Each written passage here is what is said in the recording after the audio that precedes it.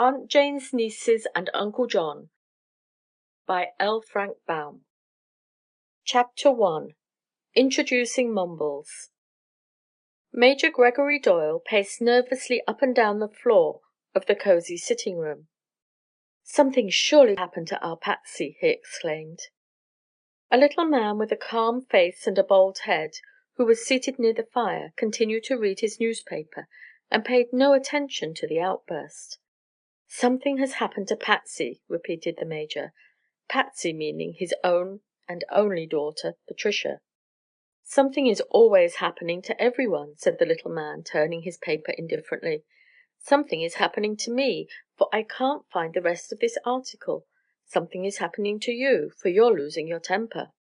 "I'm not, sir. I deny it." "As for Patsy," continued the other, "she is 16 years old and knows New York like a book. The girl is safe enough." "Then where is she? Tell me that, sir. Here it is 7 o'clock, dark as pitch and raining hard, and Patsy is never out after 6. Can you, John Merrick, sit there like a lump o' putty and do nothing, when your niece and my own darling Patsy is lost, or strayed, or stolen?" "What would you propose doing?" asked Uncle John, looking up with a smile.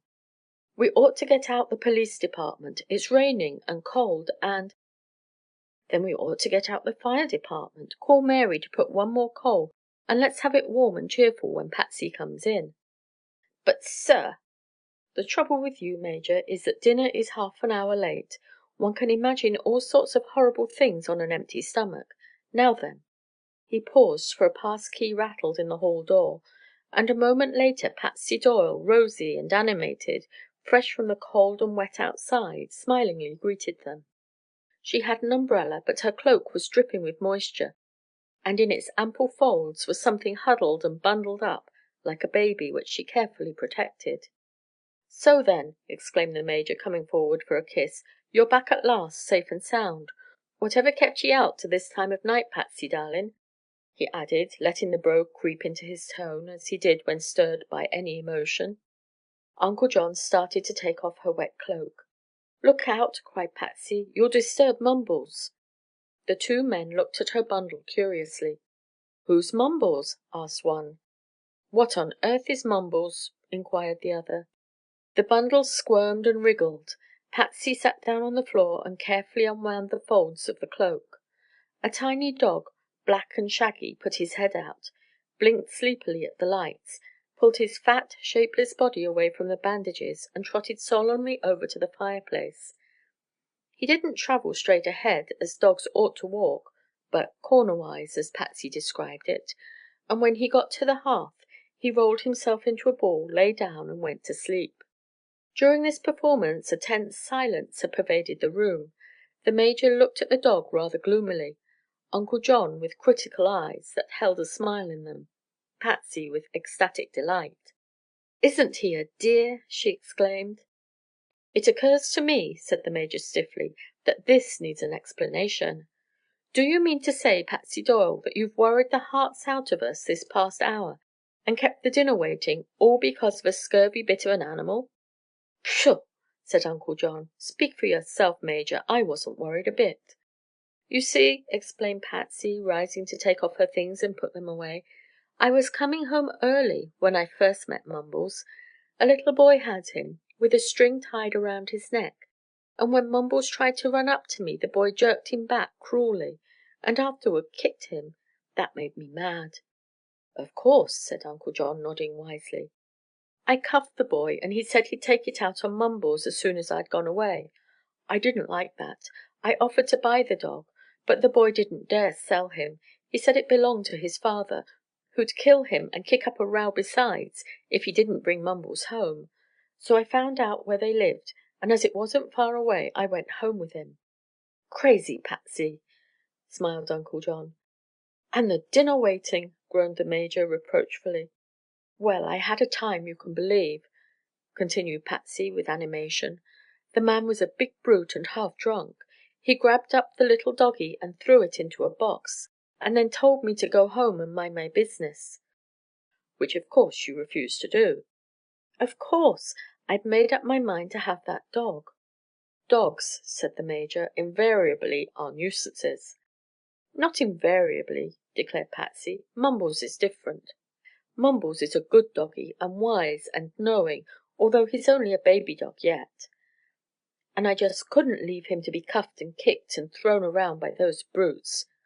When the man found I was determined to have Mumbles he demanded $25. $25! It startled Uncle John. "For that bit of rags and meat?" asked the major, looking at the puppy with disfavor. "25 cents would have been exorbitant." "The man misjudged me," observed Patty, with a merry laugh that matched her twinkling blue eyes. "In the end he got just $2 for Mumbles, and when I came away he bade me good bye very respectfully. The boy howled. He hasn't any dog to kick, and is broken hearted. As for Mumbles, he's going to lead a respectable life and be treated like a dog." "Do you mean to keep him?" inquired the major. "Why not?" said Patsy. "Don't you like him, Daddy?" Her father turned Mumble over with his toe. The puppy lay on its back lazily with all four paws in the air and cast a comical glance from one beady bright eye at the man who had disturbed him. The major sighed. "He can't hunt, Patsy. He's not even a mouser." "We haven't a mouse in the house." "He's neither useful nor ornamental. From the looks of the beast he's only good to sleep and eat." "What's the odds?" laughed Patsy, coddling Mumbles up in her arms. "We don't expect use or ornamentation from Mumbles. All we ask is his companionship."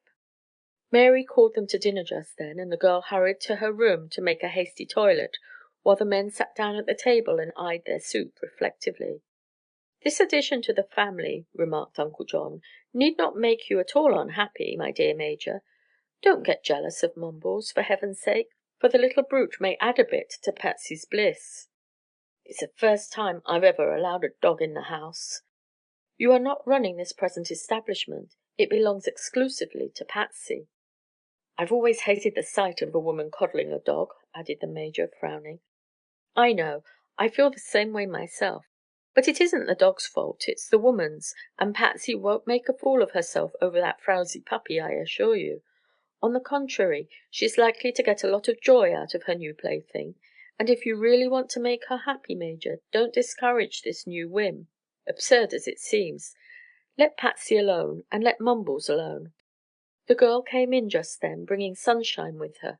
Patsy Doyle was not very big for her years, and some people unkindly described her form as chubby. She had glorious red hair, really truly red, and her blue eyes were the merriest, sweetest eyes any girl could possess. You seldom noticed her freckles, her saucy chin, or her turned up nose. You only saw the laughing eyes and crown of golden red, and seeing them you liked Patsy Doyle at once, and imagined she was very good to look at, if not strictly beautiful. No one had friends more loyal than these two men. The stately major and round little Uncle John fairly worshipped Patsy. No one might suspect from the simple life of this household, which occupied the second corner flat at 3708 Willing Square, that Miss Doyle was an heiress. Not only that, but perhaps one of the very richest girls in New York. And the reason is readily explained when I state the fact that Patsy's Uncle John Merrick, the round little bald-headed man who sat contentedly eating his soup, was a man of many millions, and this girl his favorite niece. An old bachelor who has acquired an immense fortune in the far Northwest, Mr. Merrick had lately retired from active business and come East to seek any relatives that might remain to him after 40 years' absence.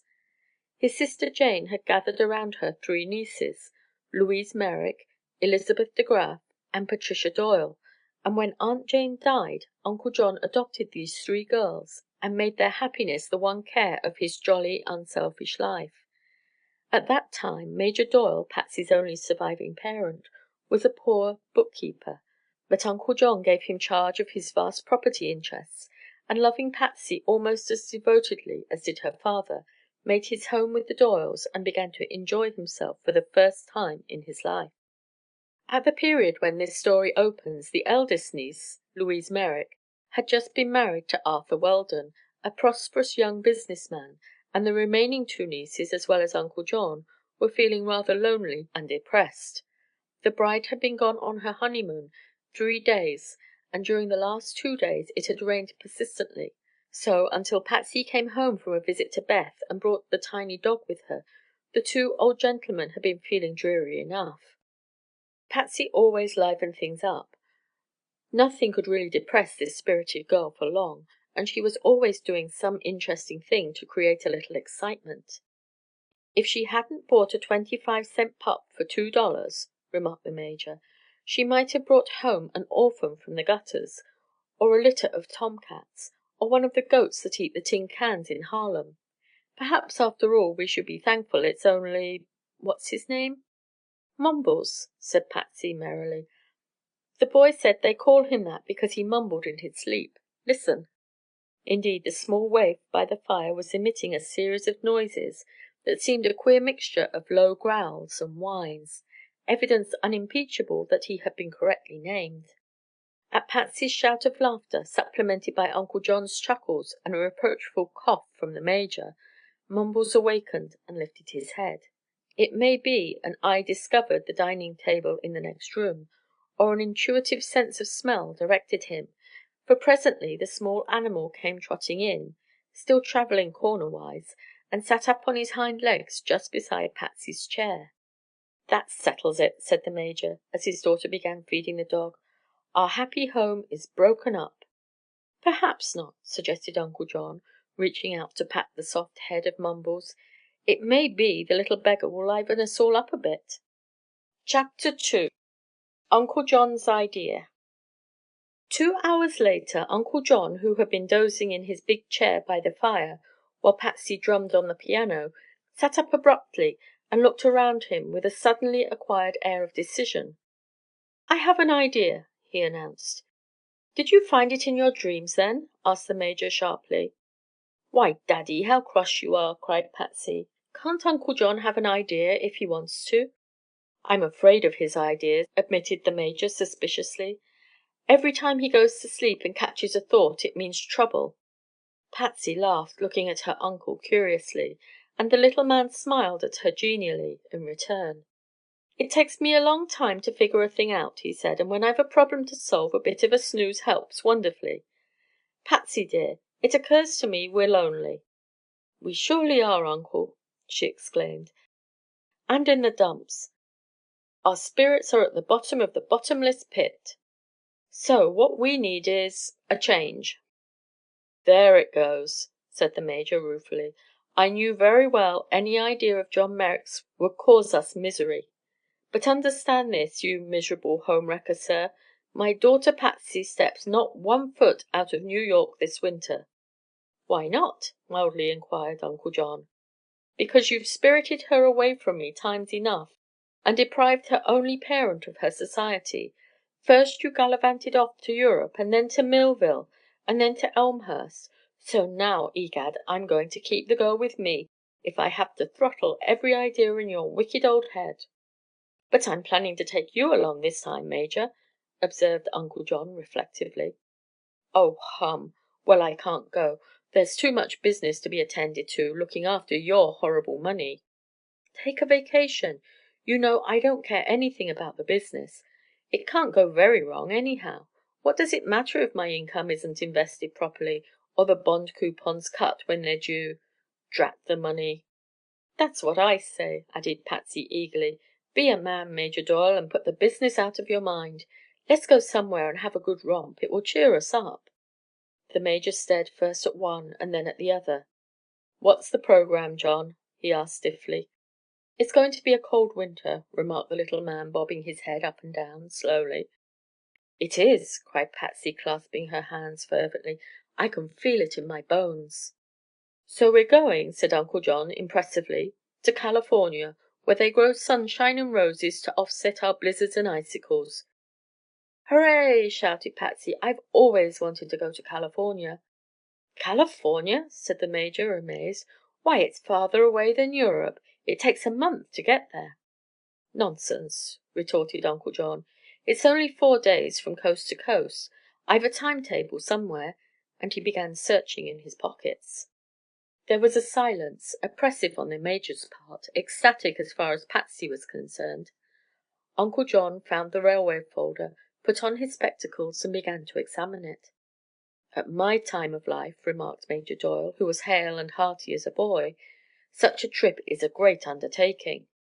"24 hours to Chicago," muttered Uncle John, "and then 3 days to Los Angeles or San Francisco. That's all there is to it."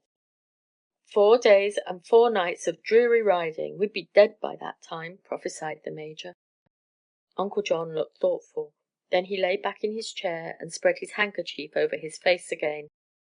"No, no!" cried the major in alarm. "For mercy's sake, John, don't go to sleep and catch any more of those terrible ideas.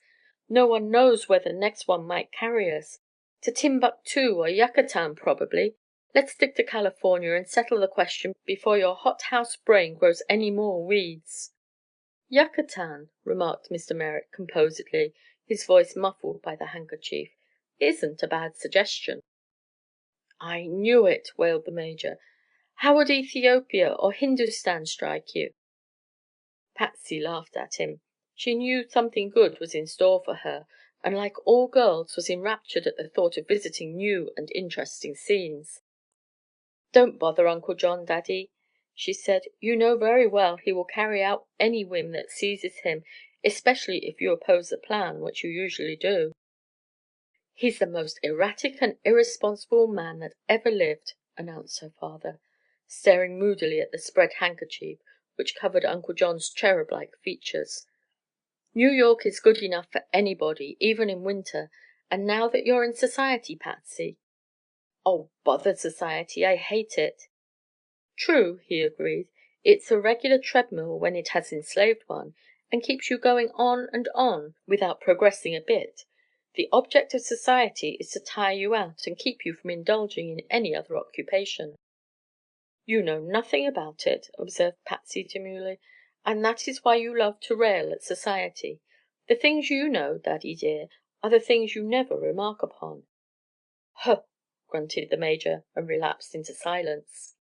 Mumbles had finished his after-dinner nap and was now awakening to activity. This dog's size, according to the major, was about 4 by 6, but you can't tell which is the 4 and which the 6. He was distressingly shaggy. Patsy could find the stump of his tail only by careful search. Seldom were both eyes uncovered by hair at the same time. But, as his new mistress had said, he was a wise little dog for one who had only known the world for a few months, and his brain was exceedingly alert. After yawning at the fire, he rubbed his back against the major's leg, sat up beside Patsy, and looked at her from one eye, pleadingly. Next he trotted over to Uncle John. The big white handkerchief attracted him, and one corner hung down from the edge of the reclining chair. Mumbles sat up and reached for it, but could not quite get it in his teeth. So he sat down and thought it over, and presently made a leap so unexpectedly agile that Patsy roared with merriment, and even the major grinned. Uncle John, aroused, sat up and found the puppy rolling on the floor and fighting the handkerchief as if it had been some deadly foe. "Thank goodness!" sighed the major. "The little black rascal has providently prevented you from evolving another idea." "Not so," responded Mr. Merrick amiably. "I've thought the thing all out and completed our program." "Is it still to be California?" anxiously inquired Patsy. "Of course. I can't give up the sunshine and roses, you know. But we won't bore the major by 4 solid days of railway travel. We'll break the journey, and take 2 or 3 weeks to it, perhaps a month." "Conquering Caesar! A month!" ejaculated the old soldier, a desperate look on his face. "Yes. Listen, both of you. We'll get to Chicago in a night and a day. We'll stop off there and visit the stockyards and collect a few squeals for souvenirs." "No, we won't," declared Patsy, positively. "We might sell Mumbles to some Chicago sausage factory," remarked the major, "but not for 2 whole dollars. He wouldn't make more than half a pound at 20 cents the pound." "There are other sights to be seen in Chicago," continued Uncle John. "Anyhow, we'll stop off long enough to get rested. Then on to Denver and Pike's Peak." "That sounds good," said Patsy. "At Denver," said Uncle John, "we will take a touring car. and cross the mountains in it. There are good roads all the way from there to California." "Who told you so?" demanded the major. "No one. It's a logical conclusion, for I've lived in the West and know the prairie roads are smoother than boulevards. However, Haggerty told me the other day that he has made the trip from Denver to Los Angeles by automobile, and what others can do, we can do." "It will be glorious," prophesied Patsy delightedly. The major looked grave, but could find no plausible objection to offer. He really knew nothing about the West, and had never had occasion to consider such a proposition before. "We'll talk to Haggerty," he said, "but you must remember he's a desperate liar, John, and can't be trusted as a guidepost. When do you intend to start?" "Why not to morrow?" asked Uncle John mildly. Even Patsy demurred at this. "Why, we've got to get ready, Uncle," she said. "And who's going? Just we three?" "We'll take Beth along, of course." Beth was Elizabeth De Graf, another niece, but Beth is fortunately the sort of girl who can pull up stakes and move on at an hour's notice. "Beth is always ready for anything," agreed Patsy, "but if we are going to a warm climate we will need summer clothes." "You can't lug many clothes in a motor car," observed the major.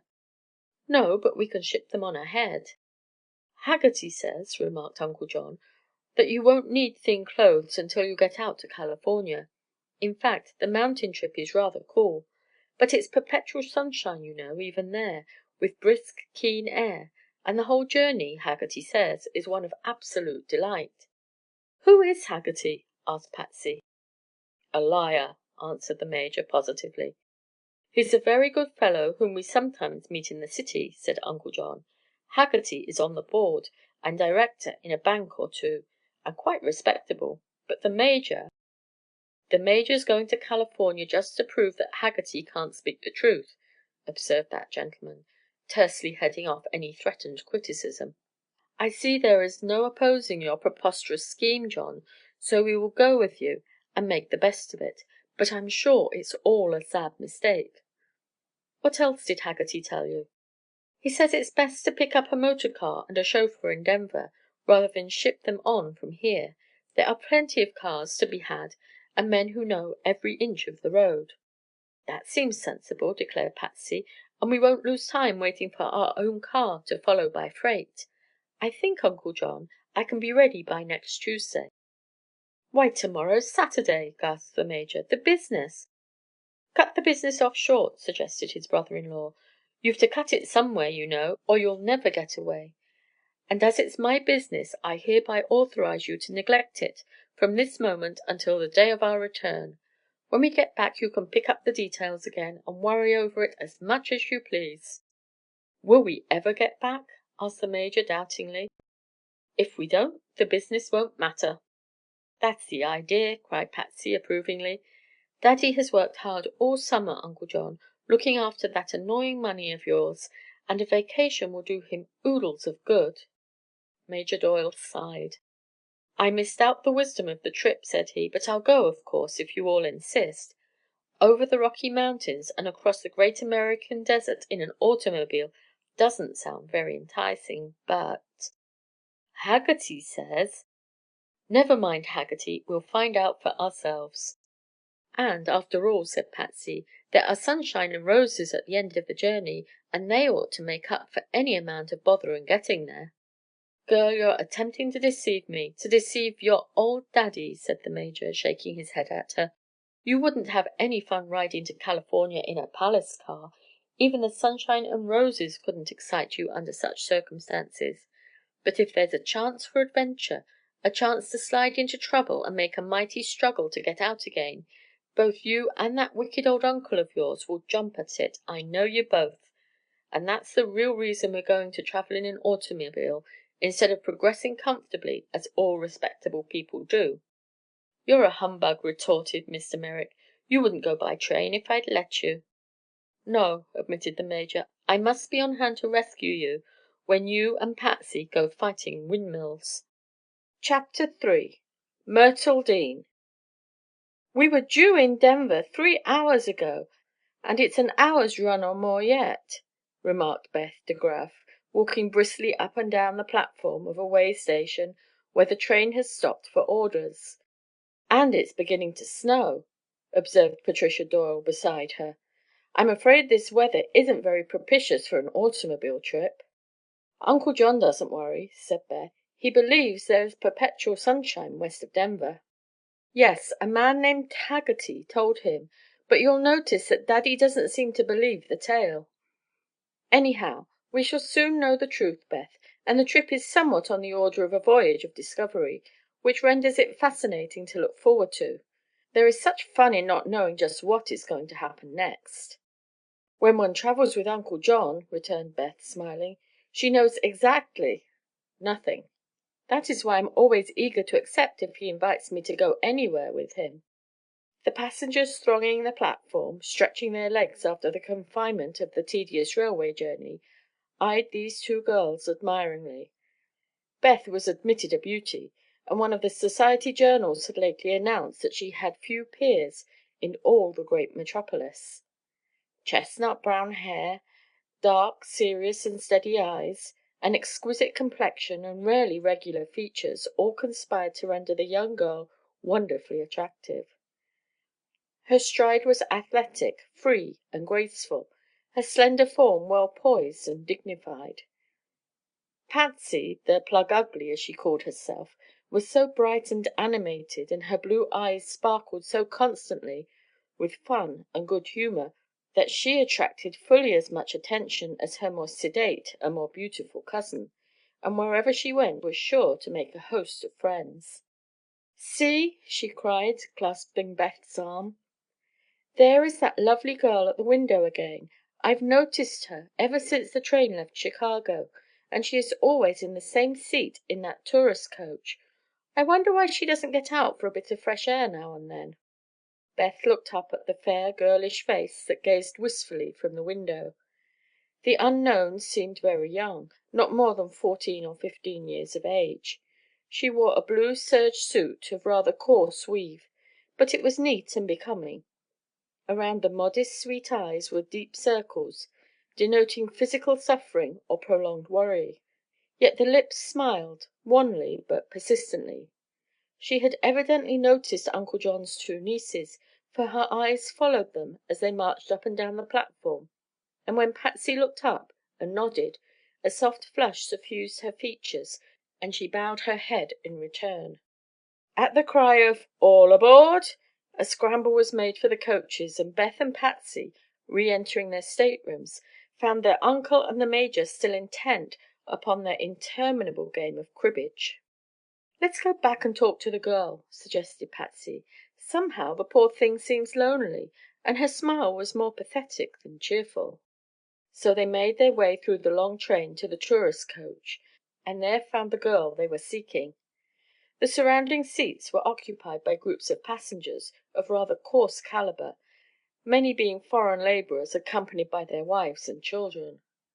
The air in the car was close and stuffy, and the passengers seemed none too neat in their habits and appearance.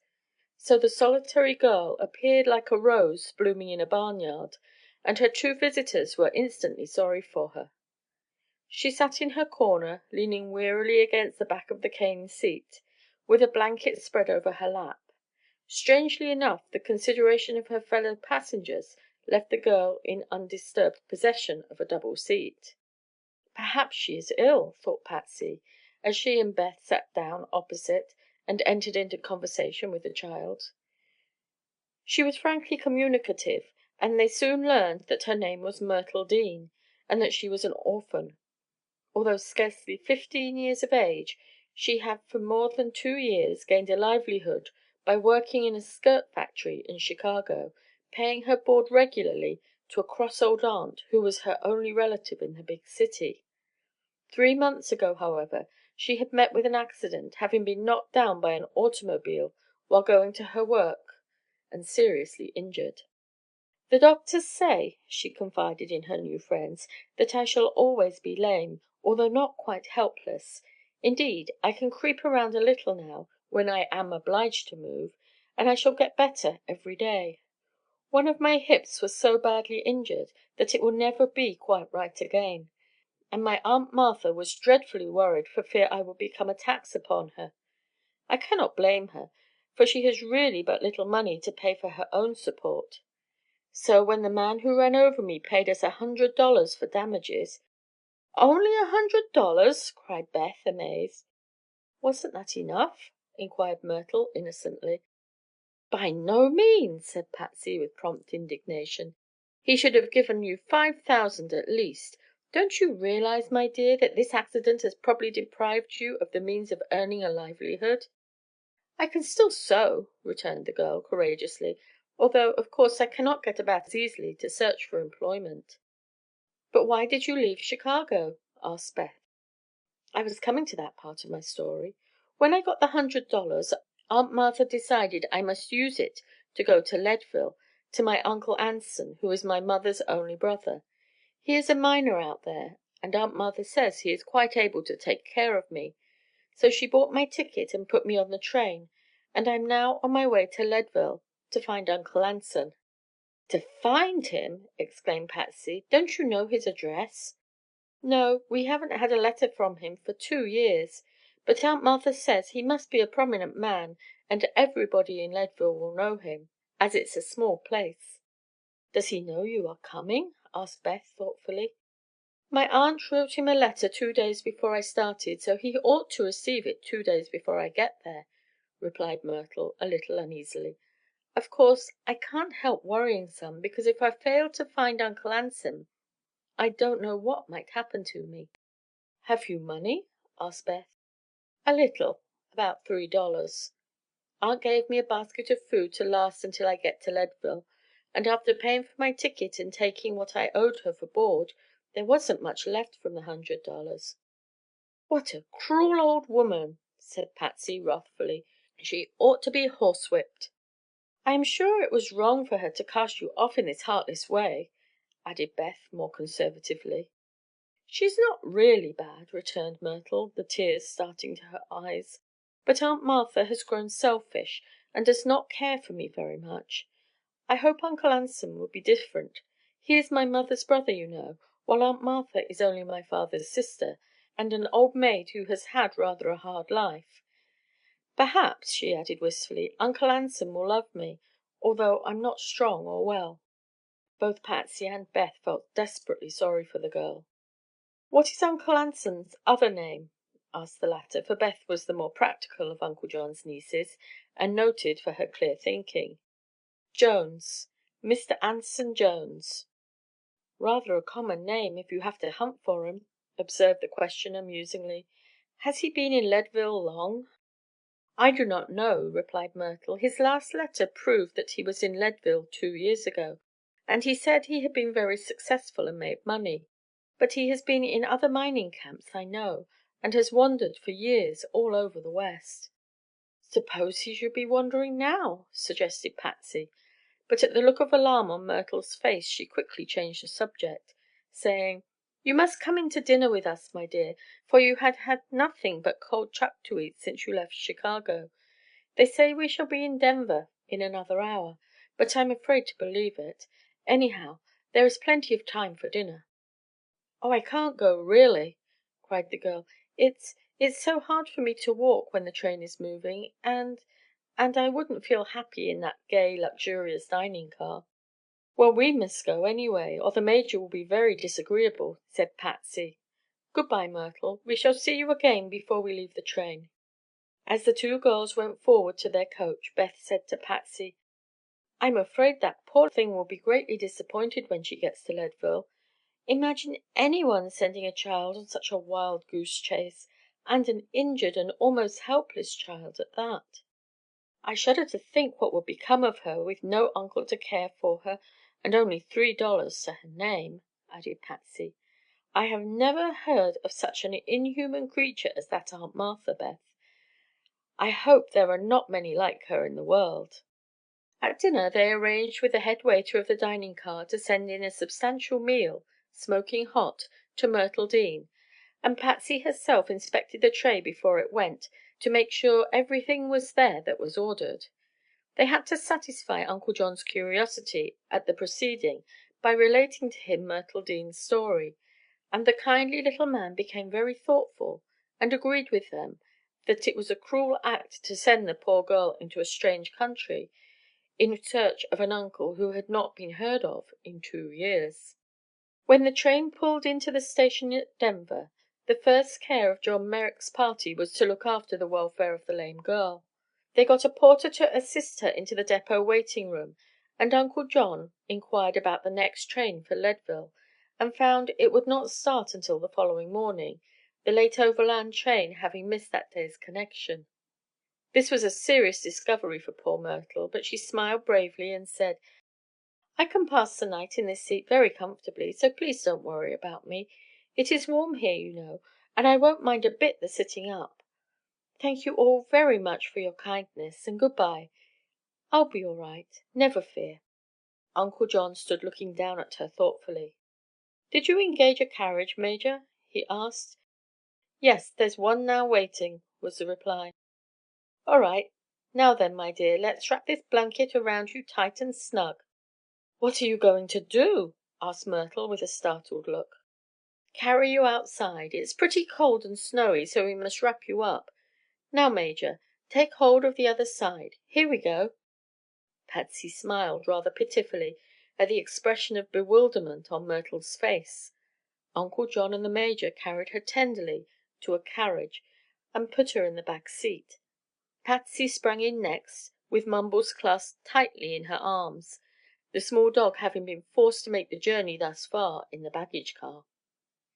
Beth and the Major entered the carriage next, while Uncle John mounted beside the driver and directed him to the Crown Palace Hotel. It was growing dark when they reached the dingy hostelry, which might have been palatial when it was named, but was now sadly faded and tawdry. It proved to be fairly comfortable, however, and the first care of the party was to see Myrtle Dean safely established in a cozy room, with a grate fire to cheer her. Patsy and Beth had adjoining rooms and kept running in for a word with their protégée, who was so astonished and confused by her sudden good fortune that she was incapable of speech and more inclined to cry than to laugh. During the evening Uncle John was busy at the telegraph booth. He sent several messages to Leadville, to Anson Jones, to the chief of police, and to the various hotels, but long before midnight, when the last replies were received, he knew that Anson Jones had left Leadville 5 months before, and his present whereabouts were unknown. Having learned these facts, the little man went to bed and slept peacefully until morning.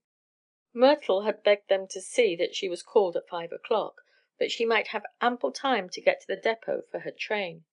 But no one called her, and the poor child was so weary and worn with her trip that the soft bed enthralled her for many hours after daybreak.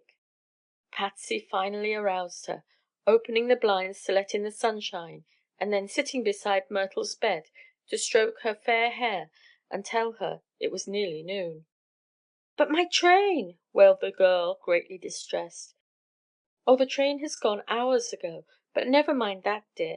Uncle John has telegraphed to Leadville and found that Anson Jones is not there.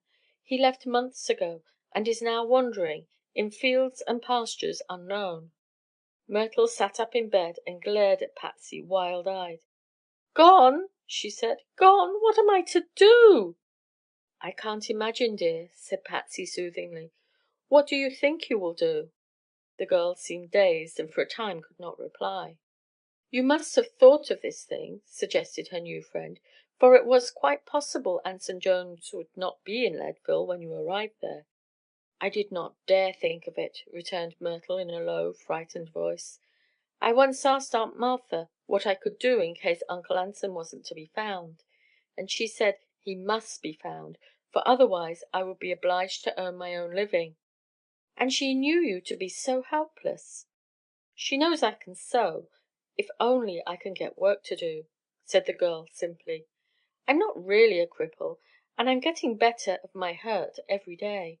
Aunt Martha said I would be just as well off in Denver or Leadville as in Chicago, and made me promise, if the worst came, not to let any charitable organization send me back to her."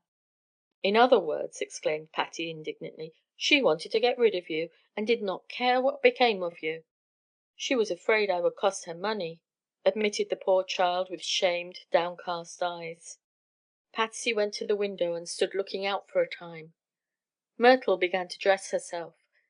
As she said, she was not utterly helpless, moving the upper part of her body freely and being able to walk slowly about a room by holding on to chairs or other furniture. "I'm afraid I'm causing you a lot of worry over me," said she, smiling sadly as Patsy turned towards her, "and that is ungrateful when I remember how kind you have all been.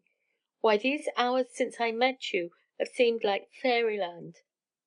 I shall treasure them as long as I live. There must be another train to Leadville soon, and I'll take that. As soon as I am ready, I will go to the depot and wait there." Patsy looked at her reflectively.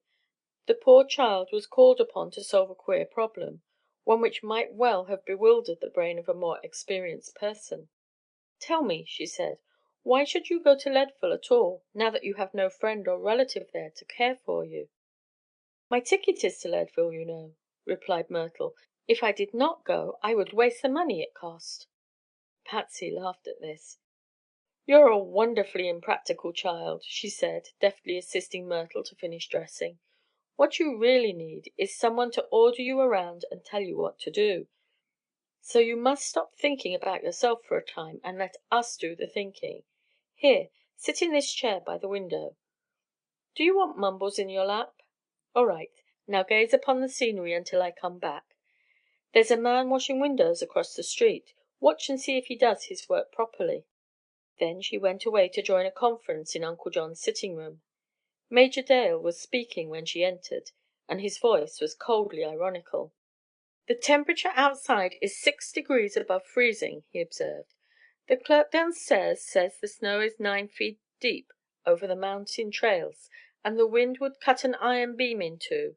If you take an automobile to California, John, you must put it on snowshoes and connect it with a steam heating plant." Uncle John, his hands thrust deep in his pockets, paced thoughtfully up and down the room. "Haggerty said—" "Didn't I give you Haggerty's record, then?" asked the Major. "If you want the exact truth, it's safe to go directly opposite to what Haggerty says." "He's a very decent fellow," protested Mr. Merrick, "and is considered in the city to be strictly honest. But after this? You can't blame him for the weather conditions here. I've been talking with Denver people myself this morning, and they all say it's unusual to have such cold weather at this time of year. The thermometer hasn't been so low in the past 26 years, the natives say." "Are they all named Haggerty?" asked the Major scornfully.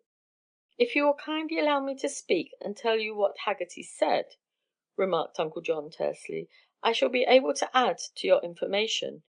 "Go ahead, then."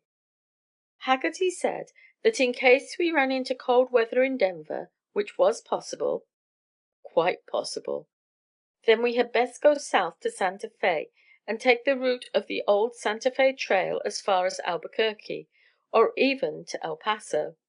Either way, we will be sure to find fine weather and good roads into California. So Haggerty says. It stands to reason," continued Mr. Merrick, "that on the southern route we will escape the severe weather. So I have decided to adopt that plan." "I think you are quite wise in that," broke in Patsy before her father could object. "All those queer Spanish names sound interesting," said Beth. "When do we start, Uncle?" "In a day or two. I have some things here to attend to that may delay us that long, but when once we are started southward we shall bowl along quite merrily." "Unless we run into more snowstorms." Of course it was the Major who said that, and pointedly ignoring the remark Uncle John turned to Patsy and said: "How did you find Myrtle Dean this morning?"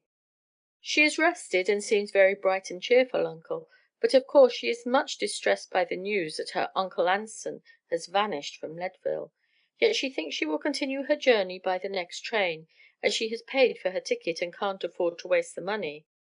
"It would be absurd for the child to go to Leadville on that account. A mining camp is no place for such a frail thing," returned Mr. Merrick. "What would you suggest, Patsy?"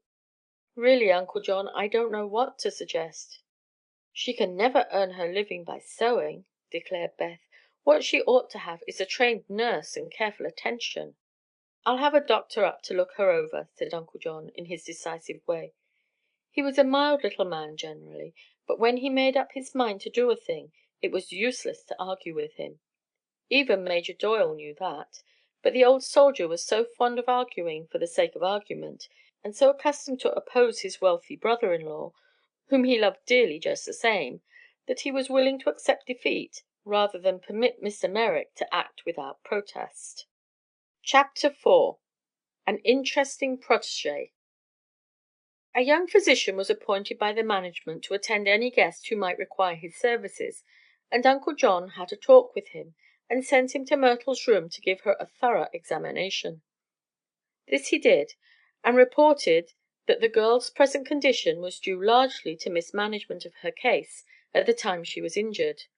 With care she would get better and stronger rapidly, but the hip joint was out of its socket, and only a skillful operation would serve to permanently relieve her of lameness. "What she needs just now," continued the doctor, "is a pair of crutches, so she can get around better and be in the fresh air and sunshine as much as possible. She is a very frail little woman at present, and must build up her health and strength before submitting to the operation I have mentioned.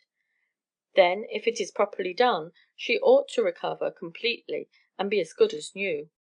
"I must inform you," said Uncle John, "that Myrtle Dean is just a little waif whom my nieces picked up on the train. I believe she is without friends or money. Such being the circumstances, what would you advise?" The doctor shook his head gravely. "Poor thing," he said. "She ought to be rich at this juncture instead of poor, for the conditions facing her are serious. The operation I speak of is always an expensive one, and meantime the child must go to some charitable institution or wear out her feeble strength in trying to earn enough to keep the soul in her body. She seems to have a brave and beautiful nature, sir, and were she educated and cared for, would some day make a splendid woman. But the world is full of these sad cases. I'm poor myself, Mr. Merrick, but this child interests me, and after you have gone I shall do all in my power to assist her." "Thank you," said Uncle John, thoughtfully nodding his bald head. "I'll think it over and see you again, doctor, before I leave." An hour later Myrtle was fitted with crutches of the best sort obtainable, and was overjoyed to find how greatly they assisted her. The major, a kindly man, decided to take Myrtle out for a drive, and while they were gone Uncle John had a long conversation with Beth and Patsy. "Here is a case," said he, "where my dreadful money can do some good. I am anxious to help Myrtle Dean, for I believe she is deserving of my best offices, but I don't exactly know what to do. She is really your protégée, my dears, and I am going to put the affair in your hands for settlement. Just tell me what to do, and I'll do it. Spend my money as freely upon Myrtle as you please." The girls faced the problem with enthusiasm. "She's a dear little thing," remarked Patsy, "and seems very grateful for the least kindness shown her. I am sure she has never been treated very nicely by that stony-hearted old aunt of hers." "In all my experience," said Beth, speaking as if her years were doubled, "I have never known anyone so utterly helpless. She is very young and inexperienced, with no friends, no money, and scarcely recovered from an accident. It is clearly our duty to do something for Myrtle, and aside from the humane obligation, I feel that I already love the child, having known her only a day." "Admitting all this, Beth," returned her uncle, "you are not answering my question. What shall we do for Myrtle? How can we best assist her?" "Why not take her to California with us?" inquired Patsy with sudden inspiration.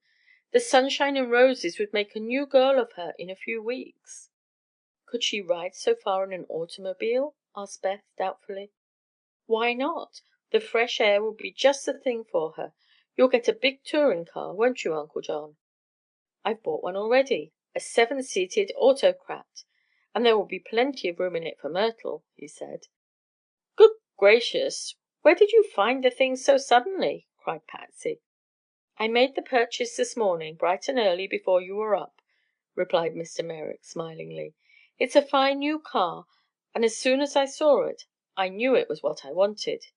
It is now being fitted up for our use." "Fitted up?" "Yes. I've an idea in my head to make it a movable hotel. If we're going to cross the plains and the mountains and the deserts, and all that sort of thing, We must be prepared for any emergencies. I've also sent for a chauffeur who is highly recommended. He knows the route we're going to take, can make all repairs necessary in case of accident, and is an experienced driver. I expect him here any minute. His name is Wampus."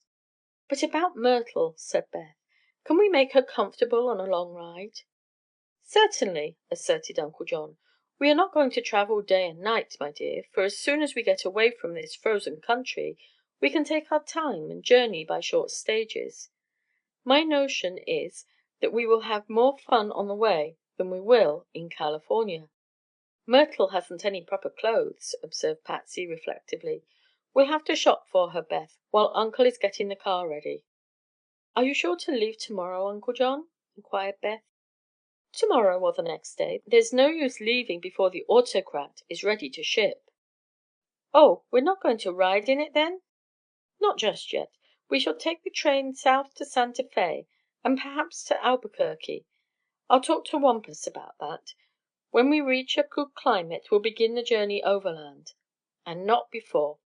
"Then," said Patsy, "I'm sure we will have time to fit out Myrtle very nicely." Mr. Wampus was announced just then, and while Uncle John conferred with the chauffeur, his two nieces went to their room to talk over Myrtle Dean's outfit and await the return of the girl from her ride. "They tell me," said Mr. Merrick, "that you are an experienced chauffeur." "I am celebrate," replied Wampus, "not as chauffeur, but as expert automobilist." He was a little man and quite thin. His legs were short and his arms long. He had expressionless light gray eyes and sandy hair cropped close to his scalp. His mouth was wide and good humored, his chin long and broad, his ears enormous in size and set at right angles with his head. His cheekbones were as high and prominent as those of an Indian, and after a critical examination of the man Uncle John was impelled to ask his nationality. "I am born in Canada, at Quebec Province," he answered. "My father he trapper, my mother squaw. For me, I American, sir, and my name celebrate all over the world for knowing automobile like father knows his son." He paused and added impressively, "I am Wampus." "Have you ever driven an Autocrat car?" asked Mr. Merrick. "Autocrat? I can take him apart blindfold, and put him together again." "Have you ever been overland to California?" "3 times." "Then you know the country?" "In the dark. I am Wampus." "Very good, Wampus. You seem to be the man I want, for I am going to California in an Autocrat car, by way of the Santa Fe Trail, and no matter, we find way. I am—" "I know. Now tell me, Wampus, if I employ you, will you be faithful and careful?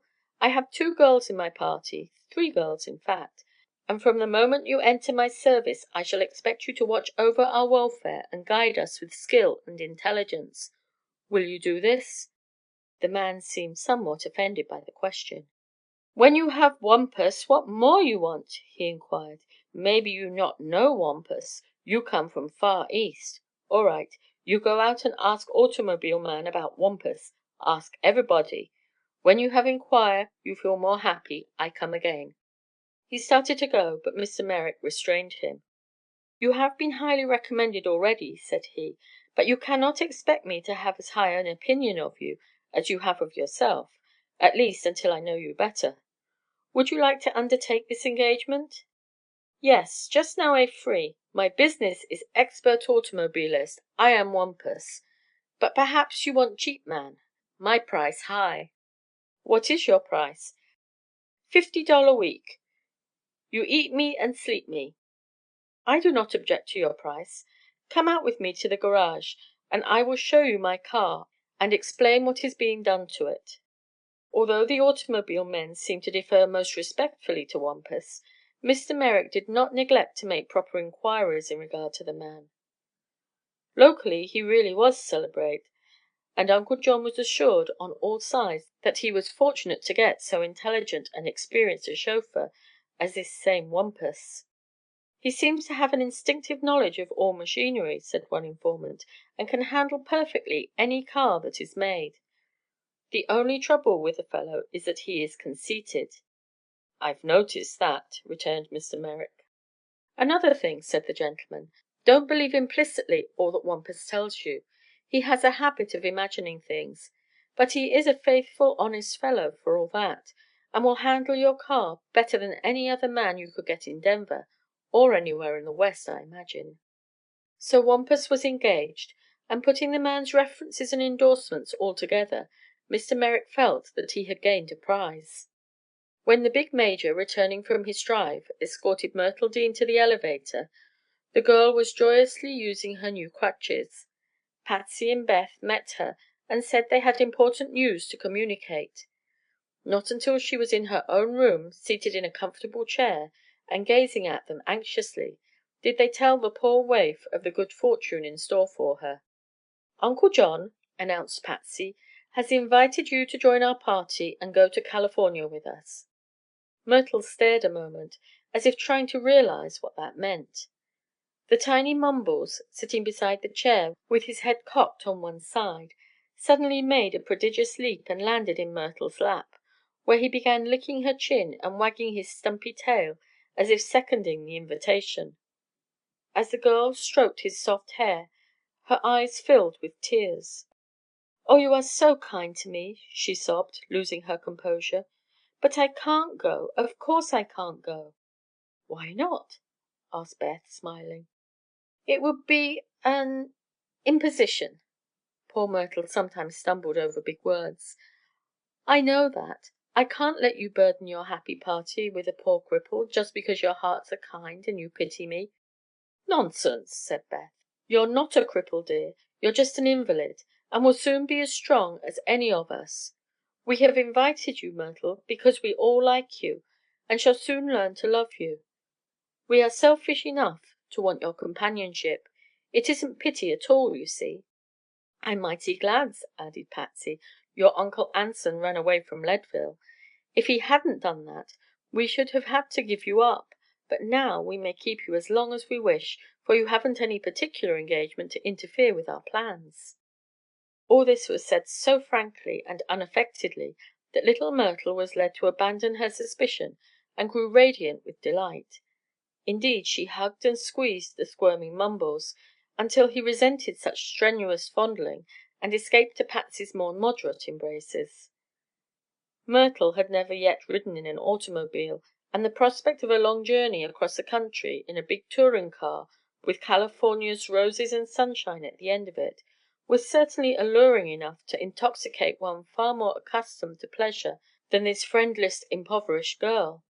After the cousins had explained all their plans to Myrtle and assured her she was to be their cherished guest for a long time, until she was well and strong again at least, they broached the subject of her outfit. The poor child flushed painfully while admitting the meagerness of her wardrobe. All her possessions were contained in one small canvas hold-all, and she lacked many necessities which her callous aunt had suggested that Uncle Anson might be induced to buy for her once she had joined him in Leadville. Uncle John's nieces grew more and more indignant as they discovered the details of this selfish woman's crime, for Patsy declared it was nothing less than a crime to send a helpless child far into the West to search for an unknown uncle whose whereabouts were only conjectural. That very afternoon Beth and Patsy began shopping for Myrtle, and presently all sorts of parcels, big and little, began to arrive for their new protégée. Myrtle was amazed and awed by the splendor of her new apparel, and could scarcely believe her good fortune. It seemed like a fairy tale to her, and she imagined herself a Cinderella with two fairy godmothers, who were young and pretty girls, possessing the purse of Fortunatus and the generosity of Glinda the Good. At night, when she was supposed to be asleep, Myrtle crept from her bed, turned on the electric light, and gloated over her treasures, which she had almost feared might vanish into thin air and leave her as desolate as before. Next morning, as soon as breakfast was over, the girls took Myrtle out with them to some of the shops, fitting her to shoes and gloves, and having her try on some ready-made gowns so that they might be quickly altered for her use. Patsy also bought her a set of soft and pretty furs, thinking she might need them on the journey if the weather continued cool, and this seemed to cap the climax of Myrtle's happiness. "What astonishes me most," gasped the child, trying to get her breath between the surprises she experienced, "is how you can think of so many things to do for me. Of course, I know you are rich, but I've never before heard of rich people being so very generous to poor ones."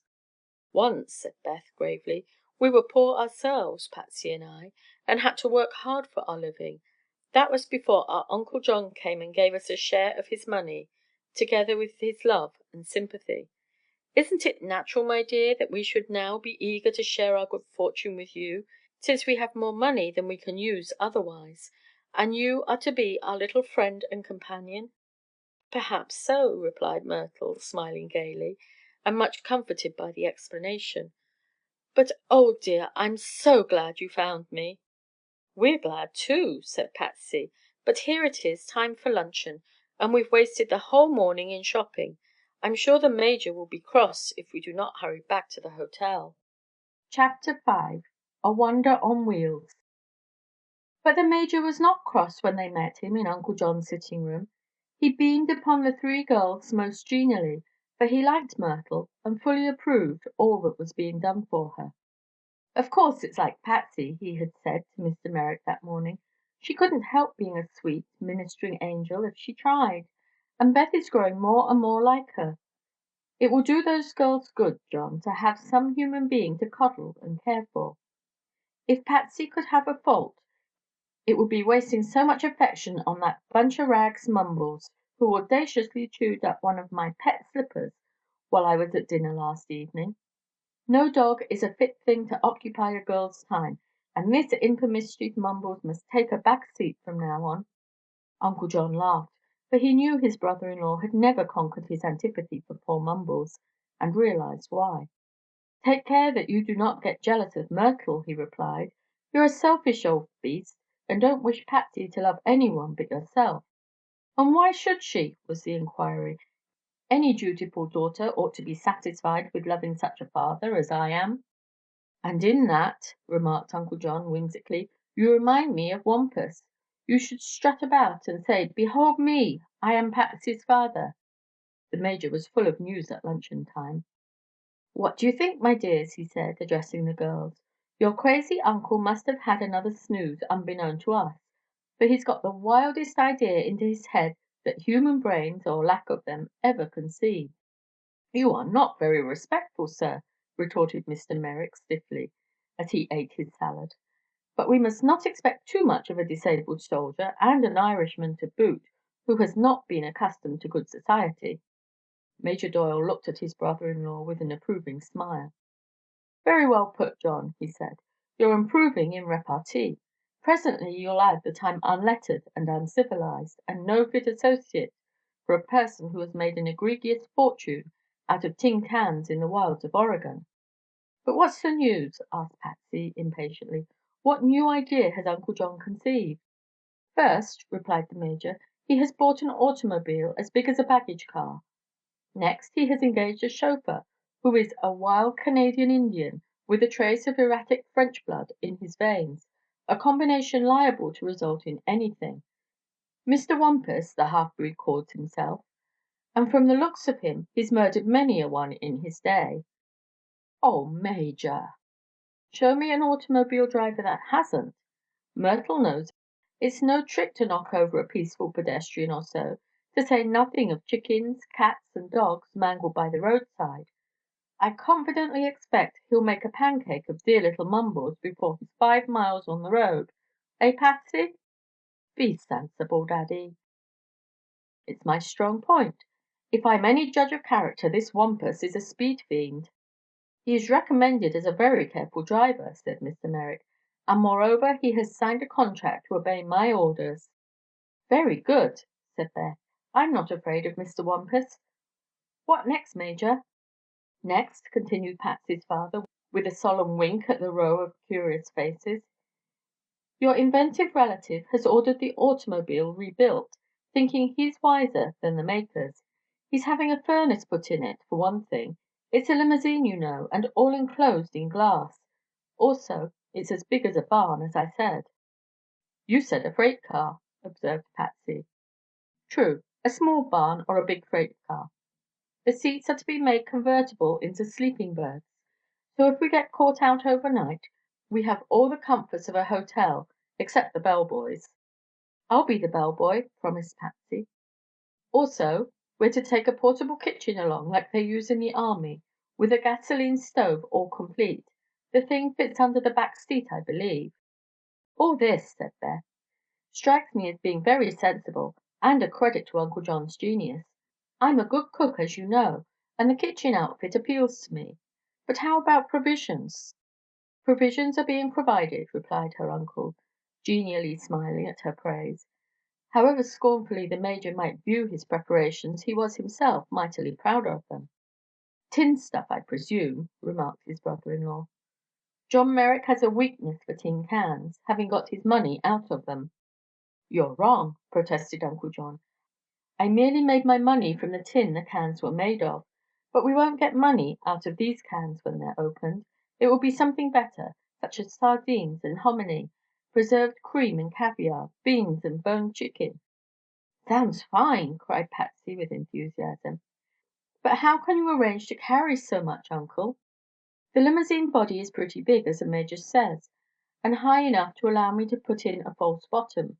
In the space beneath it I shall stow all the bedding, the eatables and kitchen utensils, and a small tent. Then we shall be prepared for whatever happens." "I doubt it," objected the Major. "There's gasoline to be reckoned with. It's well enough to feed ourselves, but what if we ran short of the precious feed for the engines?" "The 2 tanks will hold 60 gallons. That ought to carry us a reasonable distance," replied Mr. Merrick. "You see, Daddy, our Uncle John is an experienced traveler, while you are not," declared Patsy. "In all our journeys together I found him full of resources and very far-sighted. This trip doesn't worry me at all." "Nor me," added Beth. "We are sure to have a delightful time under Uncle's auspices." "Wampus," said Uncle John, "is so pleased with my preparations that he wants us to start in the car from here."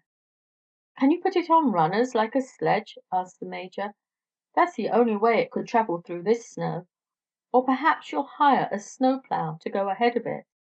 "No, I told Wampus it was impracticable," was the reply. "We shall load our machine on a flat car and ship it to Albuquerque, which is in New Mexico and almost directly south of Denver. We shall then be over the worst grades of the Rocky Mountains." "And which way do we go then?" inquired Beth. "I have not yet decided. We can go still further south into Texas, or make our way down into Phoenix and across the prairies to Imperial Valley, or follow the Santa Fe route by way of the Grand Canyon." "Oh, let's go that way!" exclaimed Patsy. "And freeze to death?" asked the Major. "It's the northernmost route." "When we get to Albuquerque we will be below the line of frost and snow," explained Mr. Merrick. "The climate is genial all through that section during winter. Haggerty says—" "I guessed it!" groaned the Major. "If Haggerty recommends this trip we'll surely be in trouble." "Aside from Haggerty, Wampus knows that country thoroughly," said Uncle John stoutly. "Tell me, did Haggerty recommend Wampus?"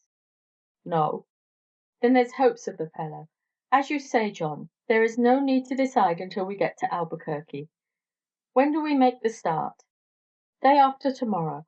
The car will be shipped tomorrow night, but our party will follow by daylight, so as to see Colorado Springs, Pike's Peak and Pueblo as we pass them." Chapter 6: Wampus Speeds. "So this is Albuquerque," observed Patsy Doyle as they alighted from the train.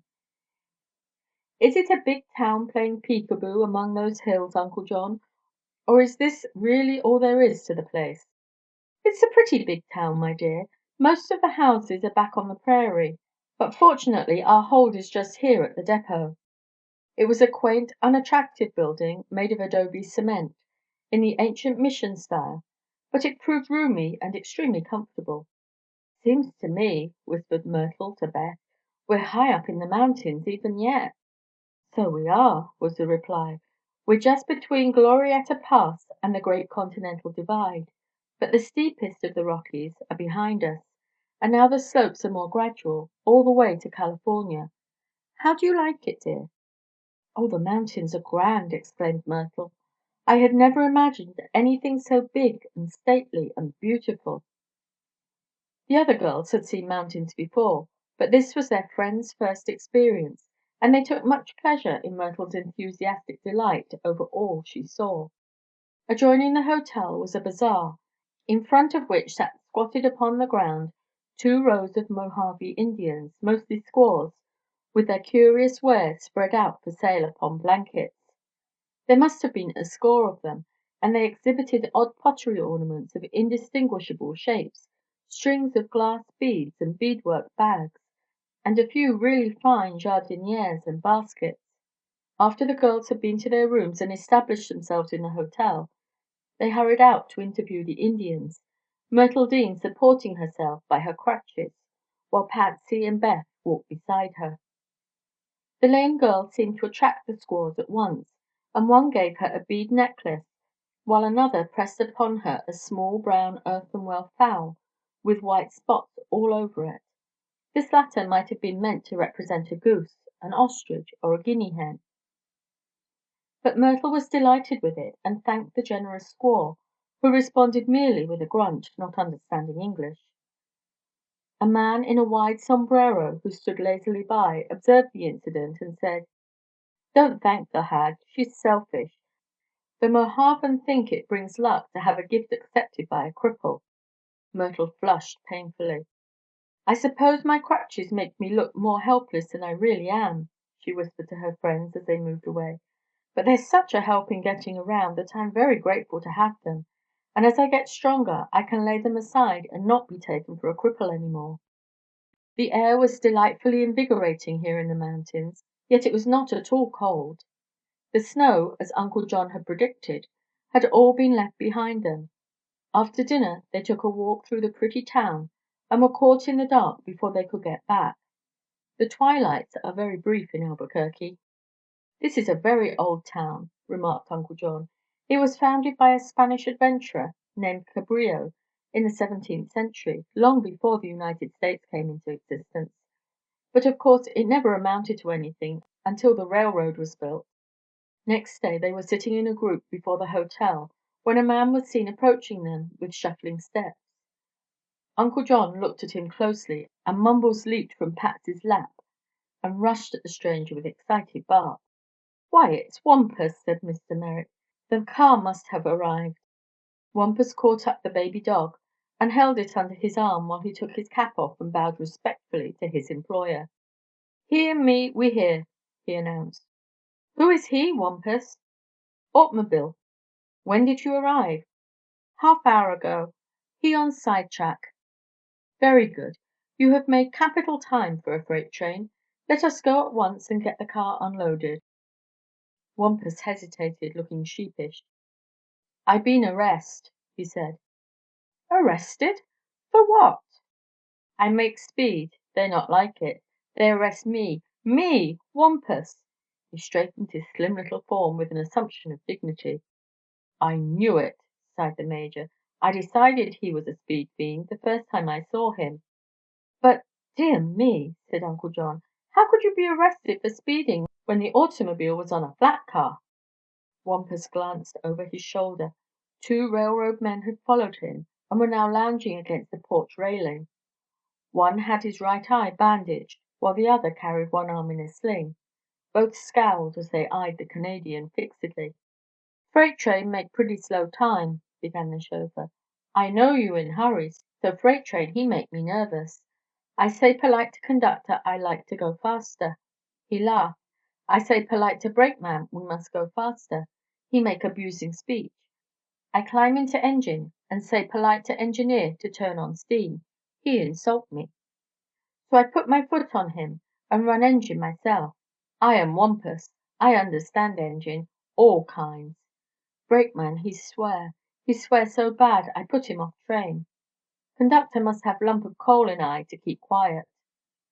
Fireman he just smile and whistle soft and say nothing, so we friends. When I say shovel in coal, he shovel. When we pass stations quick like, he whistle with engine loud.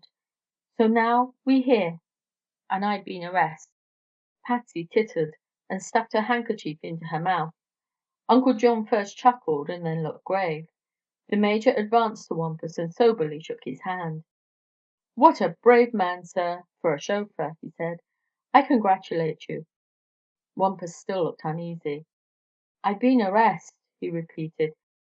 Uncle John beckoned the railroad men to come forward. "Is this story true?" he asked. "Most of it, sir," answered the conductor. "It's only by the mercy of Providence we're here alive. This scoundrel held up the whole crew and run away with the engine. He might have had a dozen collisions or smash ups, for he went round curves at 60 miles an hour. We'd cut our train in two, so as to pull half of it at a time up the grade at Lamy, and so there were only 6 cars on this end of it. The other half is 70 miles back, and part of what we have here ought to have been left at the way stations. I can't make out, sir, whether it's burglary or highway robbery or arson and murder he's guilty of, or all of 'em, but I've telegraphed for instructions, and I'll hold him a prisoner until the superintendent tells me what to do with him." Mr. Merrick was very sober now. "The matter is serious," he said. "This man is in my employ, but I did not hire him to steal a railway train or fight its crew. Not badly hurt, I hope, sir?" "My eye is pretty bad," growled the conductor. "Tom here thought his arm was broken at first, but I guess it's only sprained." "How about the brakeman he threw off the train?" "Why, we were not going fast just then, and it didn't hurt him. We saw him get up and shake his fist at the robber. If he ever meets Mr. Wampus again, he'll murder him." "Come with me to the telegraph office and I'll see what I can do to straighten this out," said Mr. Merrick briskly. On the way he remarked to the conductor: "I'm sorry I let Wampus travel alone. He's just a little bit affected in his mind, you know, and at times isn't responsible for what he does." The conductor scratched his head doubtfully. "I suspected he was crazy," he replied, "and that's why I didn't hurt him. But if he's crazy, he's the most deliberate lunatic I ever run across." The superintendent had just wired instructions to put the outlaw in jail when Mr. Merrick reached the telegraph office. But after an hour spent in sending messages back and forth, a compromise was effected, and the little millionaire had agreed to pay a goodly sum to the company by way of damages and to satisfy the crew of the freight train, which he succeeded in doing by a further outlay of money. "You're not worth all this bother," said Mr. Merrick to the humbled Wampus when the final settlement had been made. "But chauffeurs are scarce in Albuquerque, and I can't be delayed.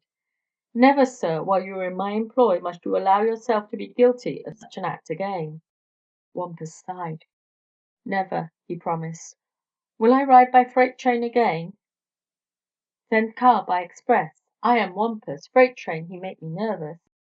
The automobile was quickly unloaded, and at once Wampus set to work to get it in running order.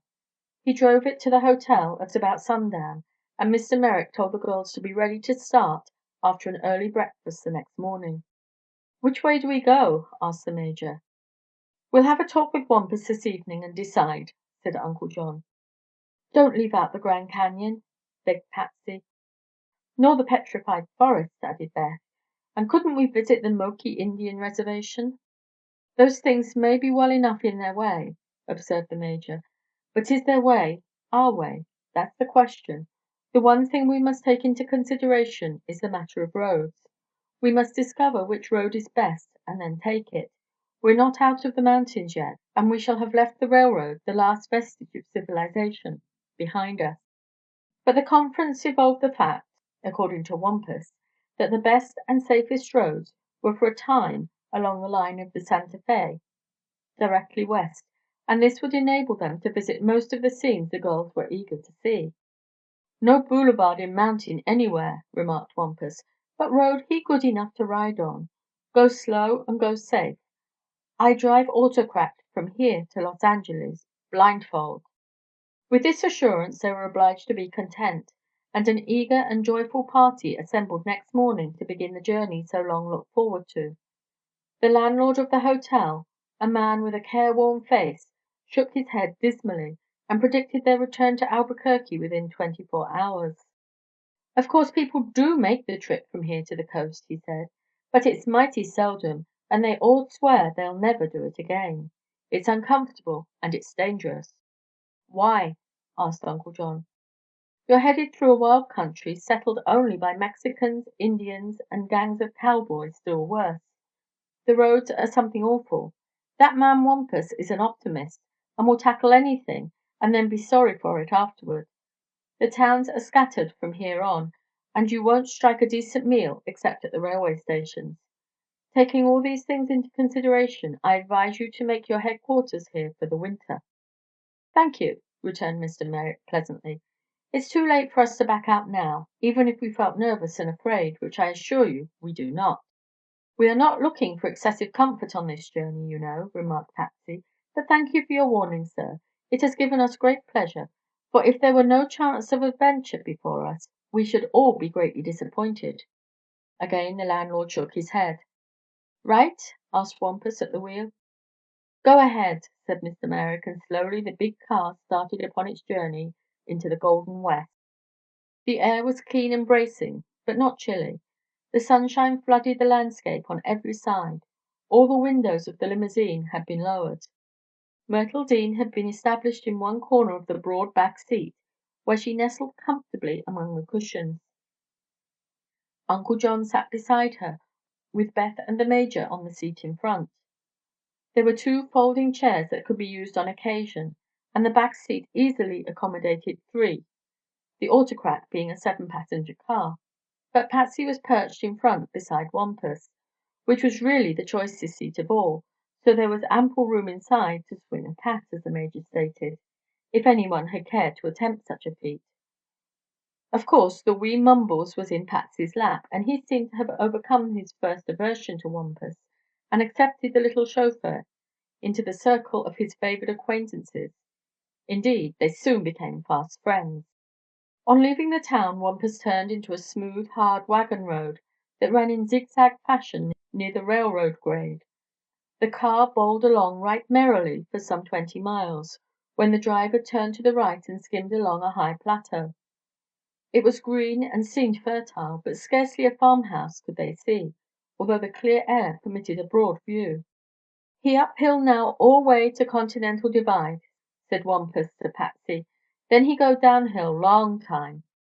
"It doesn't seem to be much uphill," returned the girl, "and the road is quite good."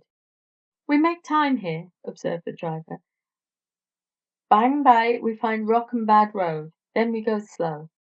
The Major was watching the new chauffeur carefully, and despite his dismal forebodings, the man seemed not at all reckless, but handled his car with rare skill. So the critic turned to his brother-in-law and asked: "Is it fully decided which way we shall go?" "I've left it to Wampus and the girls," was the reply. "On account of our little invalid here, we shall take the most direct route to California. It isn't a short route at that. On Beth's account we shall visit the Moki and Navajo reservations, and on Patsy's account we're going by way of the Grand Canyon of Arizona. Wampus says he knows every inch of the road, so for my part I'm content to be just a passenger." "Which remark," said the Major, "indicates that I'm to be just a passenger also. Very well, John, I'm willing. There may be trouble ahead of us, but today is so magnificent that it's wise to forget everything but the present." Chapter 7: The Chauffeur Improves. They all enjoyed that first day's ride. Wampus did not drive fast, for there were places where he couldn't. Yet by 1 o'clock they had reached Laguna, 60 miles from their starting point. There was an excellent railway hotel here, so they decided to spend the rest of the day and the night at Laguna and proceed early the next morning. The big car was an object of much curiosity to the natives, and during the afternoon Wampus was the center of attraction. Myrtle had stood the ride remarkably well, and Uncle John noticed that her eyes were brighter and a shade of color had already crept into her pale cheeks. Having risen early, all three of the girls took a nap during the afternoon, as did Mr. Merrick. The Major gossiped with the station agent, the most important individual in town, and gleaned sundry information that made him look rather glum. "I don't say the road's exactly dangerous, mind you," added the man, "but these greasers and Injuns get mischievous at times, harmless as they look. All I'm advisin' is that you keep a sharp eye on 'em." Finding Wampus cleaning his car, while a circle of silent, attentive inhabitants looked on, the Major said to him in a low voice: "Have you a revolver?" Wampus shook his head. "Never carry him," he replied. "All gun he make trouble. Sometime he shoot wrong man. Don't like gun. Why should I? I am Wampus." The Major entered the hotel, frowning. "That fellow," he muttered, "is a natural born coward, and we needn't expect help from him if trouble comes." No trouble came that night, however, and in the early morning, while the sky was still reddened by the rising sun, they were off again, following more closely now the railroad, as rocky defiles began to loom up before them. By the zigzag course they were obliged to take it was 90 miles to Gallup, and this they easily made despite the growing steepness of the mountain road. Here was the famous Continental Divide, and the state of Arizona lay just beyond. The Continental Divide is the ridge that separates the streams tributary to the Atlantic Ocean from those tributary to the Pacific, so that after crossing it one might well feel that at last the East was left behind and the great West with its romance now faced him. They came to the little town in time to see the gorgeous sunset from this the highest point of the Rockies, and especially to Myrtle, who had traveled so little, was the sight impressive and awe-inspiring. There was a small but fairly good hotel in the place, and after supper Patsy and Beth went out for a stroll, being much interested in the dark-skinned Mexicans and still darker Indians who constituted far the larger part of the population. The party had everywhere met with respect from these people, who, although curious, were silent and well behaved. So Uncle John and the Major, deep in a political argument on the hotel porch, had no thought of danger when they saw the two girls start away, arm in arm. The sky was still aglow, although the sun had set, and in the subdued light the coarse adobe huts and rickety frame dwellings were endowed with a picturesque appearance they did not really possess. Beth and Patsy came to the end of the main street rather suddenly, and stood a moment looking at the shadows cast by the rocky cliffs near by. Some of the peaks had snow upon them, and there was a chill in the air, now that the sun had withdrawn its warmth. The girls turned presently and took another route that might bring them quicker to the hotel, but had only proceeded a short way when in passing a rather solitary adobe structure a man stepped from the shadow of the wall and confronted them. He wore a red flannel shirt and a broad sombrero, the latter scarcely covering his dark, evil features. The cousins stopped short. Then Beth whispered, "Let's go the other way." But as they were about to turn, the Mexican drew a revolver and said in harsh, uneven English, "You halt. Keep still or I shoot." "What do you want?" asked Beth quietly. "Money. All you got. Jewelry. All you got. Give 'em quick or I shoot." As they stood hesitating, a sound of footsteps was heard and someone approached quickly from behind them. Patsy looked hurriedly around and saw Wampus. He was walking with his thin little form bent and his hands deep in his trousers pocket. Incidentally, Wampus was smoking the stub of a cigar, as was his custom when off duty. The Mexican saw him, but marking his small size and mild manner, did not flinch from his position. With one revolver still leveled at the girls, he drew another from a hip pocket and turned it upon Wampus. "You stop! Halt!" he exclaimed fiercely. Wampus did not halt. His eyes fixed upon the bandit's ugly features. Still puffing his cigar and with his hands in his pockets, he walked deliberately past Patsy and Beth and straight up to the muzzles of the revolvers. "Stop!" cried the Mexican, and again, "Stop!" Wampus stopped when one revolver nearly touched his nose and another covered his body. Slowly he drew one hand from his pocket and grasped the barrel of the nearest weapon. "Let him go," he said, not raising his voice. The man stared into the little chauffeur's eyes and released his hold of the revolver. Wampus looked at it, grunted, and put it in his pocket. "Now the other gun," he said. The fellow drew back and half turned, as if to escape. "No, no," said Wampus, as if annoyed. You give me gun. See, I am Wampus." Sheepishly enough, the Mexican surrendered the other weapon. "Now turn around and go to hotel," commanded the chauffeur. The man obeyed. Wampus turned to the girls, who were now not only relieved but on the verge of laughter, and said deprecatingly: "Do not be scare, for poor man he make no harm. He just try a goozle. No dare shoot here in town. Then come, I go back with you." Silently they accompanied him along the lane, the Mexican keeping in front and looking around from time to time to see if they followed. A short distance from the hotel Wampus gave a queer whistle which brought the bandit cringing to his side. Without ado he handed the fellow his 2 revolvers and said calmly: "Go 'long." The Mexican went along briskly and the dusk soon swallowed him up. "Thank you, Wampus," said Patsy gratefully. "You saved us from a dreadful experience." "Oh, that!" snapping his fingers scornfully. "He not a good bad man, for he too much afraid. I have no gun, for I do not like gun. Still, if I not come, he make you give him money and trinkets." "You were very kind," replied Beth, "and I thank you as much as Patsy does. If you had not arrived when you did I might have killed the man." "You?" inquired Wampus, doubtingly. "Yes." She showed him a small pearl handled revolver which she carried in the pocket of her jacket. "I can shoot, Wampus."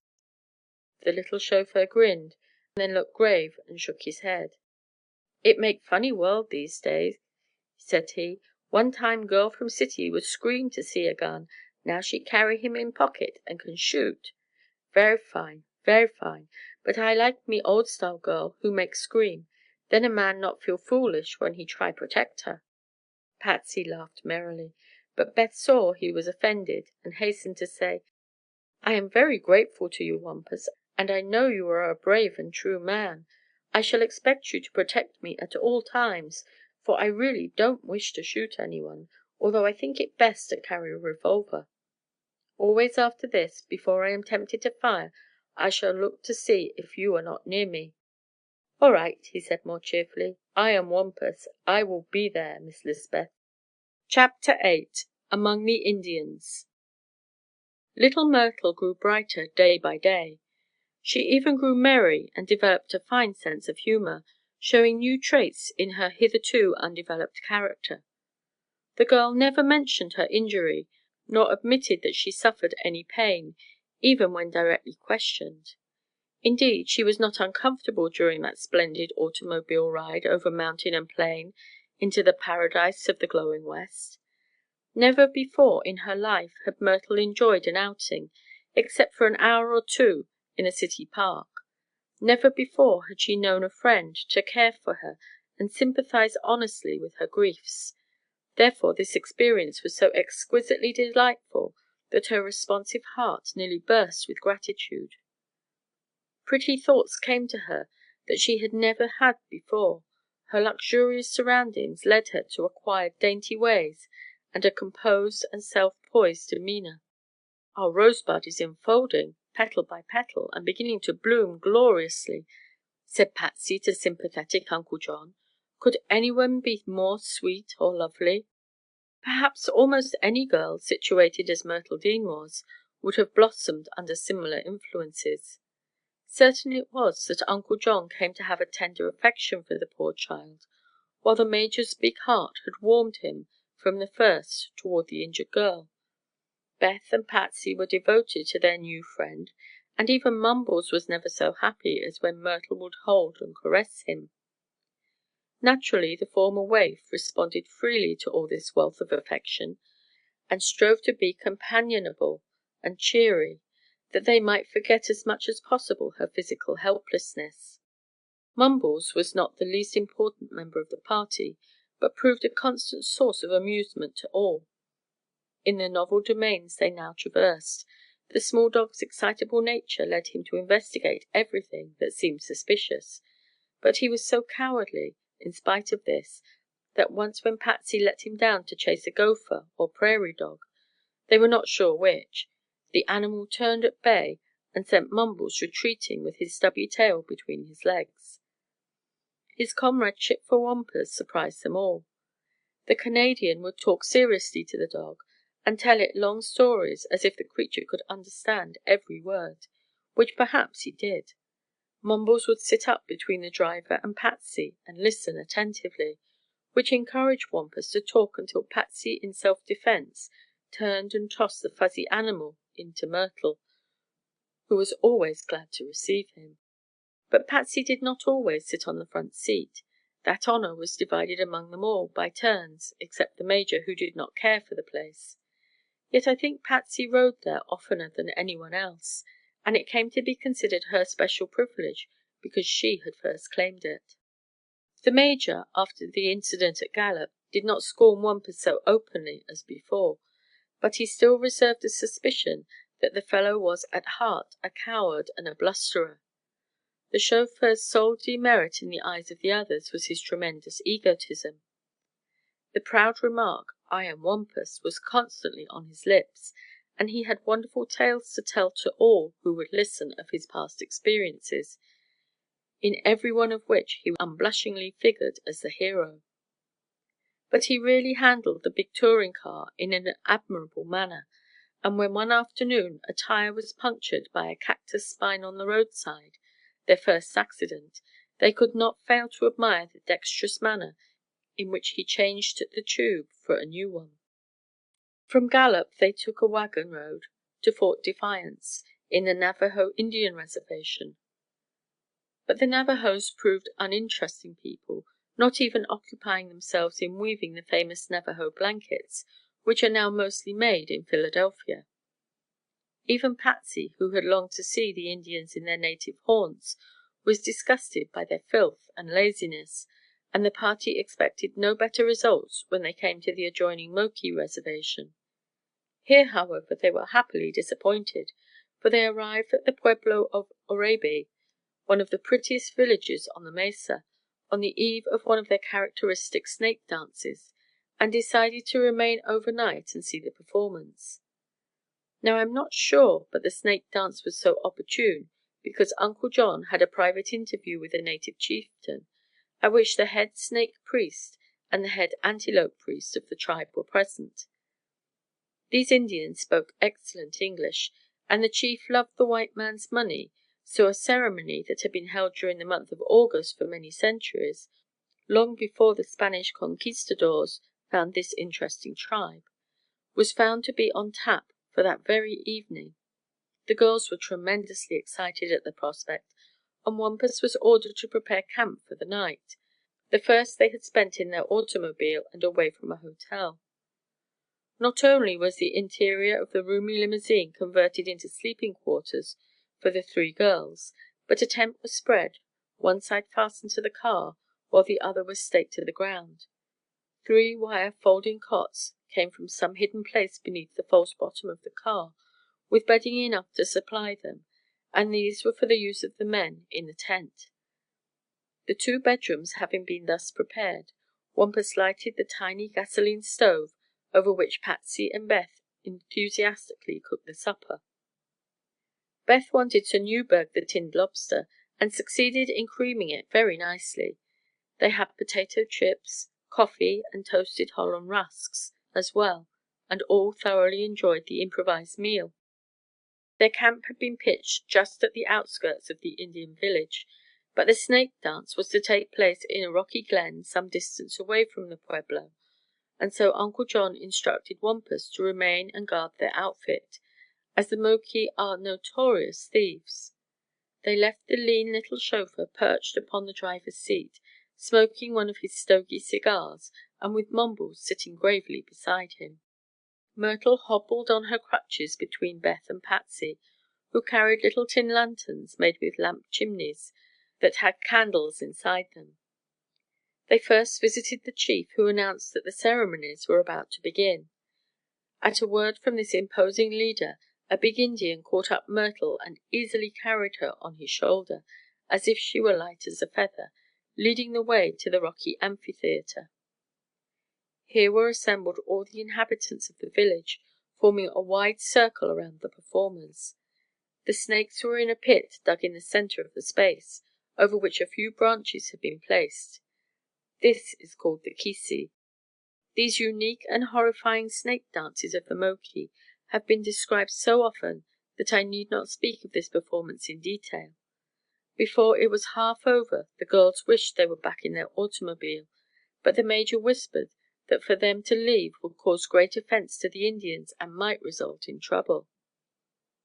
The dance is supposedly a religious one, in honor of the rain god, and at first the snakes were not used, but as the dancers became wrought up and excited by their antics, one by one they reached within the kisi and drew out a snake, allowing the reptiles to coil around their almost naked bodies, and handling them with seeming impunity.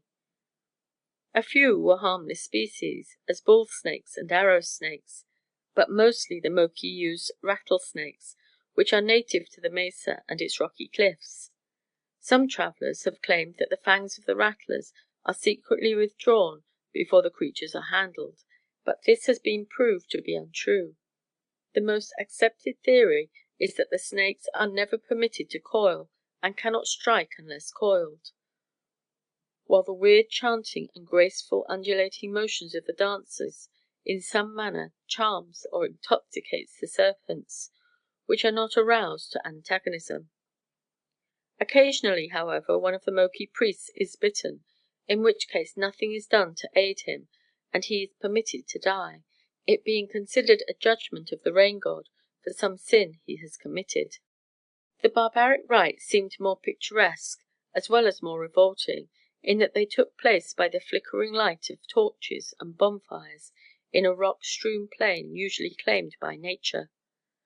When the dancers were more frenzied, they held the squirming serpents in their mouths by the middle and allowed them to coil around their necks, dancing wildly the while. The whole affair was so nauseating and offensive that as soon as it was possible the visitors withdrew and retired to their camp. It was now almost midnight, but the path was lighted by the little lanterns they carried. As they approached the automobile, Uncle John was disturbed not to see Wampus at his post. A light showed from the front of the car, but the chauffeur seemed to be missing. Coming nearer, however, they soon were greeted by a joyous barking from Mumbles, and discovered Wampus squatting upon the ground, puffing at the small end of the cigar and seeming quite composed and tranquil. "What are you doing there?" demanded the Major, raising his lantern the better to light the scene. "I play jailer," grunted Wampus, without moving. "Him want to steal. Mumble he make bark noise. For me, I steal too. I steal Injun." A dusky form, prone upon the ground, began to squirm under Wampus, who was then discovered to be sitting upon a big Indian and holding him prisoner. The chauffeur, partly an Indian himself, knew well how to manage his captive, and quieted the fellow by squeezing his throat with his broad, stubby fingers. "How long have you had him there?" inquired Uncle John, looking at the discomfited brave curiously. "About an hour," was the reply. "Let him go, then. We have no prison handy, and the man has perhaps been punished enough." "I have wait to ask permission to kill him," said Wampus solemnly. "He know English talk, and I have told him he is to die. I have described, sir, several torture we make on Injun who steal, which make him think he die several time. So he is now prepare for the worst." The Indian squirmed again, and with a sigh Wampus arose and set him free. "See," he said, "you are save only by mercy of Great White Chief. You very lucky Injun. But Great White Chief will leave only one eye here when he go away. If you try to steal again, the eye will see, and then the torture I have described will be yours. I am Wampus. I have spoke." The Indian listened intently, and then slunk away into the darkness without reply. The night had no further event, and in spite of their unusual experiences, all slept excellently, and awoke in the morning refreshed and ready for new adventures. Chapter 9. Nature's Masterpiece. From the reservation to the Grand Canyon of the Colorado was not far, but there was no crosscut, so they were obliged to make a wide detour nearly to Williams before striking the road that wound upward to the world's greatest wonder. Slowly and tediously the big car climbed the miserable trail to the rim of the Grand Canyon. It was night when they arrived, for they had timed it that way, having been told of the marvelous beauty of the canyon by moonlight. But unfortunately the sky filled with clouds toward evening, and they came to Bright Angel, their destination, in a drizzling rain and total darkness. The Major was fearful Wampus might run them into the canyon, but the machine's powerful searchlights showed the way clearly, and by sticking to the road they finally drew up before an imposing hotel such as you might wonder to find in so remote a spot. Eagerly enough they escaped from the automobile where they had been shut in and entered the spacious lobby of the hotel, where a merry throng of tourists had gathered. "Dinner and bed," said Patsy, decidedly. "I'm all tired out, and poor Myrtle is worn to a frazzle. There's no chance of seeing the canyon to night, and as for the dancing, card playing and promiscuous gaiety, it doesn't appeal much to a weary traveler." The girls were shown to a big room at the front of the hotel, having 2 beds in it. A smaller connecting room was given to Myrtle, while Patsy and Beth shared the larger apartment. It seems the hotel, big as it was fairly filled with guests, the railway running 3 times a day to the wonderful canyon. But Uncle John's nieces did not mind occupying the same room, which was comfortably and even luxuriously furnished. A noise of footsteps along the corridor disturbed Patsy at an early hour. She opened her eyes to find the room dimly lighted as by the first streaks of dawn, and sleepily arose to raise the window shade and see if day was breaking. Her hand still upraised to guide the shade, the girl stood as motionless as if turned to stone. With a long drawn, gasping breath she cried, "Oh, Beth!" and then stood staring at what is undoubtedly the most entrancing, the most awe-inspiring, and at the same time the most magnificent spectacle that mortal eye has ever beheld: sunrise above the Grand Canyon of Arizona. The master painters of the world have gathered in this spot in a vain attempt to transfer the wondrous coloring of the canyon to canvas. Authors famed for their eloquent command of language have striven as vainly to tell others what their own eyes have seen, how their senses have been thrilled and their souls uplifted by the marvel that God's hand has wrought. It can never be pictured. It can never be described. Only those who have stood, as Patricia Doyle stood that morning, and viewed the sublime masterpiece of nature, can realize what those homely words, "the Grand Canyon," mean. Grand? It is well named, since no other adjective can better describe it. That much abused one may well be accepted to incompletely serve its purpose. Beth joined her cousin at the window and was instantly as awed and absorbed as Patsy. Neither remembered Myrtle just then, but fortunately their friend had left the connecting door of their rooms ajar, and hearing them stirring came in to see if anything had happened. She found the 2 cousins staring intently from the window, and went to the second window herself, thus witnessing the spectacle in all its glory. Even after the magnificent coloring of sunrise had faded, the sight was one to rivet the attention. The hotel seemed built at the very edge of the canyon, and at their feet the ground appeared to fall away and a great gulf yawned that was tinted on all its diverse sides with hues that rivaled those of the rainbow. Across the chasm they could clearly see the trees and hills, yet these were fully 13 miles distant, for here is one of the widest portions of the great abyss. "I'm going to dress," said Beth, breaking the silence at last.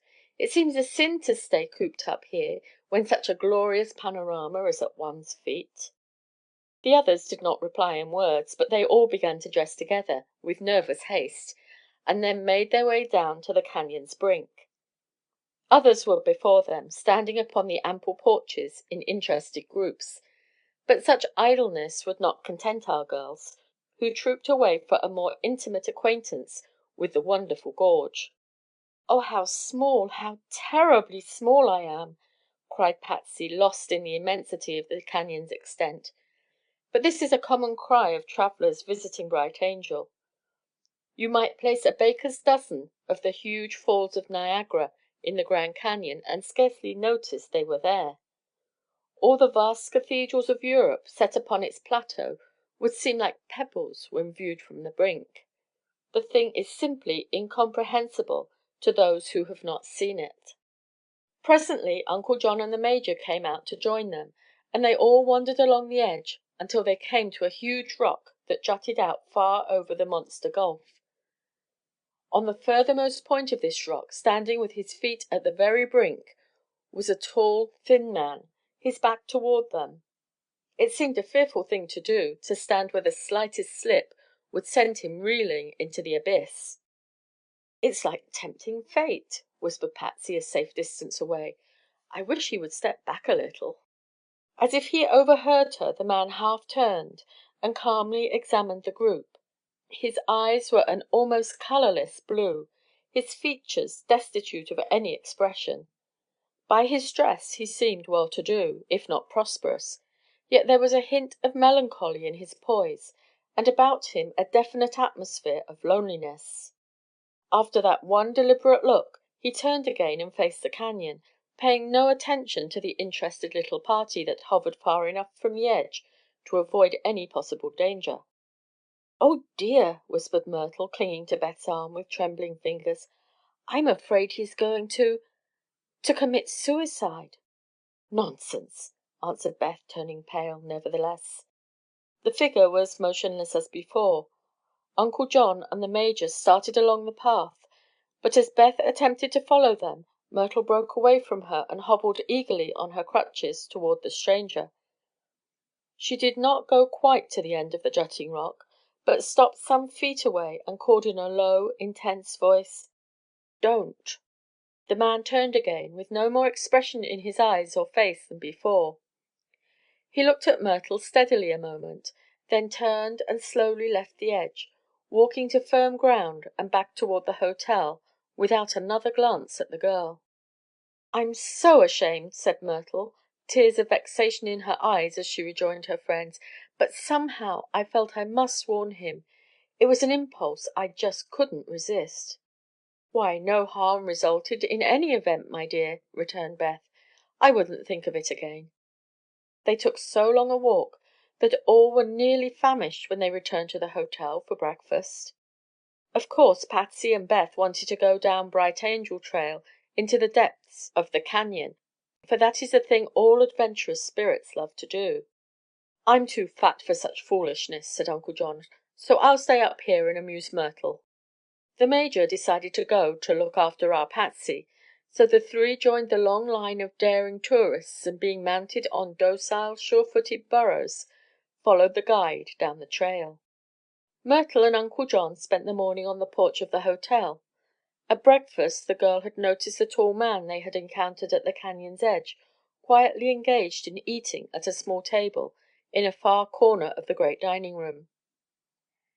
During the forenoon he came from the hotel to the porch and for a time stood looking far away over the canyon.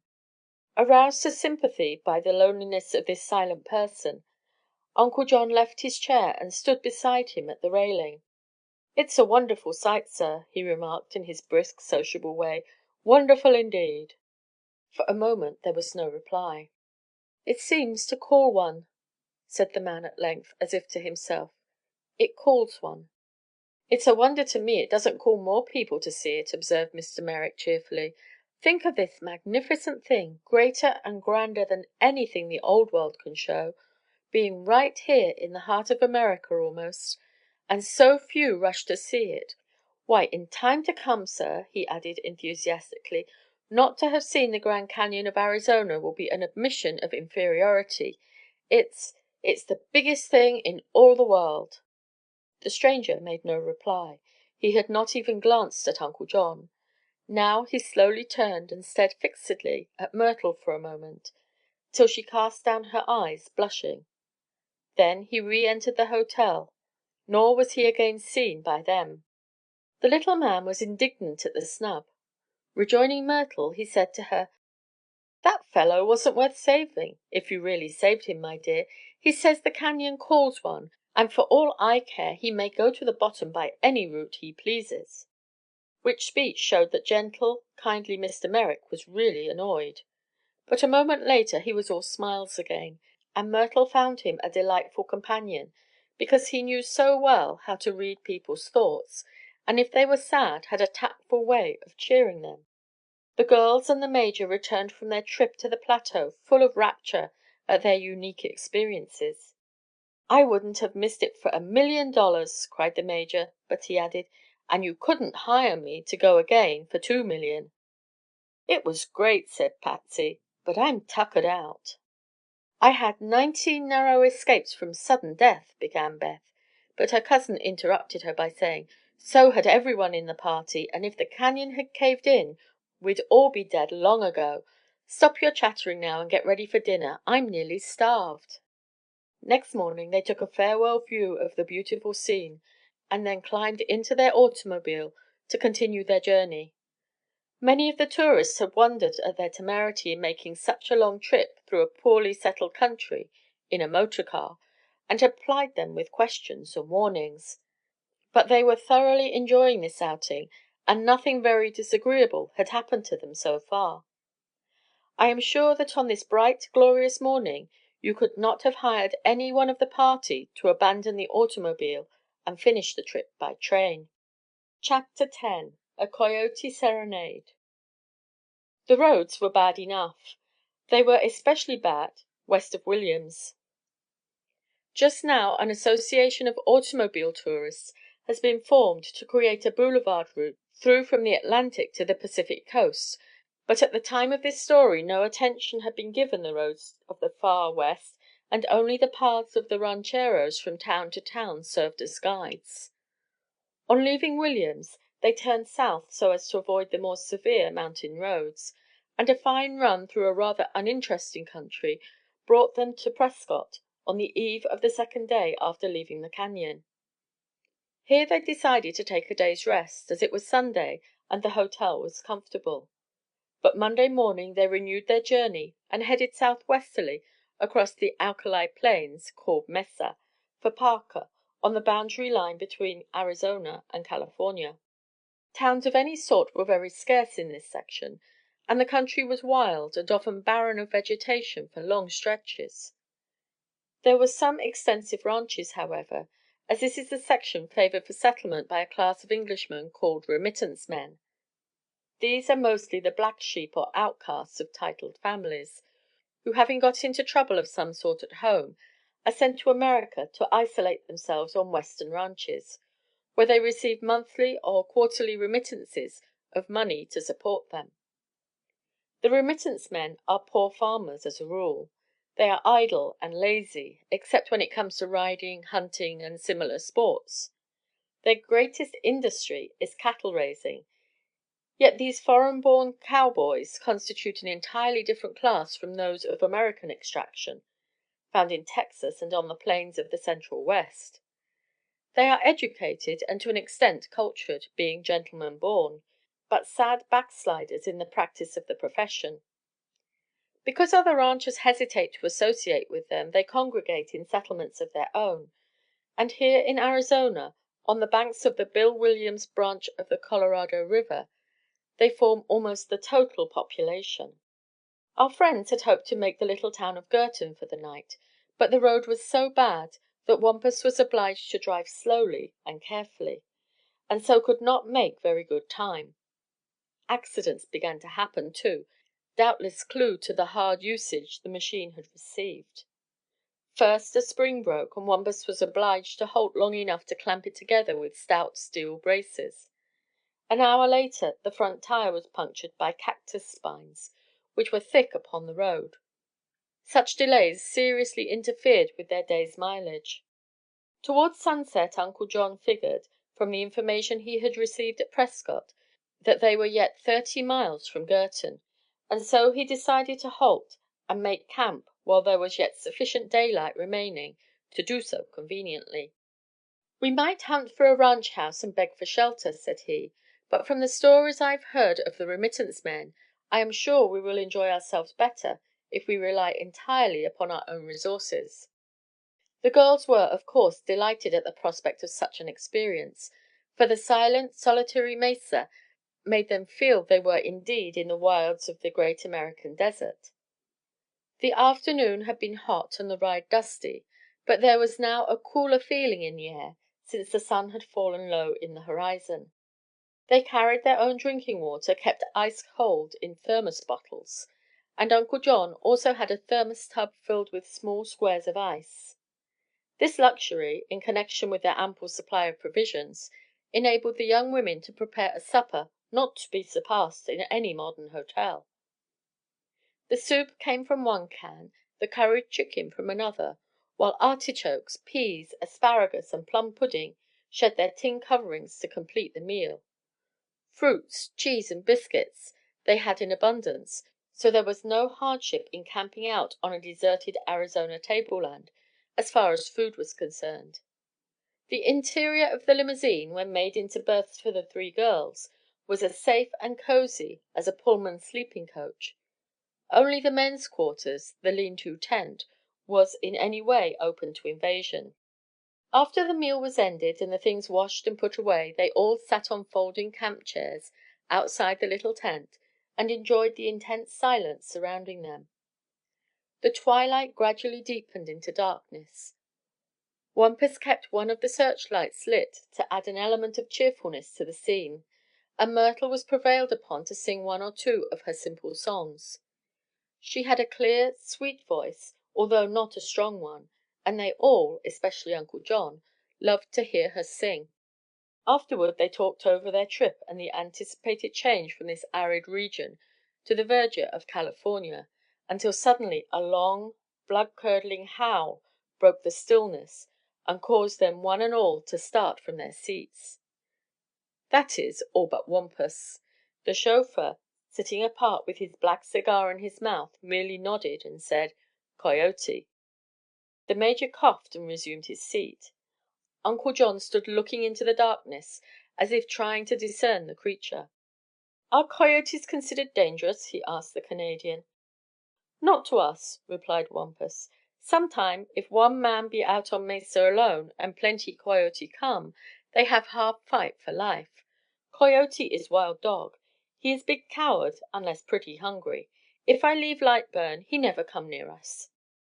"Then let it burn all night," said Mr. Merrick.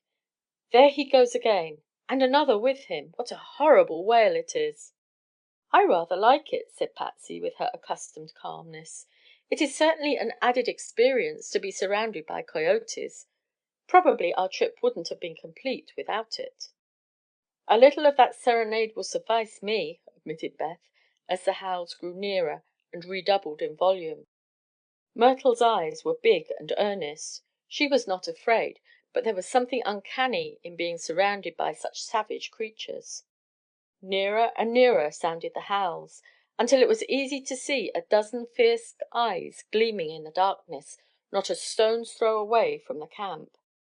"I guess you girls had better go to bed," remarked Uncle John, a bit nervously. "There's no danger, you know none at all. Let the brutes howl if they want to, especially as we can't stop them. But you are tired, my dears, and I'd like to see you settled for the night." Somewhat reluctantly they entered the limousine, drew the curtains, and prepared for bed. Certainly they were having a novel experience, and if Uncle John would feel easier to have them listen to the howling coyotes from inside the limousine instead of outside, they could not well object to his request. Presently Wampus asked the Major for his revolver, and on obtaining the weapon he walked a few paces toward the coyotes and fired a shot into their group. They instantly scattered and made off, only to return in a few moments to their former position. "Will they continue this grand opera chorus all night?" asked Uncle John. "Perhap," said Wampus. "They hungry and smell food. Coyote can no reason. If he could he know ver' well we never feed him."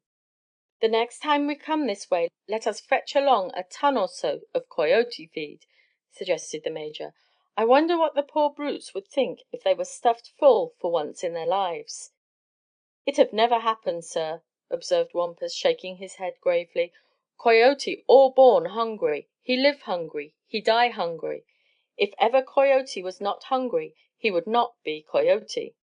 "In that case, Major," said Uncle John, "let us go to bed and try to sleep. Perhaps in slumber we may forget these howling fiends." "Very well," agreed Major Doyle, rising to enter the little tent. Wampus unexpectedly interposed. "Wait," called the little chauffeur. "Just a minute, if you please." While the Major and Mr. Merrick stood wondering at the request, the Canadian, who was still holding the revolver in one hand, picked a steel rod from the rumble of the automobile and, pushing aside the flap of the little tent, entered. The tail lamp of the car burned inside, dimly lighting the place. The Major was about to follow Wampus when a revolver shot arrested him. This sound was followed by a quick thumping against the ground of the steel bar. And then Wampus emerged from the tent holding a dark, squirming object on the end of the rod extended before him. "What is it?" asked Mr. Merrick, somewhat startled. "Rattlesnake," said Wampus, tossing the thing into the sage brush. "I see him crawl in tent while you eat supper." "Why did you not tell us?" said the Major excitedly. "I thought him perhaps crawl out again.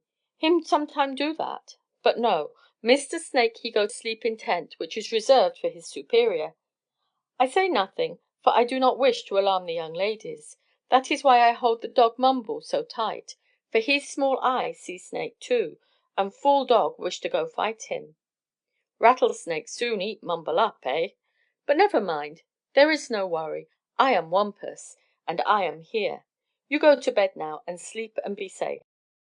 He said this rather ostentatiously, and for that reason neither of the others praised his watchful care or his really brave act.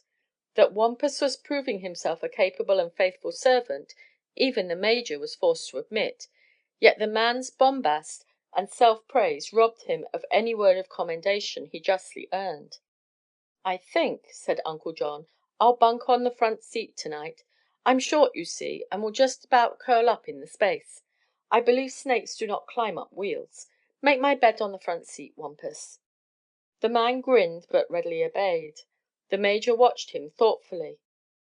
"For my part," he said, "I'll have a bed made on top the roof." "Pshaw!" said Uncle John. "You'll scratch the paint."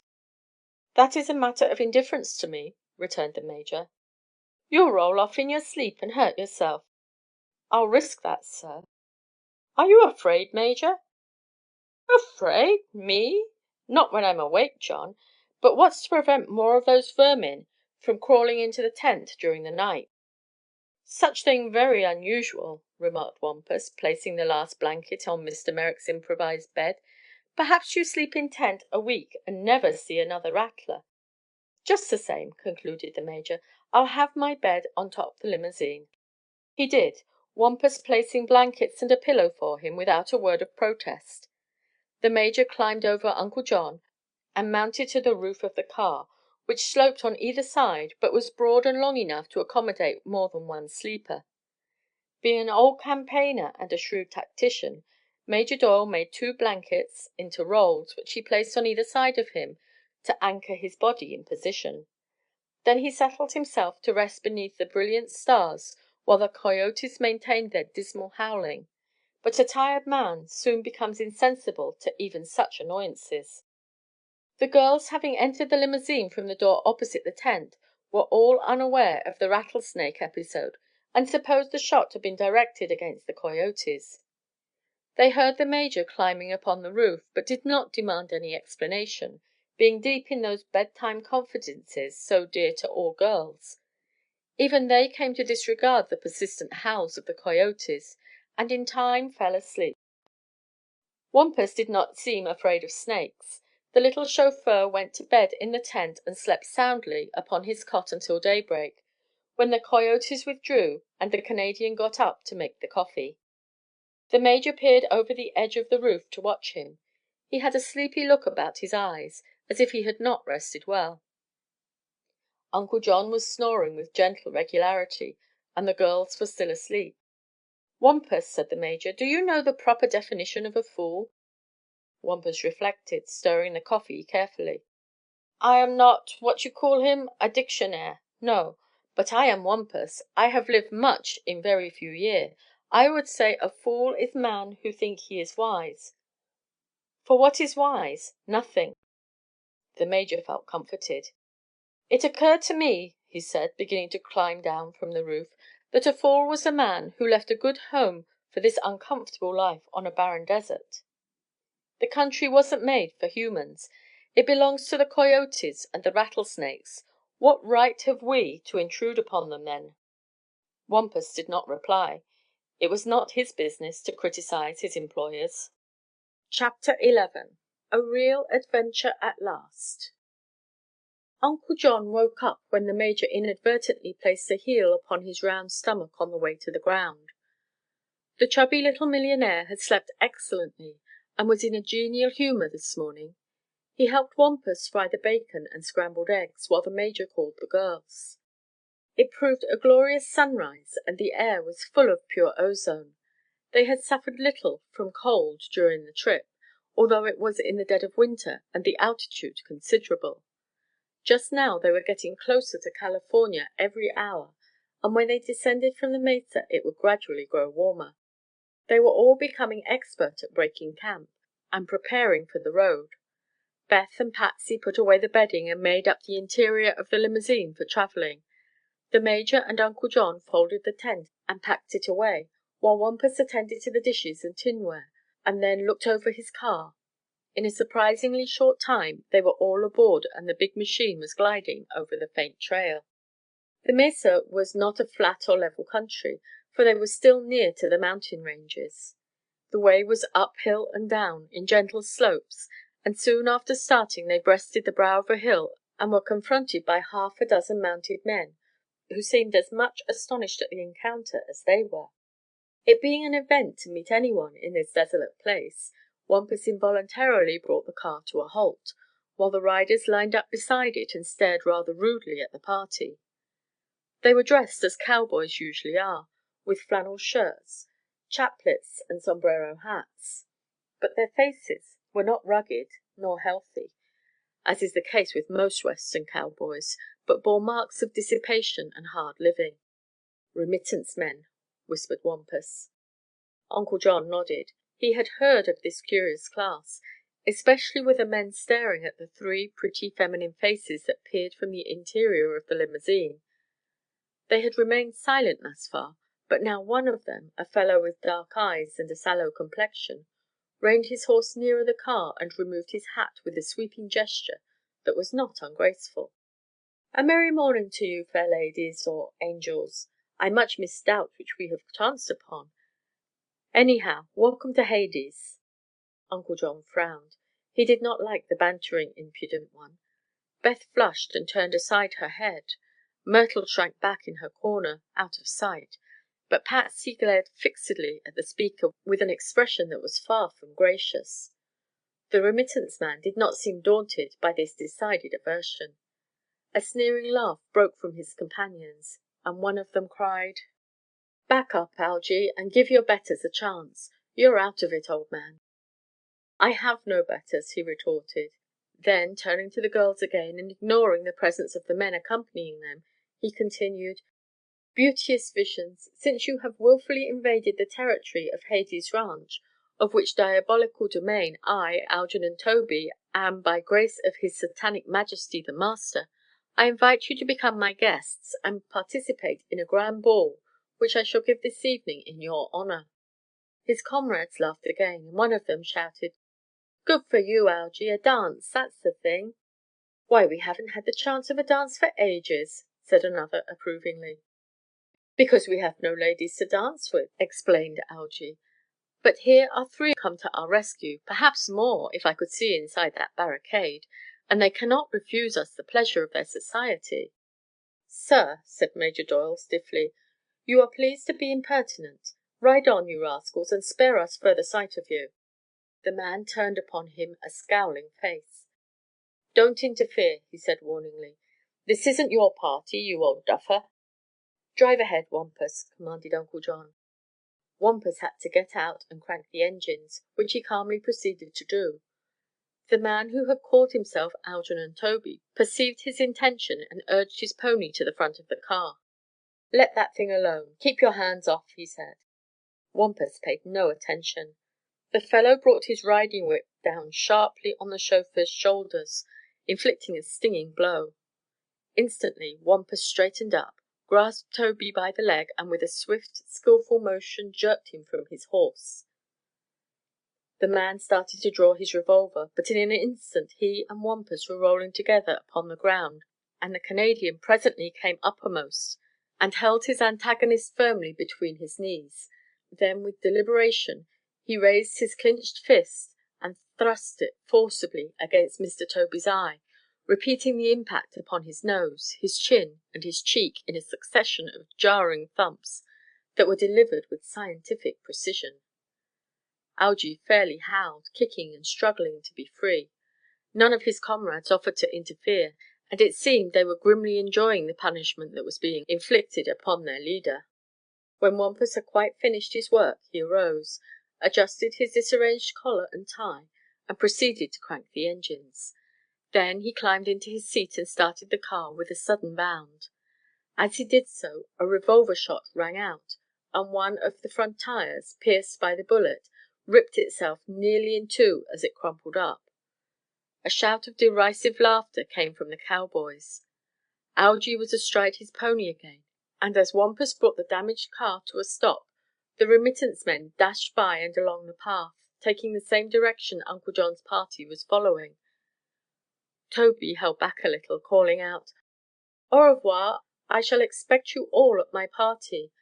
I'm going now to get the fiddler." He rejoined his comrades then, and they all clattered away until a roll of the mesa hid them from sight. Uncle John got down from his seat to assist his chauffeur. "Thank you, Wampus," he said. "Perhaps you should have killed him while you had the opportunity, but you did very well." Wampus was wrestling with the tire. "I have never start a private graveyard," he replied, "for reason I am afraid to hurt anyone. But I am Wampus. If Mr. Algy he dance tonight, somebody must lead him, for he will be blind." "I never met such a lawless brood in my life," prowled the Major indignantly. "If they were in New York they'll be put behind the bars in 2 minutes." "But they are in Arizona, in the wilderness," said Uncle John gravely. "If there are laws here such people do not respect them." It took a long time to set the new tire and inflate it, for the outer tube was torn so badly that an extra one had to be substituted. But finally the task was accomplished, and once more they renewed their journey. Now that they were alone with their friends, the girls were excitedly gossiping over the encounter. "Do you really suppose we are on that man's ground, his ranch as he calls it?" asked Myrtle, half fearfully. "Why, I suppose someone owns all this ground, barren as it is," replied Patsy. "But we are following a regular road, not a very good one, nor much traveled, but a road nevertheless, and any road is public property and open for the use of travelers." "Perhaps we shall pass by their ranch house," suggested Beth. "If we do," Uncle John answered, "I'll have Wampus put on full speed. Even their wild ponies can't follow us then, and if they try shooting up the tires again they are quite likely to miss as we spin by." "Isn't there any other road?" the Major asked. Wampus shook his head. "I have never come just this same route before," he admitted, "but I make good friends in Prescott. We know all Arizona blindfold. Him say this is nice easy road, and we cannot get lost for a good reason. The reason there is no other road at all, only this one." "Did your friend say anything about Hades Ranch?" continued the questioner. "He say remittance man make much mischief if he can, but he one foreign coward, drunk most time and when sober weak like my aunt's tea. He say don't let remittance man make bluff. No matter how many come, if you hit one they all run."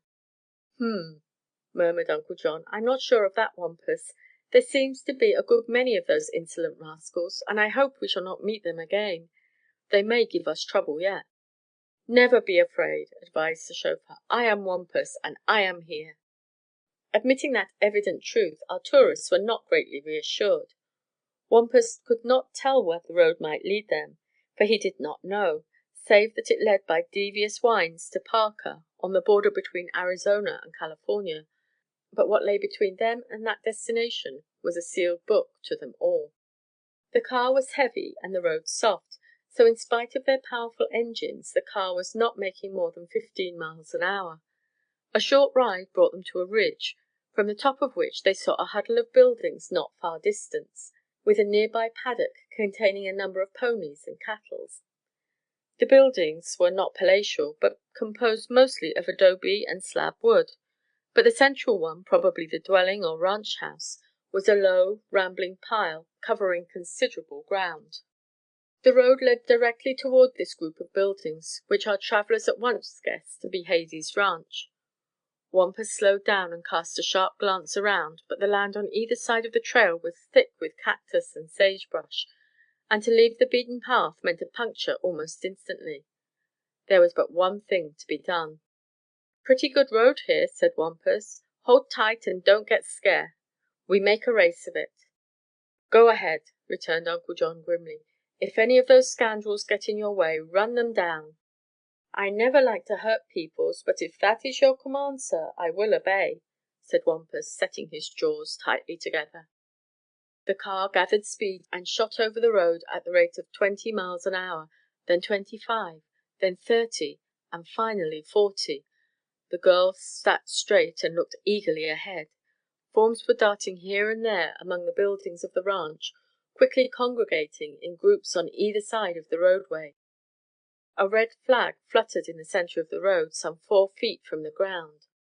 "Look out!" shouted Uncle John. "Stop, Wampus! Stop her, I say!"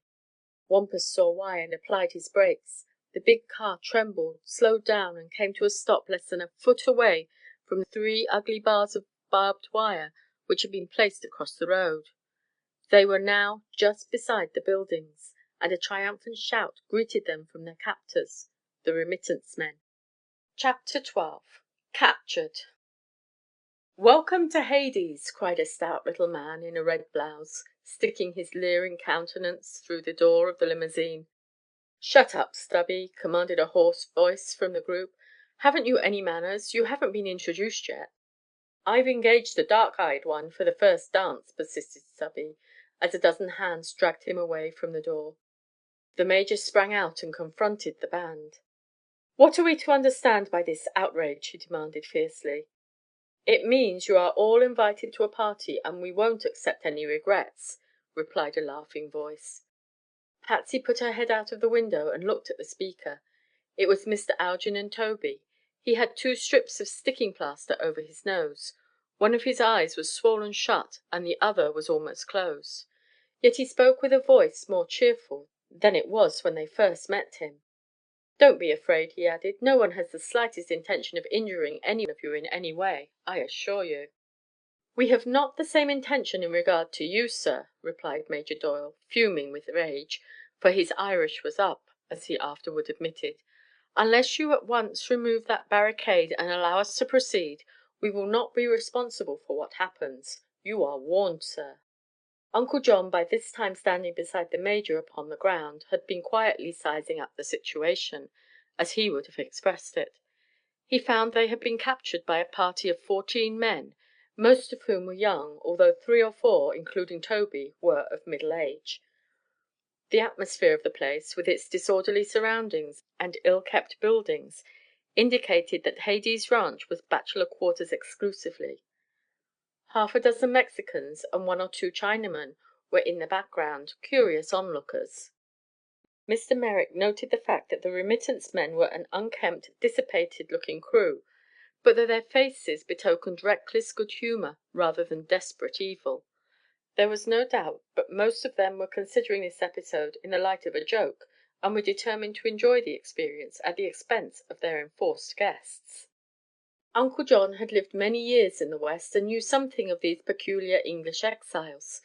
Therefore he was neither frightened nor unduly angry, but rather annoyed by the provoking audacity of the fellows. He had 3 young girls to protect, and knew these men could not be fit acquaintances for them. But he adopted a tone different from the Major's and addressed himself to Tobey as the apparent leader of the band. "Sir," he said calmly, but with pointed emphasis, "I believe you were born a gentleman, as were your comrades here." "You are right," answered Tobey, "and each and every one you see before you has fallen from his former high estate through no fault of his own." This may have been a sarcasm, for the others laughed in boisterous approval. "In some respects we are still gentlemen," Tobey went on, "but in others we are not to be trusted. Be reasonable, sir. I haven't the faintest idea who you are or what your name is, and consider calmly our proposition. Here we are, a number of young fellows who have seen better and happier days, living alone in the midst of an alkali desert. Most of us haven't seen a female for months, nor a lady for years. Why, last fall Stubby there rode 80 miles to Buxton just to stand on a corner and see a lot of greasy Mexican women go by. We tire of exclusive male society, you see. We get to bore one another terribly. So here, like a visitation from heaven, 3 attractive young ladies descend upon us, travelling through our domain, and having discovered their presence, we instantly decided to take advantage of the opportunity, and invite them to an impromptu ball. There's no use refusing us, for we insist on carrying out our plan. If you men, perhaps the fathers of the young ladies, behave reasonably, we will entertain you royally, and send you on your way rejoicing. Won't we, boys?" They shouted approval. "But if you oppose us, and act ugly about this fete, gentlemen, we shall be obliged to put a few bullets into you, and decide afterward what disposition to make of the girls. About the best stunt we do is shooting. We can't work, we're too poor to gamble much, but we hunt a good bit and we can shoot straight. I assure you we wouldn't mind losing and taking a few lives, if a scrimmage is necessary, eh, boys?" "That's right, Algy," said one, answering for the others. "We'll have that dance if we die for it, every man jack of us." Myrtle was trembling in her corner of the limousine. Beth sat still with a curl on her lips, but Patsy was much interested in the proceedings and had listened attentively to the above conversation. Now the girl suddenly swung open the door and sprang out beside her father, facing the group of cowboys. "I am Patricia Doyle," she said in a clear voice, "and these gentlemen," indicating the Major and Mr. Merrick, "are my father and my uncle. You understand perfectly why they object to the arrangement you suggest, as any one of you would object had you a daughter in a like position. But you are arbitrary, and not inclined to respect womanhood. Therefore but one course is open to us: to submit under protest to the unwelcome attentions you desire to thrust upon us." They listened silently to this frank speech, and some of their faces wore crestfallen expressions by the time she had finished. Indeed, one of the older men turned on his heel and walked away, disappearing among the buildings. After a brief hesitation, a delicate young fellow, almost a boy, followed this man, his face flaming red with shame, but the others stood their ground. "Very good, Miss Doyle," remarked Tobey, with forced cheerfulness. "You are quite sensible to submit to the inevitable. Bring out your friends and introduce them, and then we'll all go in to luncheon and prepare for a dance." "I won't submit to this!" cried the Major, stamping his foot angrily. "Yes, you will," said Uncle John, with a motion preventing his irate brother-in-law from drawing a revolver. "Patsy is quite right, and we will submit with as much dignity as we can muster, being overpowered by numbers." He beckoned to Beth, who stepped out of the car and assisted Myrtle to follow her. A little cheer of bravado had arisen from the group, inspired by their apparent victory. But when Myrtle's crutches appeared, and they saw the fair, innocent face of the young girl who rested upon them, the shout died away in a hush of surprise. "This is my cousin, Elizabeth De Graf," announced Patsy, with cold deliberation, determined that the proprieties should be observed in all intercourse with these people. "And I present our friend, Myrtle Dean. Under ordinary circumstances I believe Myrtle would be excused from dancing, but I suppose no brute in the form of a man would have consideration for her infirmity." This time even Tobey flushed. "You've a sharp tongue, Miss Doyle, and it's liable to lead you into trouble," he retorted, losing for a moment his suave demeanor. "We may be brutes, and I imagine we are, but we're not dangerous unless provoked." It was savagely said, and Uncle John took warning and motioned Patsy to be silent. "Lead the way, sir," he said. "Our chauffeur will of course remain with the car." Wampus had kept his seat, motionless and silent. He only nodded in answer to Mr. Merrick's instructions, and was entirely disregarded by the remittance men. The man called Stubby, who had a round, good-humored face, stepped eagerly to Myrtle's side and exclaimed: "Let me assist you, please." "No," she said, shaking her head with a wan smile. "I am quite able to walk alone." He followed her, though, full of interest and with an air of deep respect that belied his former actions. Toby, content with his present success, walked beside Mr. Merrick and led the procession toward the ranch house. The Major followed, his tall form upright, his manner bellicose and resentful, with Beth and Patsy on either side of him. The remittance men followed in a straggling crowd, laughing and boisterously talking among themselves. Just as they reached the house a horseman came clattering down the road, and all paused involuntarily to mark the new arrival. The rider was a handsome, slim young fellow, dressed as were the other cowboys present, and he came on at a breakneck speed that seemed only warranted by an errand of life and death.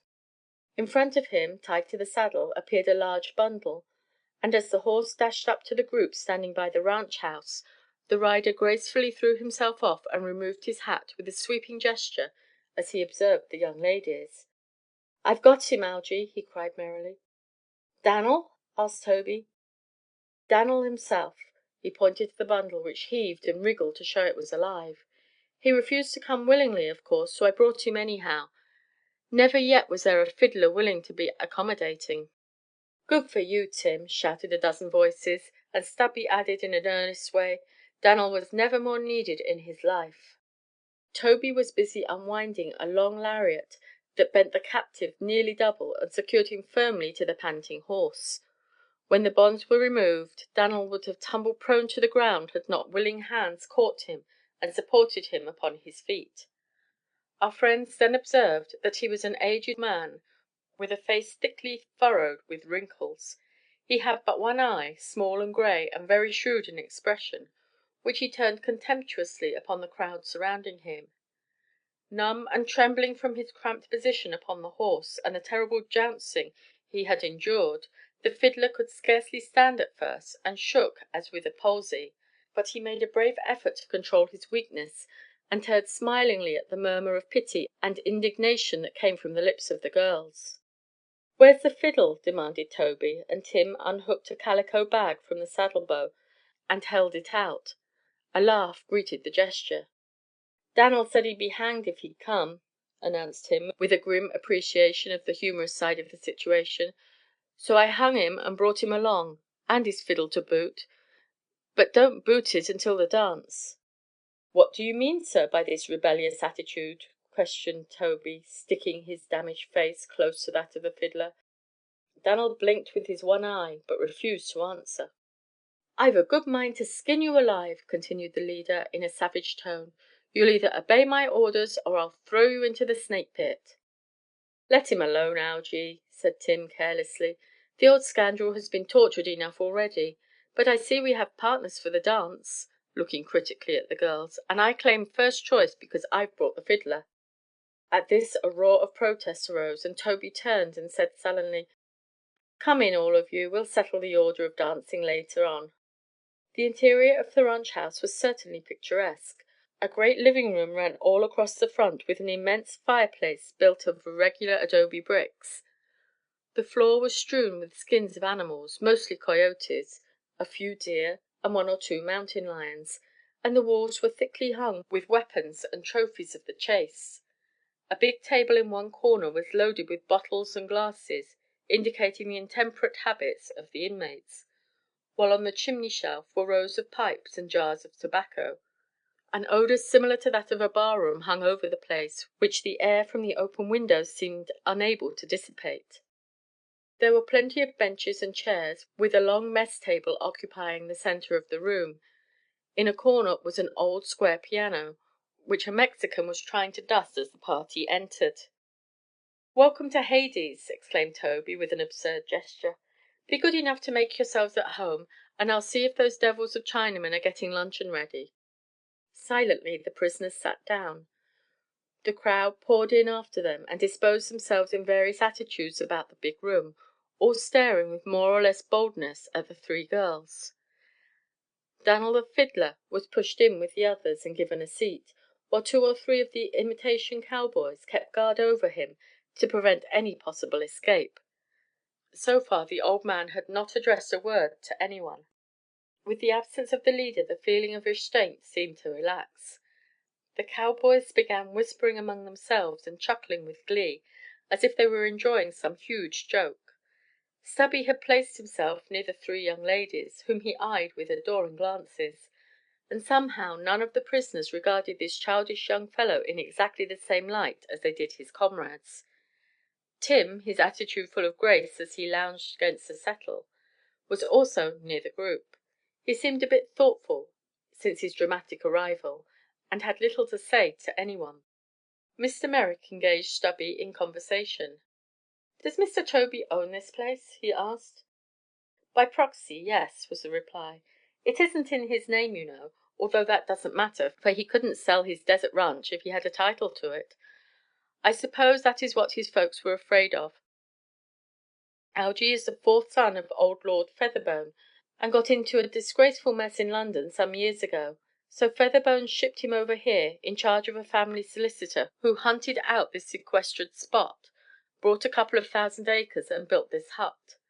Then he went home and left Algy here to keep up the place on a paltry £10 ($50) a month." "Can he manage to do that?" asked Uncle John. "Why, he has to, you see.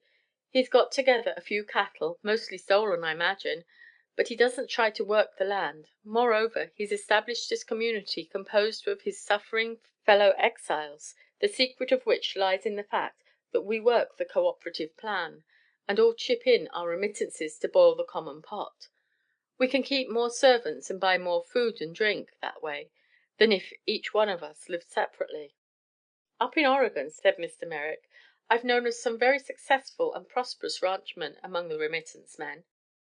"Oh, we're all kinds, I suppose, good and bad," admitted Stubby. "This crew's mostly bad, and they're moderately proud of it. It's a devil of a life, sir, and Hades Ranch is well named. I've only been here a month. Had a little property up north, but the sheriff took it for debt, and that forced me to Algy, whom I detest. I think I'll move on before long, but you see I'm limited. Can't leave Arizona, or I'll get my remittance cut off." "Why were you sent here into exile?" asked Myrtle artlessly.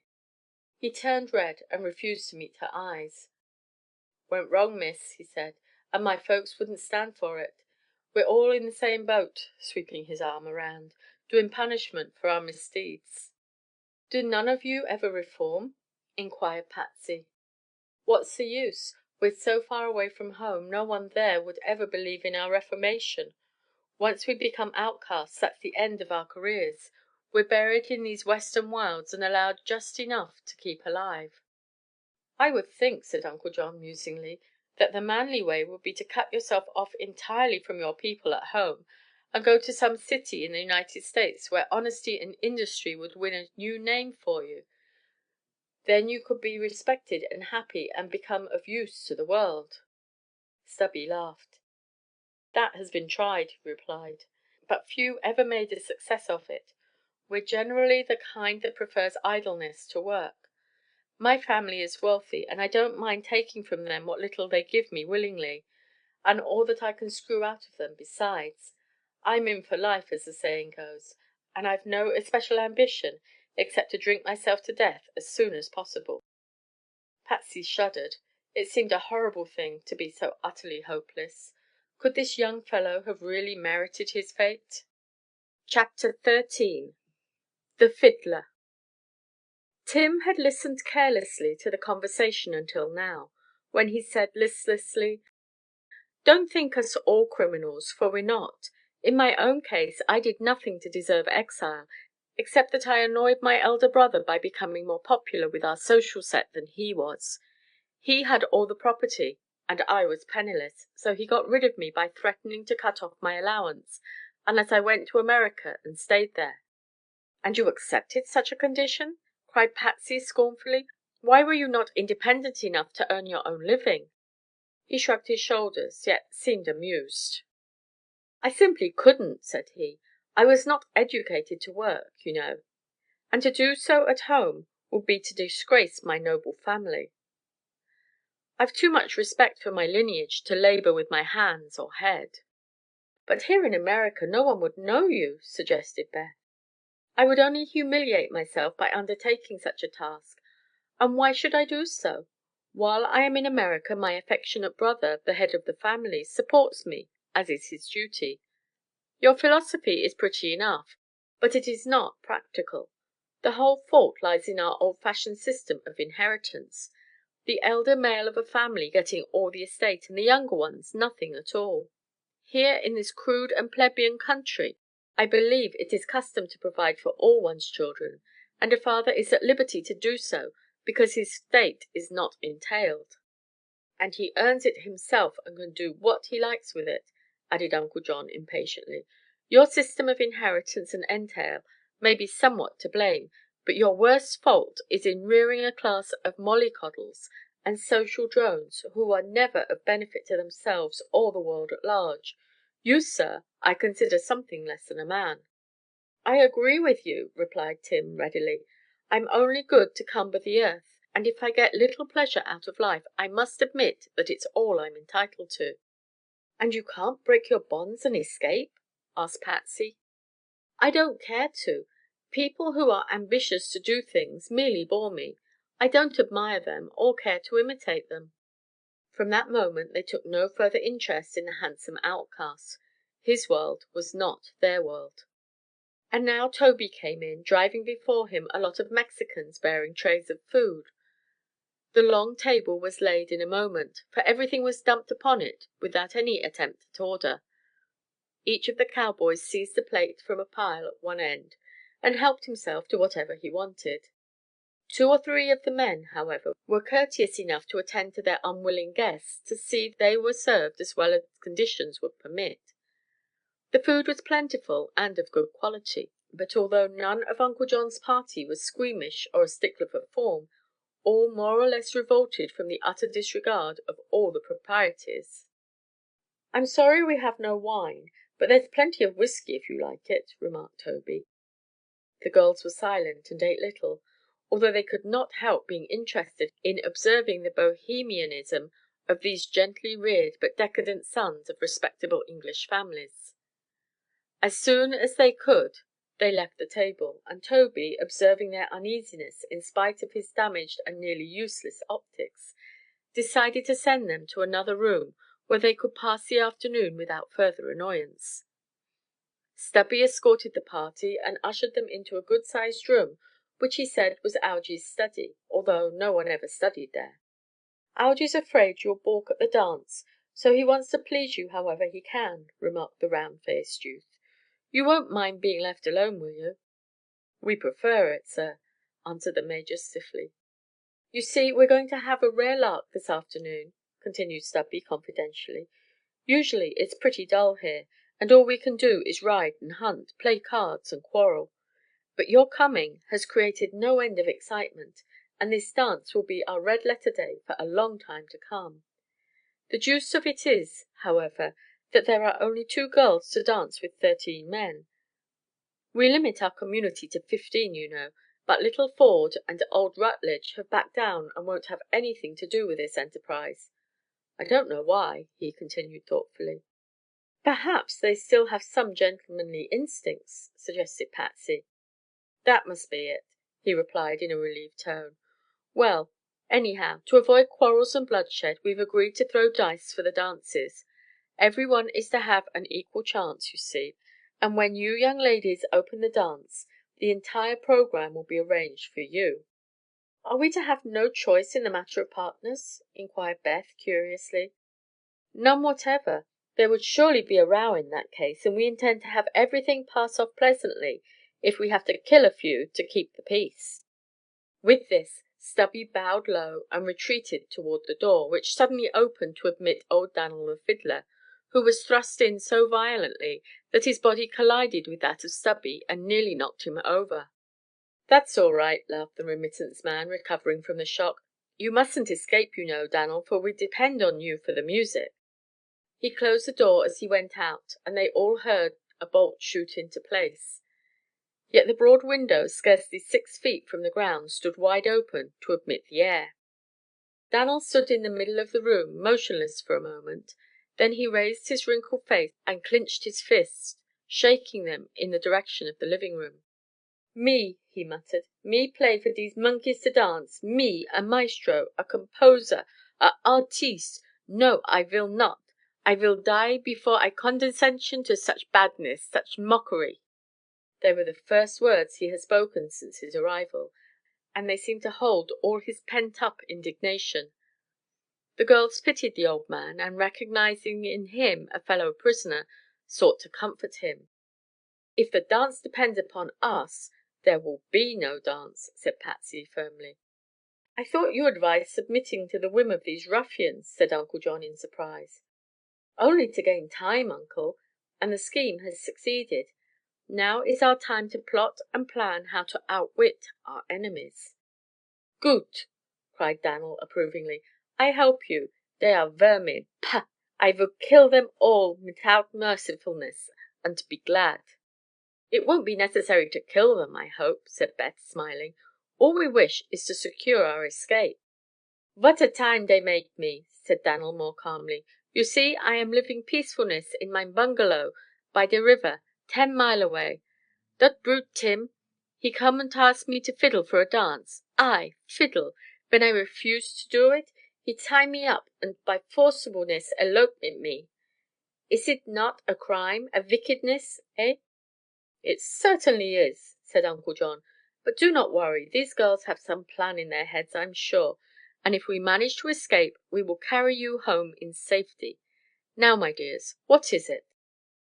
"Oh, we've only begun to think yet," said Patsy, and walked to the window. All but Myrtle and Dan'l followed her.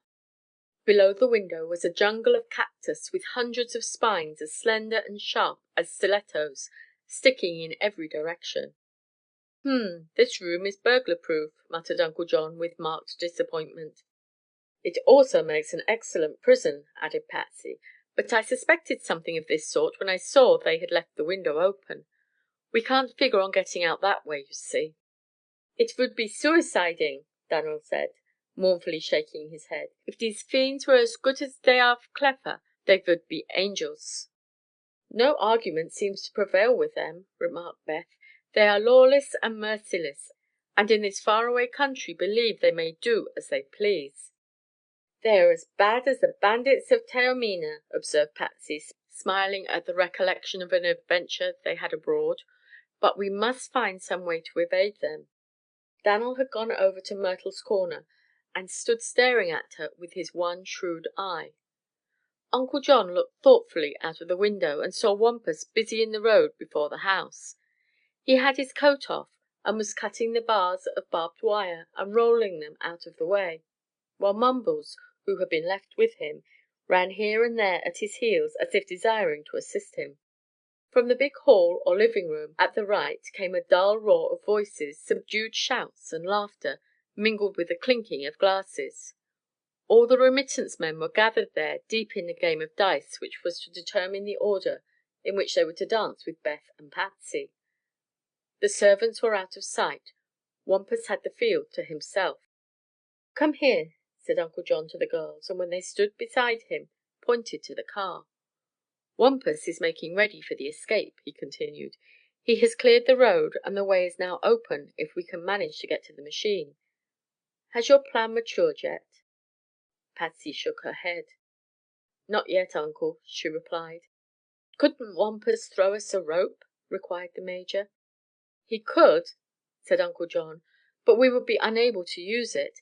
Those terrible cactus spines are near enough to spear anyone who dared try to slip down a rope. Think of something else." They all tried to do that, but no practical idea seemed forthcoming. "Oh, no," Dan'l was saying to Myrtle.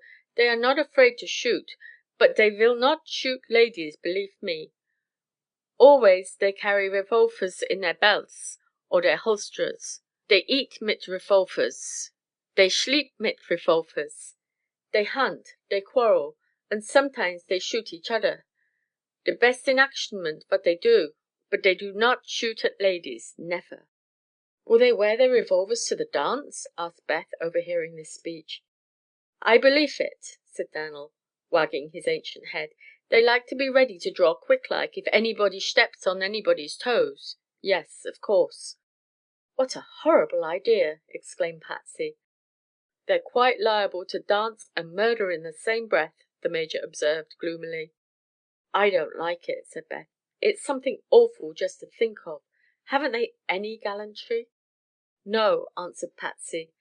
"But I wouldn't dance with a lot of half drunken men wearing revolvers if they burned me at the stake for refusing." "Ah, shtick to dat fine expressionment," cried Dan'l eagerly. "Shtick to it. Say you won't dance if dey wear de revolvers, and den we win de sweepstakes." Patsy looked at him critically, in an instant catching a part of his idea. "What do you mean?" she asked. Dan'l explained, while they all listened carefully, absorbed in following in thought his unique suggestions. "Let's do it!" exclaimed Beth. "I'm sure the plan will succeed." "It's leaving a good deal to chance," objected Uncle John, with a touch of nervousness. "There's an element of chance in everything," declared Patsy. "But I'm sure we shall escape, Uncle." "Why, it's a regular coup." "We take them by surprise, you know," explained the Major, who heartily favored the idea. They talked it over for a time, perfecting the details, and then became as calm and composed as a group of prisoners might. Uncle John waved his handkerchief to attract the attention of Wampus, who stole softly around the corner of the house and approached the window, taking care to keep at a respectful distance from the dangerous cactus. "Is everything ready?" inquired Uncle John in a subdued voice. "To be sure all is ready. Why not? I am Wampus," was the reply in cautious tones. "Go back to the machine and guard it carefully, Wampus," commanded Mr. Merrick. "We expect to escape soon after dark, so have the headlights going, for we shall make a rush for it and there mustn't be a moment's delay." "All right," said the chauffeur. "You may depend on me. I am Wampus, and not 'fraid of 100 coward like these. Is not Mr. Algy his eye most beautiful blacked?" "It is," agreed Uncle John. "Go back to the car now and wait for us. Don't get impatient. We don't know just when we will join you, but it will be as soon as we can manage it. What is Mumbles doing?" "Mumble he learn to be good automobilist. Just now he sit on seat and watch wheel to see nobody touch. If anybody touch, Mumble he eat him up." They all laughed at this whimsical notion, and it served to relieve the strain of waiting. Wampus, grinning at the success of his joke, went back to the limousine to inspect it carefully and adjust it in every part until it was in perfect order. Now that a definite plan of action had been decided upon their spirits rose considerably, and they passed the afternoon in eager anticipation of the crisis. Rather earlier than expected, Stubby and Tim came to say they had been appointed a committee to escort their guests to the banquet hall, where dinner would be served. "We shall have to clear away for the dance," added Stubby, "so we want to get the feast over as quickly as possible. I hope you are all hungry, for Algy has spread himself on this dinner, and we are to have every delicacy the ranch affords, regardless of expense. We can economize afterward to make up for it." Elaborate preparations were not greatly in evidence, however. The Mexican servants had washed themselves and the floor of the big room had been swept and cleared of some of its rubbish, but that was all. The remittance men were in their usual rough costumes and the air was redolent with the fumes of liquor. Chapter 14: The Escape. As the prisoners quietly took their places at the table, Toby, who had been drinking hard, decided to make a speech. His face was badly swollen and he could only see through a slit in one eye, so severe had been the beating administered by Wampus earlier in the day. But the fellow had grit in spite of his other unmanly qualities, and his imperturbable good humor had scarcely been disturbed by the punishment the Canadian had inflicted upon him. "Ladies," said he, "and gentlemen, which of course includes our respected male guests, I am happy to inform you that the program for the first annual Hades Ranch Ball has finally been arranged, and the dances apportioned in a fair and impartial manner. The grand march will take place promptly at 7 o'clock, led by Miss Doyle and Knuckles, who has won the privilege by throwing 4 sixes. I am to follow with Mr. Graff, and the rest will troop on behind with the privilege of looking at the ladies. If anyone dares to create disorder, his dances with the young ladies will be forfeited. Dan'l will play the latest dance music on his fiddle, and if it isn't spirited and up to date, will shoot his toes off. We insist upon plenty of two-steps and waltzes, and will wind up with the Money Musk in the grey light of dawn. This being fully understood, I beg you, my good friends, to fall to and eat and be merry. But don't linger unduly over the dainties, for we are all anxious, like good soldiers, to get into action." The remittance men applauded this oratory, and incidentally attacked the eatables with evident determination to obey their leader's injunction. "We can eat any time," remarked Stubby with his mouth full, "but his satanic majesty only knows when Hades Ranch will see another dance with real ladies for partners." The Chinese cooks and the Mexican servants had a lively time during this meal, for the demands made upon them were incessant. Uncle John, whose even disposition was seldom ruffled, ate with a good appetite, while even the Major, glum and scowling, did not disdain the numerous well-prepared dishes. As for Dan'l, he took full advantage of the occasion, and was the last one to leave the table. Our girls, however, were too excited to eat much, and little Myrtle, especially, was pallid and uneasy, and had a startled look in her eyes whenever any one made a sudden motion. As soon as the repast was concluded, the servants cleared the long table in a twinkling, and pushed it back against the wall at one end of the long room. A chair was placed for Dan'l on top of this expansive board, which thus became a stage from whence he could overlook the room and the dancers, and then two of the remittance men tossed the old fiddler to his elevated place and commanded him to make ready. Dan'l said nothing and offered no resistance.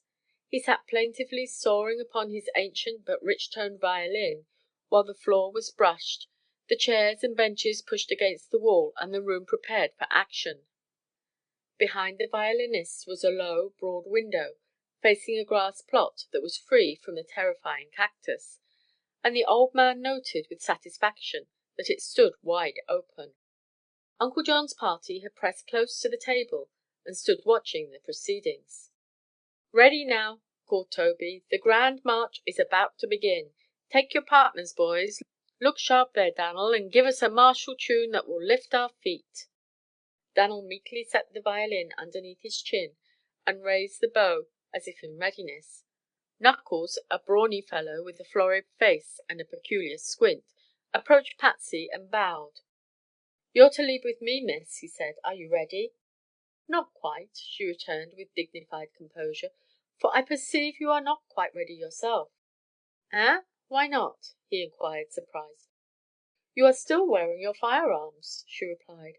"I cannot and will not dance with the man who carries a revolver." "That's nothing," he retorted. "We always do." "Always?" "Of course. And if I shed my gun, what's to prevent some one else getting the drop on me?" "That's it," said Patsy firmly. "The weapons must all be surrendered before we begin. We positively refuse to dance if rioting and shooting are likely to occur." A murmur of protest arose at this speech, for all the remittance men had gathered around to listen to the argument. "That's all tommy rot," observed Handsome Tim in a sulky tone. "We're not spoiling for a row. It's the dance we're after." "Then give up the revolvers," said Beth, coming to her cousin's assistance. "If this is to be a peaceful entertainment you will not need to be armed, and it is absurd to suppose a lady will dance with a gentleman who is a walking arsenal." They looked into one another's faces uncertainly. Dan'l sat softly tuning his violin, as if uninterested in the controversy.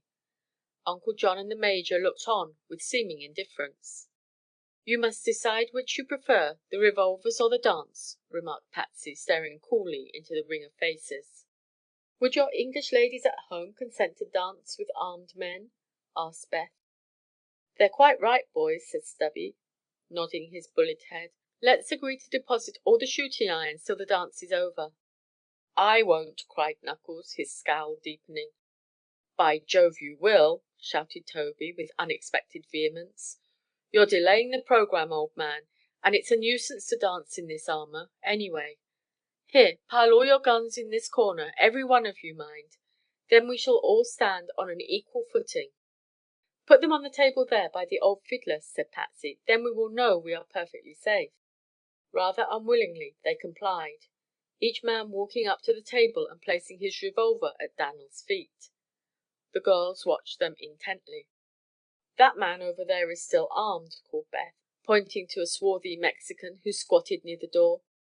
"That's all right," said Toby easily. "He's our guard, Pedro.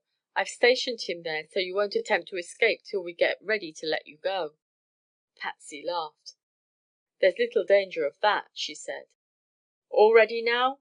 exclaimed Knuckles impatiently.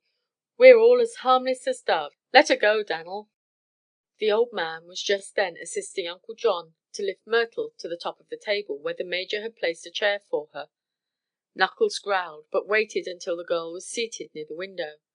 Then Dan'l drew his bow and struck up a spirited march. Patsy took the arm of Knuckles and paraded down the long room. Beth followed with Toby, and behind them tramped the remittance men in files of two.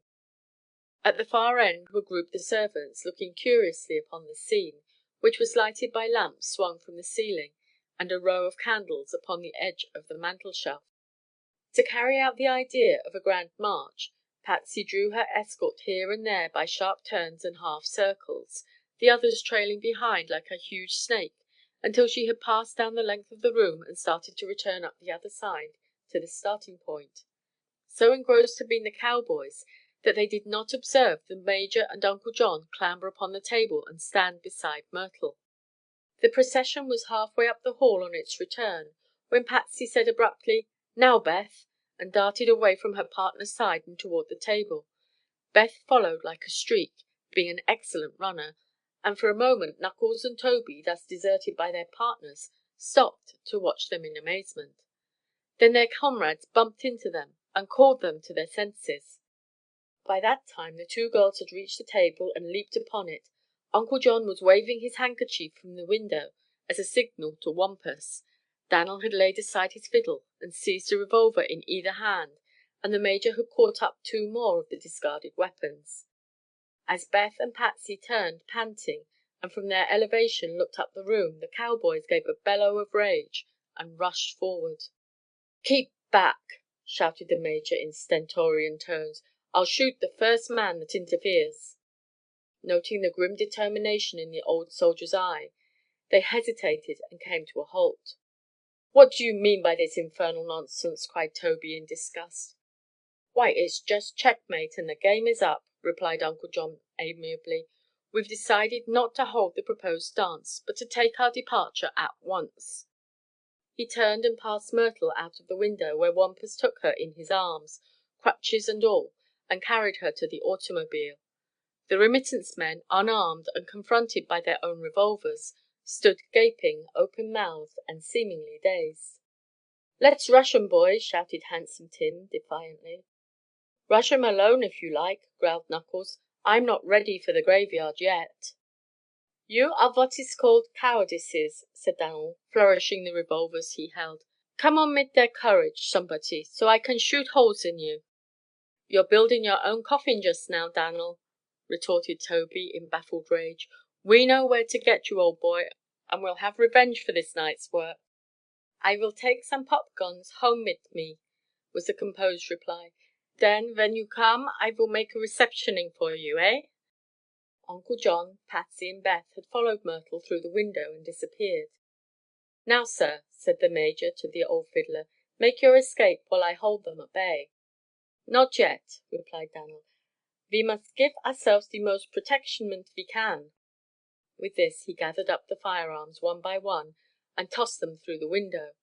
Then he straightened up and a shot flashed down the hall and tumbled the big Mexican guard to the floor, just as he was about to glide through the doorway.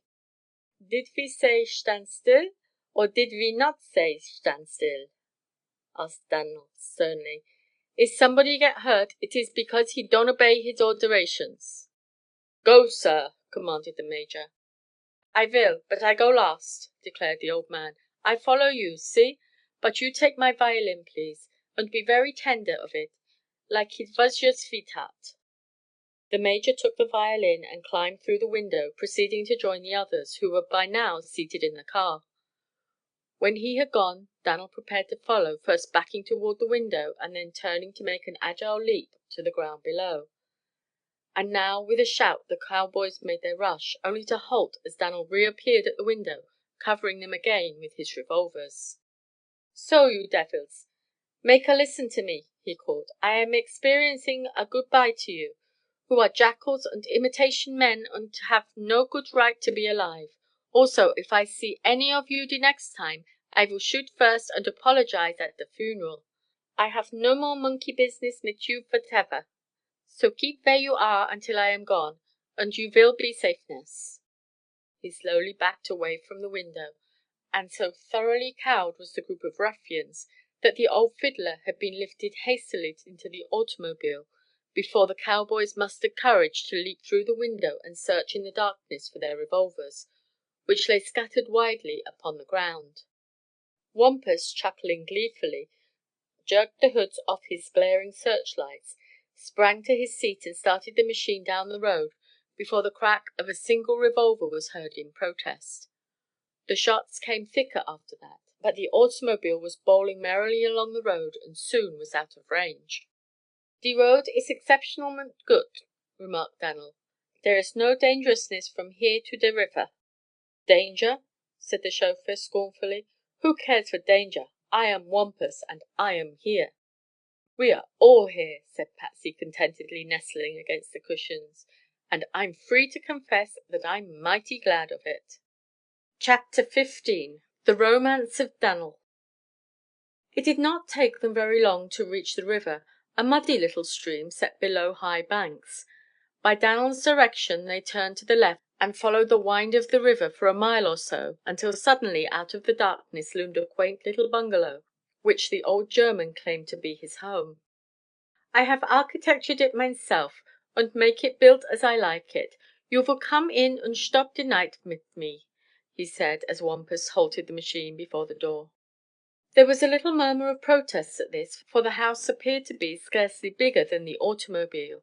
But Uncle John pointed out, sensibly enough, that they ought not to undertake an unknown road at night time, and that Spotville, the town for which they were headed, was still a long way off. The Major, moreover, had a vivid recollection of his last night's bed upon the roof of the limousine, where he had crept to escape rattlesnakes, and was in no mood to again camp out in the open while they traveled in Arizona. So he advocated accepting Dan'l's invitation. The girls, curious to know how so many would be accommodated in the bungalow, withdrew all further objections and stood upon the low, pergola-roofed porch while their host went inside to light the lamps. They were really surprised at the cozy aspect of the place. Half the one-story dwelling was devoted to a living room, furnished simply, but with modest taste. A big square table was littered with music, much being in manuscript, thus proving Dan'l's assertion that he was a composer. Benches were as numerous as chairs, and all were well cushioned with tanned skins as coverings. A few good prints were on the walls, and the aspect of the place was entirely agreeable to the old man's guests. As the room was somewhat chilly, he made a fire in the ample fireplace, and when with an air of pride exhibited to his visitors his tiny kitchen, his own bedroom and a storeroom, which occupied the remainder of the space in the bungalow, he told them he would prepare beds in the living room for the girls, give his own room to Mr. Merrick and Major Doyle, while he and Wampus would bunk in the storeroom. "I have much blankets," he said. "There will be no troubles to keep warm." Afterward they sat before the fire and by the dim lights of the kerosene lamps chatted together of the day's adventures. Uncle John asked Dan'l what had brought him to this deserted, out-of-the-way spot, and the old man told his story in a manner that amused them all greatly. "I have been," said he, "much famous in my time, und had an individualness pointed out wherever I went. I was orchestra leader at the Theater Royal in Stuttgart, und our king have complimented me many times. But I was foolish. I was foolish enough to think that when a man is great he can stay great. I married me to a clever prima donna and composed a great opera, which was finer as anything Herr Wagner has ever done, eh? But there was jealousness at work to opposition me. One day, when my fine opera was all complete, I went to the theater to lead mine orchestra. To my surprisement, der Herr Director tells me I can retire on a pension. I am too old, and he has hired a younger man Who is Herr Gabbert? I go home bewildered and mishappy, to find that Herr Gabbert has stole the score of mine opera and run away mit mine wife. What I can do? Nothing. Herr Gabbert he lead my orchestra, tint all der people applauds him. I am forgot. One day I see our king compliment Herr Gabbert. He produces my opera and say he compositioned it. Everybody is crazy about it, und crown Herr Gabbert mit flowers. My wife sings in der opera. The people cheer her, and she rides away mit Herr Gabbert in his carriage to a grand supper mit der nobility und der Herr Director. I go home and say, who am I? I answer, nobody. Am I now great? No, I am a speck. What can I do? Well, I go away. I have some money, a little. I come to America. I do not like crowds any more. I like to be alone mit my violin. I find this place. I build this house. I live here and make happiness. My only neighbors are the remittance men, who is more mischieving as wicked. They will not bother me much. So after a time I die here. Why not? I am forgot in Stuttgart. There was pathos in the tale and his way of telling it. The old man spoke cheerfully, but they could see before them the tragedy depicted by his simple words. His hearers were all silent when he had concluded, feeling they could say nothing to console him or lighten his burden. Only Wampus, sitting in the background, looked scornfully upon the man who had once been the idol of his townspeople. Dan'l took a violin from the shelf and began to play, softly but with masterly execution. He caught their mood instantly. The harmony was restful and contented. Patsy turned down the lamps to let the flicker of the firelight dominate the room, and Dan'l understood and blended the flickering light into his melody.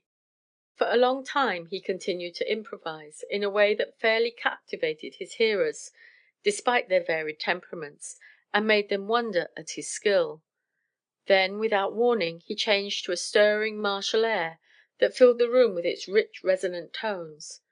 There was a fugue, a wonderful finale, and while the concluding notes rang in their ears, the old man laid his violin in his lap, leaned back against the cushions, and heaved a deep sigh. They forbore disturbing him for a while. How strange it seemed that this really talented musician should be banished to a wilderness while still possessing power to stir the souls of men with his marvelous execution. Truly he was a maestro, as he had said, a genius whose star had risen, flashed across the sky, and suddenly faded, leaving his future a blank. Wampus moved uneasily in his chair. "I like to know something," he remarked. Dan'l roused himself and turned to look at the speaker. "You have one bad eye," continued Wampus reflectively. "What make him so? You stick violin bow in eye some day?" "No," grunted Dan'l. "Bad eye he no make himself," persisted the little chauffeur. "What make it, then?" For a moment there was an awkward silence. The girls considered this personal inquiry offensive, and regretted admitting Wampus to the room. But after a time the old German answered the question, quietly and in a half amused tone. "Can you not guess?" he said. "Herr Gabbert hurt mine eye." "Oh!" exclaimed Wampus, nodding approvingly. "You fight duel with him? Of course. It must be." "I have one goot eye left, however," continued Dan'l. "It will do me very well. There is not much to see out here." "I know," said Wampus. "But Herr Gabbert, what happened to him?" Again there was a pause. Then the German said slowly: "I am not rich, but every year I send a little money to Stuttgart to put some flowers on Herr Gabbert's grave." The chauffeur's face brightened. He got up from his chair and solemnly shook Dan'l's hand. "You are great musician," he announced. "You can believe it, for it is true. And you have shake the hand of great chauffeur. I am Wampus." Dan'l did not answer. He had covered his good eye with his hand. Chapter 16. The Lodging at Spotville. "Wake up, Patsy! I smell coffee," called Beth, and soon the two girls were dressed and assisting Myrtle to complete her toilet. Through the open windows came the cool, fragrant breath of morning. The sky was beginning to blush at the coming of the sun. "To think of our getting up at such unearthly hours!" cried Patsy, cheerfully. "But I don't mind it in the least, Beth. Do you?" "I love the daybreak," returned Beth, softly. "We've wasted the best hours of morning abed, Patsy, these many years." "But there's a difference," said Myrtle, earnestly. "I know the daybreak in the city very well. For nearly all my life I have had to rise in the dark in order to get my breakfast and be at work on time. It is different from this, I assure you, especially in winter, when the chill strikes through to your bones. Even in summer time the air of the city is overheated and close, and the early mornings cheerless and uncomfortable. Then I think it is best to stay in bed as long as you can, if you have nothing else to do. But here, out in the open, it seems a shame not to be up with the birds, to breathe the scent of the fields and watch the sun send his heralds ahead of him to proclaim his coming, and then climb from the bottomless pit into the sky and take possession of it." "Why, Myrtle!" exclaimed Patsy, wonderingly. "What a poetic notion! How did it get into your head, little one?" Myrtle's sweet face rivaled the sunrise for a moment. She made no reply, but only smiled pathetically. Uncle John's knock upon the door found them ready for breakfast, which old Dan'l had skillfully prepared in the tiny kitchen, and now placed upon a round table set out upon the porch. By the time they had finished the simple meal, Wampus had had his coffee and prepared the automobile for the day's journey. A few minutes later they said good bye to the aged musician and took the trail that led through Spotville. The day's trip was without event. They encountered one or two Indians on the way, jogging slowly along on their shaggy ponies, but the creatures were mild and inoffensive. The road was fairly good and they made excellent time, so that long before twilight Spotville was reached and the party had taken possession of the one small and primitive hotel the place afforded. It was a two-story, clapboard building, the lower floor being devoted to the bar and dining room, while the second story was divided into box-like bedrooms, none too clean and very cheaply furnished. "I imagine we shall find this place the limit," remarked Uncle John, ruefully. "But surely we shall be able to stand it for one night," he added, with a philosophical sigh. "Want meat for supper?" asked the landlord, a tall, gaunt man who considered himself dressed when he was in his shirt sleeves. "What kind of meat?" inquired Uncle John, cautiously. "Can give you fried pork or jerked beef. Hammer all out and the chickens is beginning to lay." "Eggs?" "Of course, stranger. That's the only thing Spotville chickens lay nowadays. I s'pose where you come from they lay biscuits and pork chops." "No, doorknobs sometimes," said Mr. Merrick, "but seldom pork chops. Let's have eggs, and perhaps a little fried pork to go with them. Any milk?" "Canned or fresh?" "Fresh preferred." The landlord looked at him steadily. "You've come a long way, stranger," he said, "and you must 'a' spent a lot of money, here and there. Are you prepared to pay for that order in solid cash?" Uncle John seemed startled, and looked at the Major, who smiled delightedly. "Are such things expensive, sir?" the latter asked the landlord. "Why, we don't eat 'em ourselves, and that's a cold fact. Eggs is eggs, and brings 40 cents a dozen to ship. There's 7 cows in town and 40 on babies, so you can figure what fresh milk's worth." "Perhaps," said Uncle John, mildly, "we can stand the expense, if we don't rob the babies." "Don't worry 'bout that. The last autymobble folks that came this way got hot because I charged 'em market prices for the truck they et. So I'm jest inquirin' beforehand, to save hard feelin's. I found out one thing 'bout autymobble folks since I've been runnin' this hotel, and that is that a good many is ownin' machines they ought to be payin' their bills instead of buyin' gasoline." The Major took him aside. He did not tell the cautious landlord that Mr. Merrick was one of the wealthiest men in America, but he exhibited a roll of bills that satisfied the man his demands would be paid in full. The touring party feasted upon eggs and fresh milk, both very delicious, but accompanied by odds and ends of food not so palatable. The landlord's 2 daughters, sallow, sunken-cheeked girls, waited on the guests, and the landlord's wife did the cooking. Beth, Patsy and Myrtle retired early, as did Uncle John. The Major, smoking his bedtime cigar, as he called it, strolled out into the yard and saw Wampus seated in the automobile, also smoking. "We get an early start to morrow, Wampus," said the Major. "Better get to bed." "Here is my bed," returned the chauffeur, quietly. "But there's a room reserved for you in the hotel." "I know. I don't want him. I sleep me here." The Major looked at him reflectively. "Ever been in this town before, Wampus?" he asked. "No, sir, but I've been in other towns like him, and know this kind of hotel." "Then why do I sleep in front seat of motor car?" "Because you were foolish, I suppose, being born that way and unable to escape your heritage. For my part, I shall sleep in a bed, like a Christian," said the Major, rather testily. "Even Christian cannot sleep sometime," returned Wampus, leaning back in his seat and puffing a cloud of smoke into the clear night air. "For me, I am good Christian, but I am not martyr." "What do you mean by that?" demanded the Major. "Do you sometime gamble?" inquired Wampus, softly. "Not often, sir." "But sometime? Ah! Then I make you a bet. I bet you $10 to 1 cent you not sleep in your bed to night." The Major coughed. Then he frowned. "Is it so bad as that?" he asked. "I think he is." "I do not believe it!" exclaimed Major Doyle. "This hotel isn't what you might call first class, and can't rank with the Waldorf Astoria, but I imagine the beds will be very comfortable." "Once," said Wampus, "I have imagination, too. Now I have experience, so I sleep in automobile." The Major walked away, with an exclamation of impatience. He had never possessed much confidence in the Canadian's judgment, and on this occasion he considered the fellow little wiser than a fool. Wampus rolled himself in a rug, and was about to stretch his moderate length upon the broad double seat when a pattering of footsteps was heard and Beth came up to the car. She was wrapped in a dark cloak, and carried a bundle of clothing under one arm and her satchel in the unoccupied hand.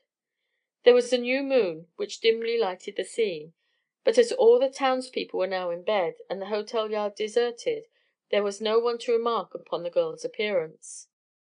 "Wampus," she said, "let me into the limousine, please. The night is so perfect I've decided to sleep here in the car." The chauffeur jumped down and opened the door. "One moment and I make up the beds for all," he said. "Never mind that," Beth said. "The others are all asleep, I'm sure." Wampus shook his head. "They all be here pretty soon," he predicted, and proceeded to deftly prepare the interior of the limousine for the expected party. When Beth had entered the car, Wampus pitched the lean to tent and arranged the cots as he was accustomed to do when they camped out. Scarcely had he completed this task when Patsy and Myrtle appeared. They began to explain their presence, but Wampus interrupted them, saying: "All right, Miss Patsy and Miss Myrtle, your beds he made up and Miss 'Lizbeth already asleep in him." So they crept inside with sighs of relief, and Wampus had just mounted to the front seat again and disposed himself to rest when Uncle John trotted up, clad in his trousers and shirt, with the balance of his apparel clasped in his hands. He looked at the tent with pleased approval. "Good boy, Wampus!" he exclaimed. "That room they gave me is an inferno. I'm afraid our young ladies won't sleep a wink." "Oh, yes," returned Wampus, with a nod. "All three now inside car, safe and happy." "I'm glad of it. How is your own room, Wampus?" "I have not seen him, sir, but I have suspect him, so I sleep here." "You are a wise chauffeur, a rare genus." "In other words?" "Good night, Wampus. Where's the Major?" Wampus chuckled. "In hotel, sir. Do the Major swear sometime?" Uncle John crept under the tent. "If he does," he responded, "he's swearing this blessed minute. Anyhow, I'll guarantee he's not asleep." Wampus again mounted to his perch. "No use my try to sleep till Major he come," he muttered, and settled himself to wait. It was not long. Presently someone approached on a run, and a broad grin overspread the chauffeur's features. The Major had not delayed his escape long enough to don his trousers even. He had grabbed his belongings in both arms and fled in his blue and white striped undergarments. Wampus leaped down and lifted the flap of the tent. The Major paused long enough in the moonlight to stare at the chauffeur and say sternly: "If you utter one syllable, you rascal, I'll punch your head." Wampus was discreet. He said not a word. Chapter 17 Yellow Poppies "So this is California!" exclaimed Patsy, gleefully, as the automobile left Parker and crossed the Arizona line. "But it doesn't look any different," said Myrtle, peering out of the window. "Of course not," observed Uncle John. "A state boundary is a man-made thing and doesn't affect the country a bit. We've just climbed a miniature mountain back in Arizona, and now we must climb a mate to it in California. But the fact is, we've entered at last the land of enchantment, and every mile now will bring us nearer and nearer to the roses and sunshine." "There's sunshine here now," declared the Major. "We've had it right along, but I haven't seen the roses yet, and a pair of ear muffs wouldn't be uncomfortable in this cutting breeze." "The air is rather crisp," admitted Uncle John. "But we're still in the mountainous district, and Haggerty says—" The Major coughed derisively, and Mumbles barked and looked at Uncle John sagaciously. "Haggerty says—" "Is that a rabbit or a squirrel? Something has caught the eye of our Mumbles," interrupted the Major, pointing vaguely across the mesa. "Haggerty says—" "I wonder if Mumbles could catch 'em," remarked the Major, with complacence. "He says that every mile we travel brings us nearer the scent of the orange blossoms and the glare of the yellow poppies," persisted Uncle John. "You see, we've taken the southern route, after all, for soon we shall be on the Imperial Road, which leads to San Diego, in the heart of the gorgeous Southland." "What is the Imperial Road?" asked Beth. "The turnpike through Imperial Valley. Said to be the richest bit of land in all the world, not excepting the famous Nile banks of Egypt. There is no railway there yet, but the valley is settling very fast, and Haggerty says—" "How remarkable!" exclaimed the Major, gazing straight ahead. And again Mumbles, curled in Patsy's lap, lifted his shaggy head and gave a wailing bark. Uncle John frowned, but was loyal to Haggerty. "He says that if America was now unknown to all the countries of the world, Imperial would soon make it famous. They grow wonderful crops there, strawberries and melons the year round, as well as all the tropical and semi-tropical fruits and grains, flowers and vines known to any country yet discovered." "Do we go to Imperial?" asked Myrtle, eagerly. "I think not, my dear. We just skirt the edge of the valley. It's rather wild and primitive there yet, for although many settlers are flocking to that favored district, Imperial is large enough to be an empire by itself. However, we shall find an ideal climate in Coronado, by the edge of the blue Pacific, and there at Los Angeles we shall rest from our journey and get acquainted with the wonders of the Golden State. Has this trip tired you, girls?" "Not me," answered Beth, promptly. "I've enjoyed every mile of the way." "And so have I," added Patsy, "except perhaps the adventure with the remittance men. But I wouldn't care to have missed even that, for it led to our acquaintance with old Dan'l." "For my part," said Myrtle, softly, "I've been in a real fairyland. It has seemed like a dream to me, all this glorious journey, and I shall hate to wake up, as I must in time." "Don't worry just yet about the awakening, dear," returned Patsy, leaning over to kiss her little friend. "Just enjoy it while you can. If fairylands exist, they were made for just such as you, Myrtle." "One of the greatest marvels of our trip," said the Major, with a smile, "is the improvement of our dear little invalid. It isn't the same Myrtle who started out with us, believe me. Can't you all see the change?" "I can feel it," returned Myrtle, happily. "And don't you notice how well I walk, and how little use I have now for the crutches?" "And can you feel the rosy cheeks and bright eyes, too?" asked Uncle John, regarding her with much satisfaction. "The trip was just the thing for Myrtle," added Patsy. "She has grown stronger every day, but she is not quite well yet, you know, and I depend a good deal upon the genial climate of California to insure her complete recovery." Uncle John did not reply. He remembered the doctor's assertion that a painful operation would be necessary to finally restore Myrtle to a normal condition, and his kindly heart disliked to reflect upon the ordeal before the poor girl. Haggerty proved a prophet after all. Each mile they covered opened new vistas of delight to the eager travelers. The air grew more balmy as they left the high altitudes and came upon the level country to the north of the San Bernardino range of mountains. Nor was it long before they sighted Imperial and sped through miles of country carpeted with the splendid yellow poppies which the state has adopted as the emblems of California. And behind this golden robe loomed the cotton fields of Imperial, one of the most fascinating sights the traveler may encounter. They made a curve to the right here, and headed northerly until they came to Salton. Skirting the edge of the curious Salton Sea, they now headed directly west towards Escondido, finding the roads remarkably good and for long stretches as smooth and hard as an asphalt boulevard. The 3 days it took them to cross the state were days of wonder and delight. It was not long before they encountered the roses and carnations growing on every side which the Major had persistently declared to be mythical. "It seems all wrong," asserted Patsy's father moodily, "for such delicate flowers to be growing out of doors in midwinter. And look at the grass! Why, the seasons are changed about. It's springtime just now in California." "The man at the last stop we made told me his roses bloomed the year round," said Patsy. "And just smell the orange blossoms, will you? Aren't they sweet, and don't they remind you of brides?" From Escondido it was a short run to the sea, and their first glimpse of the majestic Pacific was from a high bluff overhanging the water. From this point the road ran south to San Diego, skirting the coast along a mountain trail that is admitted to be one of the most picturesque rides in America. Descending the hills as they neared San Diego, they passed through fields of splendid wild flowers, so extensive and beautiful that our girls fairly gasped in wonder.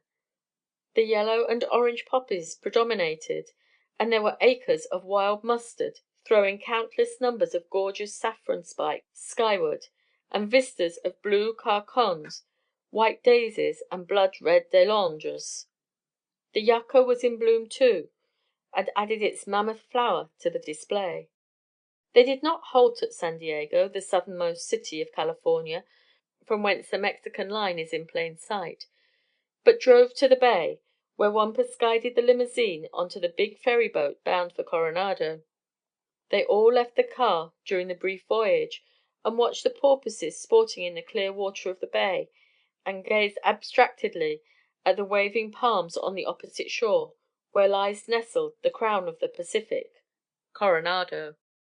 Chapter 18 The Silent Man Even the Major smiled benignantly when he reached his appointed room in the magnificent Hotel del Coronado, which is famed throughout the world.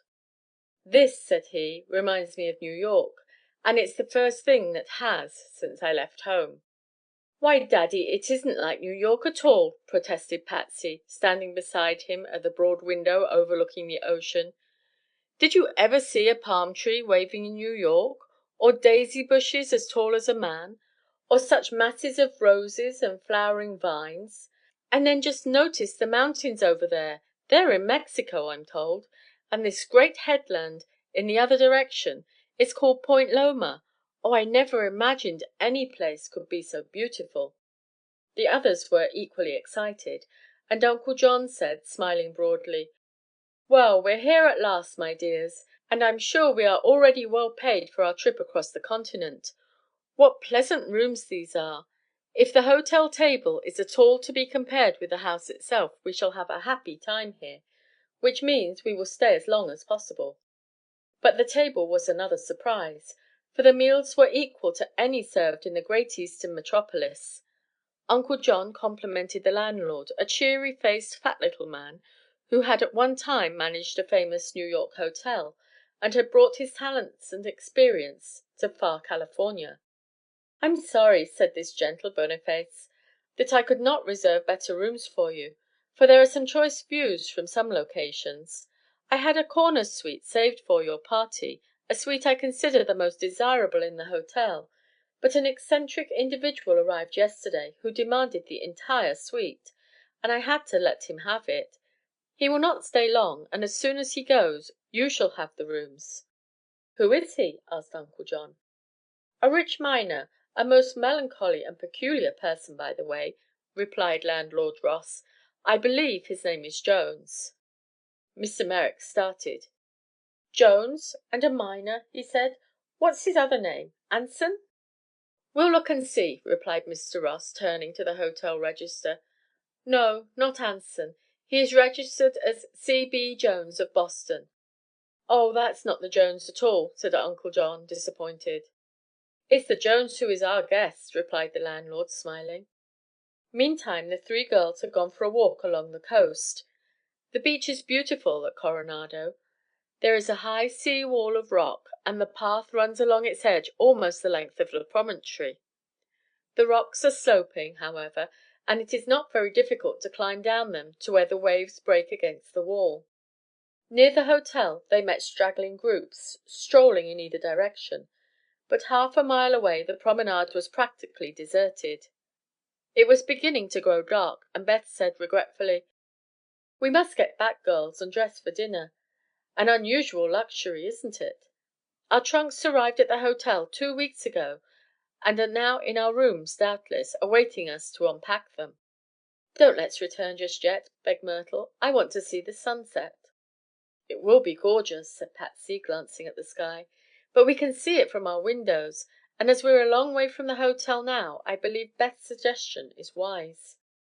So they began to retrace their steps. Myrtle still walked with some difficulty, and they had not proceeded far when Beth exclaimed: "Look at that man down there!" Her companions followed her direction and saw standing upon a huge pile of rocks at the water's edge a slight, solitary figure. Something in the poise, as he leaned forward staring at the darkened waves, for the sun was low and cast shadows aslant the water, struck Myrtle as familiar. "Oh, girls!" she exclaimed. "It's the Grand Canyon man!" "Why, I believe it is," agreed Patsy. "What is he doing?" "Nothing," said Beth, briefly. "But he is going to do something, I think." While they stared at him from their elevation the man straightened an instant and cast a hasty glance on either side. The place seemed to him deserted, for he failed to observe the group of three intently watching his motions from the high bank overhead. Next moment he turned back to the water and leaned over the edge of rock again. "Don't!" cried Myrtle, her clear voice ringing over the lap of the waves. "Please don't!" He swung around and turned his gaunt features upward to where the young girl leaned upon her crutches with clasped hands and a look of distress upon her sweet face. "Don't!" she repeated, pleadingly. He passed his hand over his eyes with a very weary gesture and looked at Myrtle again, this time quite steadily. She was trembling in every limb and her cheeks were white with fear. Slowly, very slowly, the man turned and began to climb the rocks, not directly upward to where the girls stood, but diagonally, so as to reach the walk some distance ahead of them. They did not move until he had gained the path and turned toward the hotel. Then they followed and kept him in sight until he reached the entrance to the court and disappeared within. "I wonder," said Patsy, as they made their way to their rooms, "whether he really was thinking of plunging into the ocean, or whether that time at the Grand Canyon he had a notion of jumping into the chasm." "If so," added Beth, "Myrtle has saved his life twice. But she can't always be near to watch the man, and if he has suicidal intentions he'll make an end of himself sooner or later, without a doubt." "Perhaps," said Myrtle, hesitatingly. "I am quite wrong, and the strange man had no intention of doing himself an injury. But each time I obeyed an impulse that compelled me to cry out, and afterward I have been much ashamed of my forwardness." They did not see the melancholy man at dinner, but afterward in the spacious lobby they discovered him sitting in a far corner reading a magazine. He seemed intent on this occupation and paid no attention to the life around him. The girls called Uncle John's attention to him, and Mr. Merrick at once recognized him as the same individual they had met at the Grand Canyon. "But I am not especially pleased to encounter him again," he said with a slight frown, "for, if I remember aright, he acted very rudely to Myrtle and proved unsociable when I made overtures and spoke to him." "I wonder who he is," mused Patsy, watching the weary, haggard features as his eyes slowly followed the lines of his magazine. "I'll inquire and find out," replied her uncle. The cherubic landlord was just then pacing up and down the lobby, pausing here and there to interchange a word with his guests. Uncle John approached him and said: "Can you tell me, Mr. Ross, who the gentleman is in the corner?" The landlord looked around the corner and smiled. "That," said he, "is the gentleman we spoke of this afternoon, Mr. C. B. Jones, the man who usurped the rooms intended for you." "Rooms?" repeated Uncle John. "He has a large party, then?" "He is alone. That is the queer part of it," returned the landlord. "Nor has he much baggage. But he liked the suite, a parlor with 5 rooms opening out of it, and insisted upon having them all, despite the fact that it is one of the most expensive suites in the hotel. I said he was eccentric, did I not?" "You were justified," said Mr. Merrick, thoughtfully. "Thank you, sir, for the information." Even as he rejoined the girls, who were seated together upon a broad divan, the man arose, laid down his magazine and came slowly down the room, evidently headed for the elevator. But with a start he recognized the girl who had accosted him on the beach, and the others with her, and for an instant came to a full stop before the group, his sad eyes fixed intently upon Myrtle's face. The situation was a bit awkward, and to relieve it Uncle John remarked in his cheery voice: "Well, Mr. Jones, we meet again, you see." The man turned slowly and faced him, then bowed in a mechanical way and proceeded to the elevator, into which he disappeared. Naturally Uncle John was indignant. "Confound the fellow!" he exclaimed. "He's worse'n a bore. But perhaps his early education was neglected." "Did you call him Mr. Jones, sir?" asked Myrtle in a voice that trembled with excitement. "Yes, my dear, but it is not your Uncle Anson. I've inquired about him. The Joneses are pretty thick wherever you go, but I hope not many are like this fellow." "Something's wrong with him," declared Patsy. "He's had some sad bereavement, a great blow of some sort, and it has made him somber and melancholy. He doesn't seem to know he acts rudely. You can tell by the man's eyes that he is unhappy." "His eyes have neither color nor expression," remarked Beth. "At his best Mr. Jones must have been an undesirable acquaintance." "You can't be sure of that," returned Patsy, "and I'm positive my theory is correct. More and more am I inclined to agree with Myrtle that he is disgusted with life and longs to end it." "Let him, then," retorted Uncle John. "I'm sure such a person is of no use to the world, and if he doesn't like himself he's better out of it." That kindly Mr. Merrick should give vent to such a heartless speech proved how much annoyed he had been by Mr. Jones's discourtesy. "He might be reclaimed and comforted," said Myrtle softly. "When I think of the happiness you have brought into my life, sir, I long to express my gratitude by making someone else happy." "You're doing it, little one," he answered, pinching her cheek. "If we've brought a bit of sunshine into your life we've reaped an ample reward in your companionship. But if you can find a way to comfort that man Jones, and fetch him out of his dumps, you are certainly a more wonderful fairy than I've given you credit for." Myrtle did not reply to this, although it pleased her. She presently pleaded weariness and asked permission to return to her room. Beth and Patsy wanted to go into the great domed ballroom and watch the dancing, so Myrtle bade them good night and ascended by the elevator to her floor. Chapter 19 3 Times Softly stepping over the thick carpets, which deadened the sound of the crutches, now becoming scarcely necessary to her, the young girl passed along the corridor, passing angles and turns innumerable on her way to her room. Some erratic architect certainly concocted the plan of the Hotel del Coronado. It is a very labyrinth of passages connecting its 900 rooms, and one has to have a good bump of location to avoid getting lost in its mazes. Near one of the abrupt turns a door stood ajar, and in passing Myrtle glanced in, and then paused involuntarily. It was a small parlor, prettily furnished, and in a big chair reclined a man whose hands were both pressed tight against his face, thus covering it completely. But Myrtle knew him. The thin frame, as well as the despairing attitude, marked him as the man who had come so strangely into her life, and whose personality affected her so strangely. She now stood in the dimly lighted corridor, looking in upon him with infinite pity, and as she looked her glance fell upon the table beside him, where something bright glittered beneath the electric lamps. Her heart gave a sudden thump of mingled fear and dismay. She knew intuitively what that something was. "Let him," Uncle John had said, but Myrtle instantly determined not to let him. She hesitated a moment, but seeing the man remained motionless, his eyes still covered, as if lost to all his surroundings, she softly crept forward and entered the room. She held the crutches under her arms, but dared not use them for fear of making a noise. Step by step she stole forward until the table was within reach. Then she stretched out her hand, seized the revolver, and hid it in the folds of her blouse.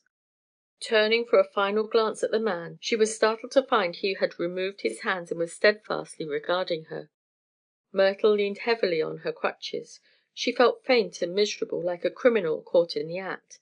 As her eyes fell before the intent gaze, her face turned scarlet with humiliation and chagrin.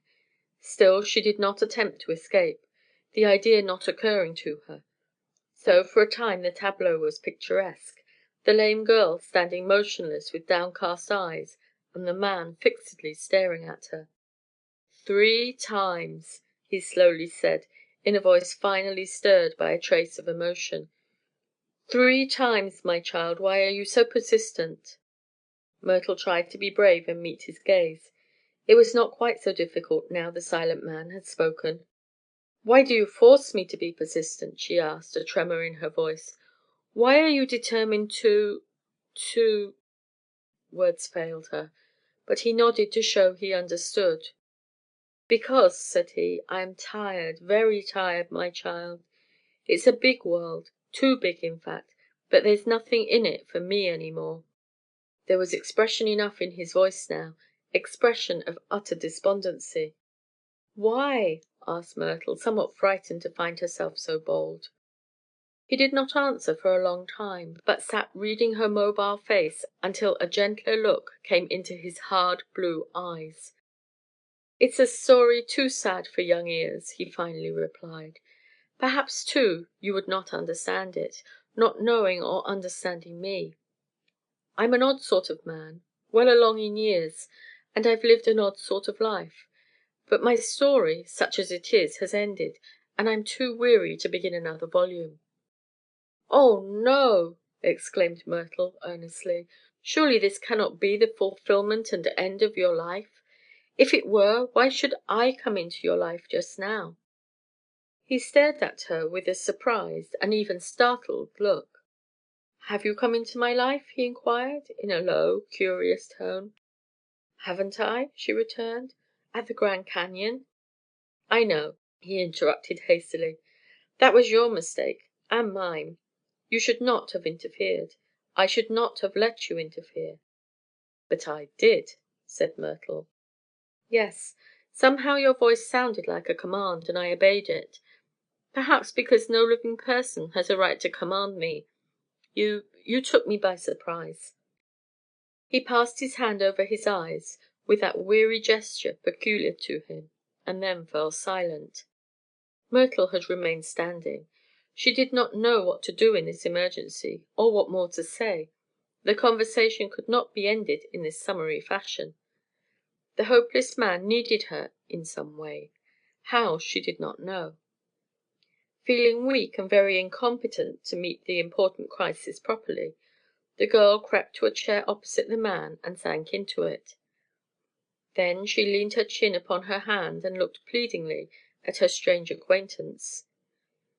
He met her eyes frankly. The hard look in his own seemed to have disappeared, dispelled by a sympathy that was new to him. And so they sat, regarding one another silently, yet musingly, for a long time. "I wish," said Myrtle once in her softest, sweetest tones, "I could help you. Someone helped me when I was in great trouble, so I want to help you."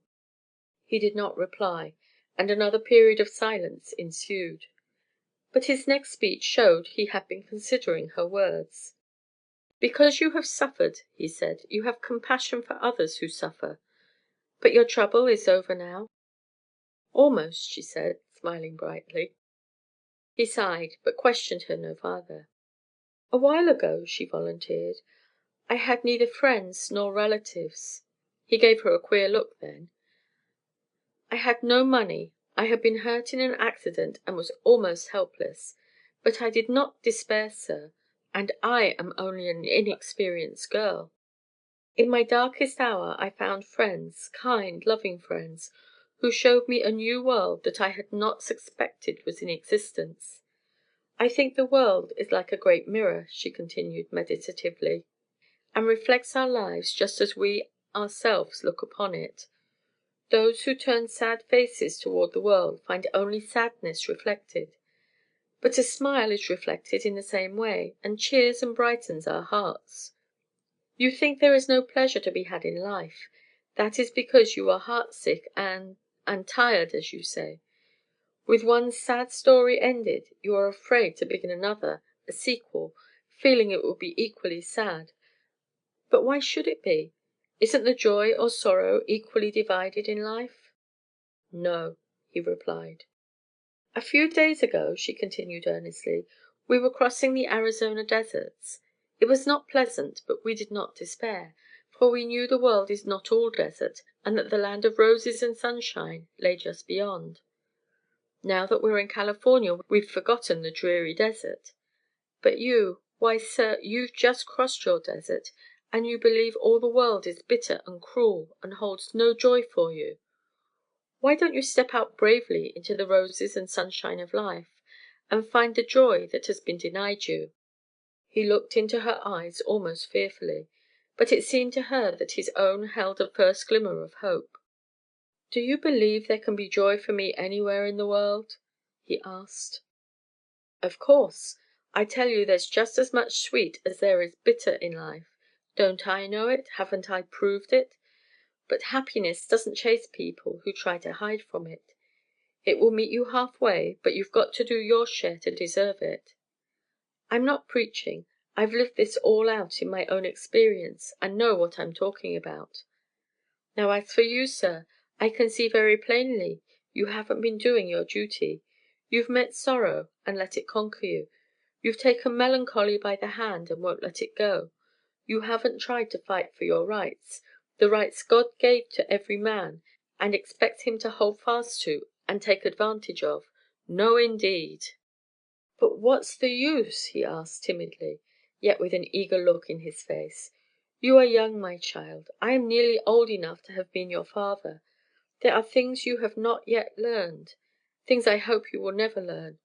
An oak may stand alone in a field and be lonely because it cannot touch boughs with another. A flower may bloom alone in a garden, and wither and die for want of companionship. God's wisdom grouped every living thing. He gave Adam a comrade. He created no solitary thing. But see, my child, although this world contains countless thousands, there is not one among them I may call my friend." "Oh, yes, just one," said Myrtle quickly. "I am your friend. Not because you want me, but because you need me, and that's a beginning, isn't it?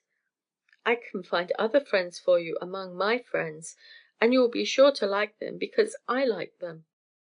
This naive suggestion did not affect him as much as the fact that this fair young girl had confessed herself his friend. He did not look at Myrtle now.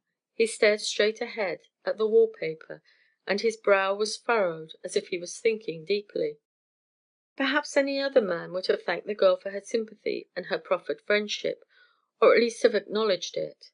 But not so this queer Mr. Jones. Eccentric indeed, as the shrewd landlord had described him. Nor did Myrtle seem to expect an acknowledgment. It was enough that her speech had set him thinking along new lines. He sat musing for so long that she finally remembered it was growing late, and began to fear Patsy and Beth would seek their rooms, which connected with her own, and find her absent. That would worry them. So at last she rose softly, took her crutches, and turned to go. "Good night, my friend," she said. "Good night, my child," he answered, in a mechanical tone, without rousing from his abstraction. Myrtle went to her room and found it was not so late as she had feared. She opened a drawer and placed the revolver in it, not without a little shudder. "At any rate," she murmured, with satisfaction, "he will not use this to night." Chapter 20 On Point Loma Next morning a beautiful bunch of roses was brought to Myrtle's room, roses so magnificent that it seemed impossible they could be grown out of doors. But there are few hothouses in California, and the boy who brought the flowers confided to her the information that they were selected from more than 500 blooms. She ran to show them to Patsy and Beth, who were amazed not only by the roses, but by the fact that the queer Mr. Jones had sent them to Myrtle. There was no card or note accompanying the gift, but after the younger girl had related her conversation with Mr. Jones the previous evening, they could not doubt but he had sent the flowers. "Perhaps," reflected Patsy, "we have been misjudging him. I never beheld such a stolid, unimpressive countenance in my life. But the man must have a soul of some sort, or he would not think of sending flowers to his new friend." "It's a pretty idea," said Beth. "He wanted to assure Myrtle that he appreciated her kindness." "I'm sure he likes me," declared Myrtle, simply. "He wasn't a bit cross when I ran in and took away his pistol, or when I preached to him. I really gave him a good talking to, and he didn't object a bit." "What he needs," commented Beth, "is to get away from himself and mingle with people more. I wonder if we could coax him to join us in our ride to Point Loma." "Would we care to ask him?" said Patsy. "He's as sour and crabbed in looks as he is in disposition, and has treated Uncle John's advances shamefully. I'd like to help Myrtle bring the old fellow back to life, but perhaps we can find an easier way than to shut him up with us in an automobile." "He wouldn't go, I'm sure," declared Myrtle. "He has mellowed a very little, as these roses prove. But he treated me last night just as he does Mr. Merrick, even after our conversation. When I said good night I had to wait a long time for his answer. But I'd like you to meet him and help cheer him up. So please let me introduce him, if there's a chance, and do be nice to him." "I declare," cried Patsy, laughing, "Myrtle has assumed an air of proprietorship over the sad one already." "She has a right to, for she saved his life," said Beth. "3 times," Myrtle added proudly. "He told me so himself." Uncle John heard the story of Myrtle's adventure with considerable surprise, and he too expressed a wish to aid her in winning Mr. Jones from his melancholy mood. "Every man is queer in one way or another," said he, "and I'd say the women were, too, if you females were not listening. I also imagine a very rich man has the right to be eccentric if it pleases him."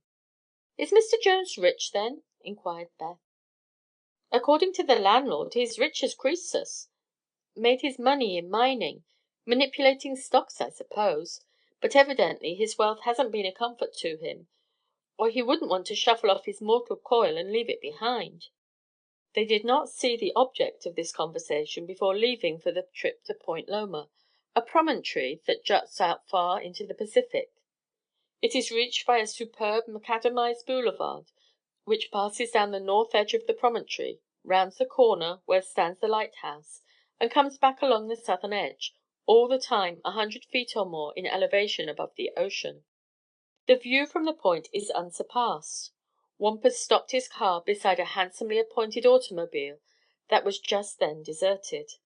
"Someone is here before us," remarked Patsy, "but that is not strange. The wonder is that crowds are not here perpetually." "It is said," related the Major, who had really begun to enjoy California, "that the view from this point includes more varied scenery than any other that is known in the world. Here we see the grand San Bernardino range of mountains, the Spanish Bight on the Mexican shore, the pretty city of San Diego climbing its hills, with the placid bay in front, where float the warships of the Pacific Squadron, the broad stretch of orange and lemon groves, hedged with towering palm trees, Santa Catalina and the Coronado Islands, the blue Pacific rolling in front, and rugged Loma with its rocky cliffs behind. What more could we ask to see from any one viewpoint? Don't forget the monster hotel, with its 100 towers and gables, dominating the strip of land between the bay and the ocean," added Beth. "How near it seems, and yet it is many miles away." Someone had told them that moonstones were to be found on the beach at the base of the cliff, so they all climbed down the steep path, followed by Mumbles, who had not perceptibly grown in size during the trip, but had acquired an adventurous disposition which, coupled with his native inquisitiveness, frequently led him into trouble. Now, when they had reached the narrow beach, Mumbles ran ahead, passed around the corner of a cliff that almost touched the water, and was presently heard barking furiously. "Sounds as if he scented game," said Patsy. "A turtle, perhaps, or a big fish washed ashore," suggested the Major. But now the small dog's voice changed suddenly and became a succession of yelps expressing mingled pain and terror. "Oh, he's hurt!" cried Myrtle, and they all hurried forward, Uncle John leading them on a run, and passed around the big rock to rescue their pet. Someone was before them, however. The foolish dog had found a huge crab in the sand and, barking loudly, had pushed his muzzle against the creature, with the result that the crab seized his black nose in a gripping claw and pinched as hard as it was able.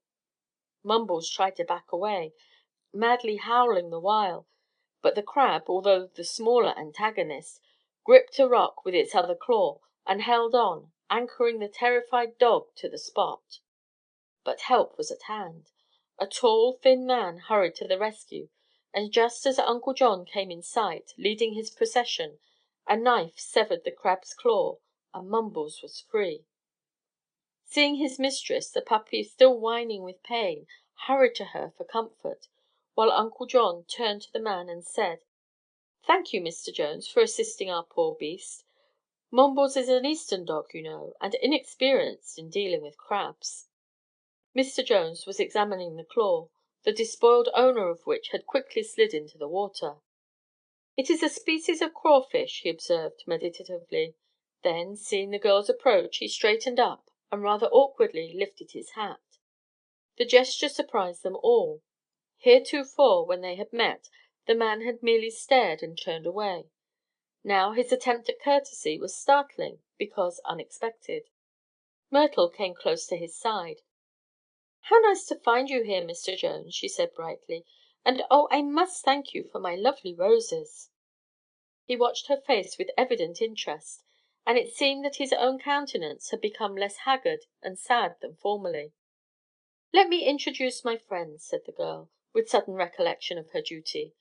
"This is Mr. Merrick, my good friend and benefactor, and this is Major Doyle and his daughter Miss Patricia Doyle, both of whom have the kindest hearts in the world.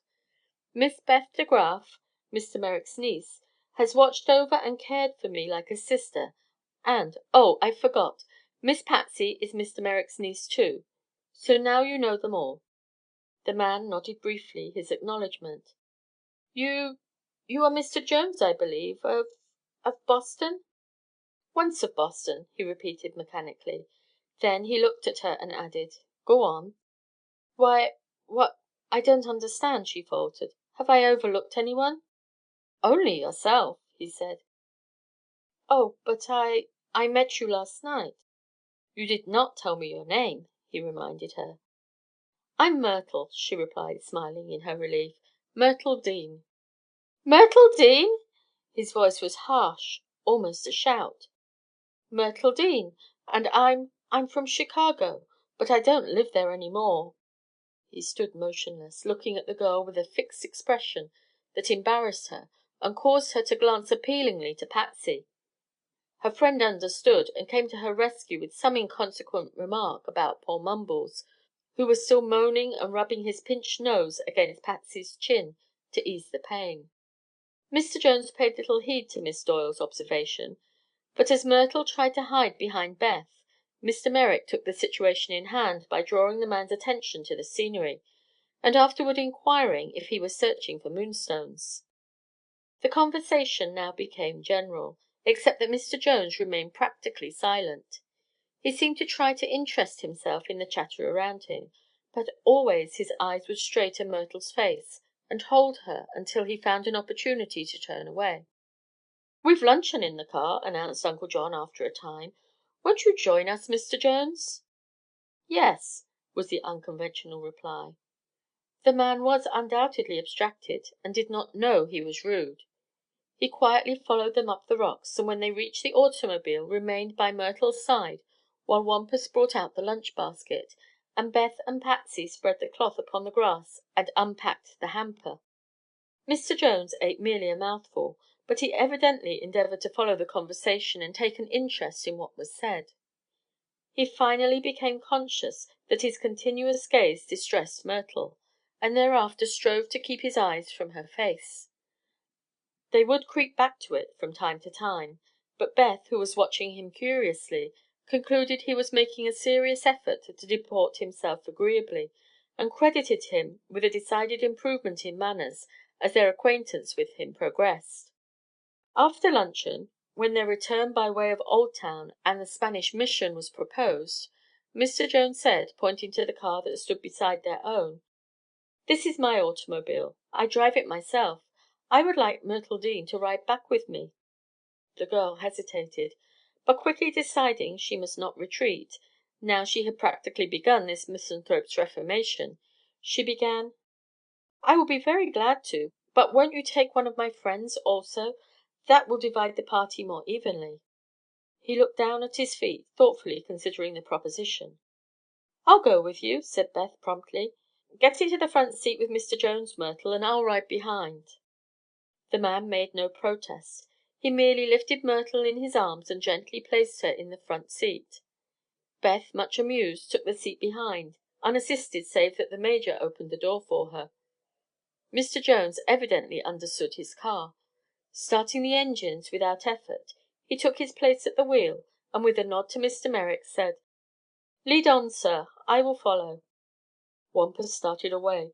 He was displeased with the other car. It did not suit him at all, and aside from the fact that the sour-faced individual who owned it had taken away two of Wampus's own passengers, the small, shaggy Mumbles, who had been the established companion of Uncle John's chauffeur throughout the long journey, suddenly deserted him. He whined to go with the other car, and when Patsy lifted him aboard he curled down beside the stranger as if thoroughly satisfied. Patsy knew why, and was amused that Mumbles showed his gratitude to Mr. Jones for rescuing him from the crab.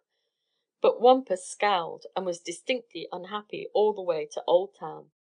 "Him mebbe fine gentleman," muttered the Canadian to the Major, "but if so he make a disguise of it. Once I knew a dog thief who resemble him. But perhaps Mumble he safe as long as Miss Myrtle and Miss Beth they with him." "Don't worry," said the Major consolingly. "I'll keep my eyes on the rascal. But he's a fine driver, isn't he?" "Oh, that!" retorted Wampus scornfully. "Such little cheap car like that he drive himself." At Oldtown Mr. Jones left them, saying he had been to the Mission and did not care for it. But as he drove his car away there was a gentler and more kindly expression upon his features than any of them had ever seen there before, and Myrtle suspected her charm was working and the regeneration really begun. Chapter 21 A Tale of Woe. That evening after dinner, as Mr. Merrick sat alone in the hotel lobby, the girls having gone to watch the Major bowl tenpins, Mr. Jones approached and sat down in the chair beside him. Uncle John greeted the man with an attempt at cordiality. He could not yet bring himself to like his personality, but on Myrtle's account, and because he was himself generous enough to wish to be of service to anyone so forlorn and unhappy, he treated Mr. Jones with more respect than he really thought he deserved. "Tell me, Mr. Merrick," was the abrupt request, "where you found Myrtle Dean." Uncle John told him willingly. There was no doubt but Myrtle had interested the man. "My girls found her on the train between Chicago and Denver," he began. "She was on her way to join her uncle in Leadville." "What is her uncle's name?" "Anson Jones. But the child was almost helpless, ill and without friends or money. She was not at all sure her uncle was still in Leadville, in which case she would be at the mercy of a cold world. So I telegraphed and found that Anson Jones had been gone from the mining camp for several months. Do you know, sir, I at first suspected you might be the missing uncle, for I heard you were a miner, and found that your name is Jones. But I soon discovered you are not Anson Jones, but C.B. Jones, which alters the case considerably." Mr. Jones nodded absently. "Tell me the rest," he said. Uncle John complied. He related the manner in which Beth and Patsy had adopted Myrtle, the physician's examination and report upon her condition, and then told the main points of their long but delightful journey from Albuquerque to San Diego in the limousine. "It was one of the most fortunate experiments we have ever tried," he concluded, "for the child has been the sweetest and most agreeable companion imaginable, and her affection and gratitude have amply repaid us for anything we have done for her. I am determined she shall not leave us, sir. When we return to New York I shall consult the best specialist to be had, and I am confident she can be fully cured and made as good as new." The other man had listened intently, and when the story was finished he sat silent for a time, as if considering and pondering over what he had heard. Then, without warning, he announced quietly, "I am Anson Jones." Uncle John fairly gasped for breath. "You, Anson Jones!" he exclaimed. Then, with plausible suspicion, he added, "I myself saw that you are registered as C.B. Jones." "It is the same thing," was the reply. "My name is Collinson, but my family always called me Anson when I had a family, and by that name I was best known in the mining camps. That is what deceived you." "But, dear me, I don't believe Myrtle knows her uncle's name is Collinson." "Probably not. Her mother, sir, my sister, was my only remaining relative, the only person on earth who cared for me, although I foolishly believed another did. I worked for success as much on Kitty's account" Kitty was Myrtle's mother "as for my own sake. I intended some day to make her comfortable and happy, for I knew her husband's death had left her poor and friendless.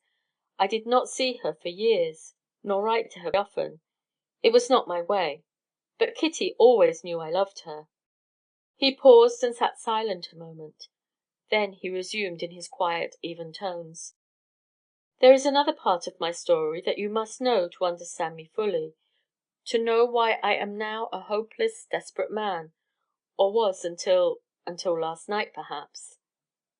Some years ago, when in Boston, I fell in love with a beautiful girl. I am nearly 50, and she was not quite 30, but it never occurred to me that I was too old to win her love, and she frankly confessed she cared for me.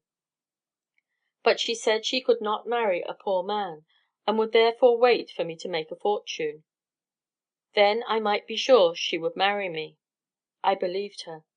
I do not know why men believe women. It is an absurd thing to do. I did it, but other men have been guilty of a like folly. Ah, how I worked and planned!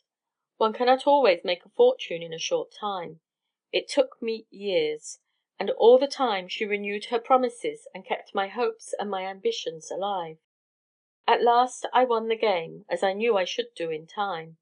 It was a big strike. I discovered the Blue Bonnet Mine, and sold a half interest in it for $1,000,000. Then I hurried to Boston to claim my bride. She had been married just 3 months, after waiting, or pretending to wait, for me for nearly 10 years. She married a poor lawyer, too, after persistently refusing me because I was poor. She laughed at my despair, and coldly advised me to find someone else to share my fortune." He paused again, and wearily passed his hand over his eyes, a familiar gesture, as Myrtle knew. His voice had grown more and more dismal as he proceeded, and just now he seemed as desolate and unhappy as when first they saw him at the Grand Canyon. "I lived through it somehow," he continued, "but the blow stunned me. It stuns me yet. Like a wounded beast, I slunk away to find my sister, knowing she would try to comfort me. She was dead. Her daughter Myrtle, whom I had never seen, had been killed in an automobile accident. That was what her aunt, a terrible woman named Martha Dean, told me, although now I know it was a lie. told to cover her own baseness in sending an unprotected child to the far West to seek an unknown uncle. I paid Martha Dean back the money she claimed she had spent for Myrtle's funeral. That was mere robbery, I suppose, but not to be compared with the crime of her false report. I found myself bereft of sweetheart, sister, even an unknown niece. Despair claimed me. I took the first train for the West, dazed and utterly despondent. Some impulse led me to stop off at the Grand Canyon, and there I saw the means of ending all my misery. But Myrtle interfered. Uncle John, now thoroughly interested and sympathetic, leaned over and said solemnly, "The hand of God was in that." Mr. Jones nodded. "I am beginning to believe it," he replied. "The girl's face won me even in that despairing mood. She has Kitty's eyes." "They are beautiful eyes," said Uncle John earnestly. "Sir, you have found in your niece one of the sweetest and most lovely girls that ever lived. I congratulate you." Mr. Jones nodded again. His mood had changed again since they began to speak of Myrtle. His eyes now glowed with pleasure and pride. He clasped Mr. Merrick's hand in his own as he said with feeling, "She has saved me, sir. Even before I knew she was my niece I began to wonder if it would not pay me to live for her sake. And now—" "And now you are sure of it," cried Uncle John emphatically. "But who is to break the news to Myrtle?" "No one just yet," was the reply. "Allow me, sir, if you please, to keep her in ignorance of the truth a little longer. I only made the discovery myself to day, you see, and I need time to think it all out and determine how best to take advantage of my good fortune." "I shall respect your wish, sir," said Mr. Merrick. The girls came trooping back then, and instead of running away, Anson Jones remained to talk with them. Beth and Patsy were really surprised to find the sad one chatting pleasantly with Uncle John. The Major looked at the man curiously, not understanding the change in him.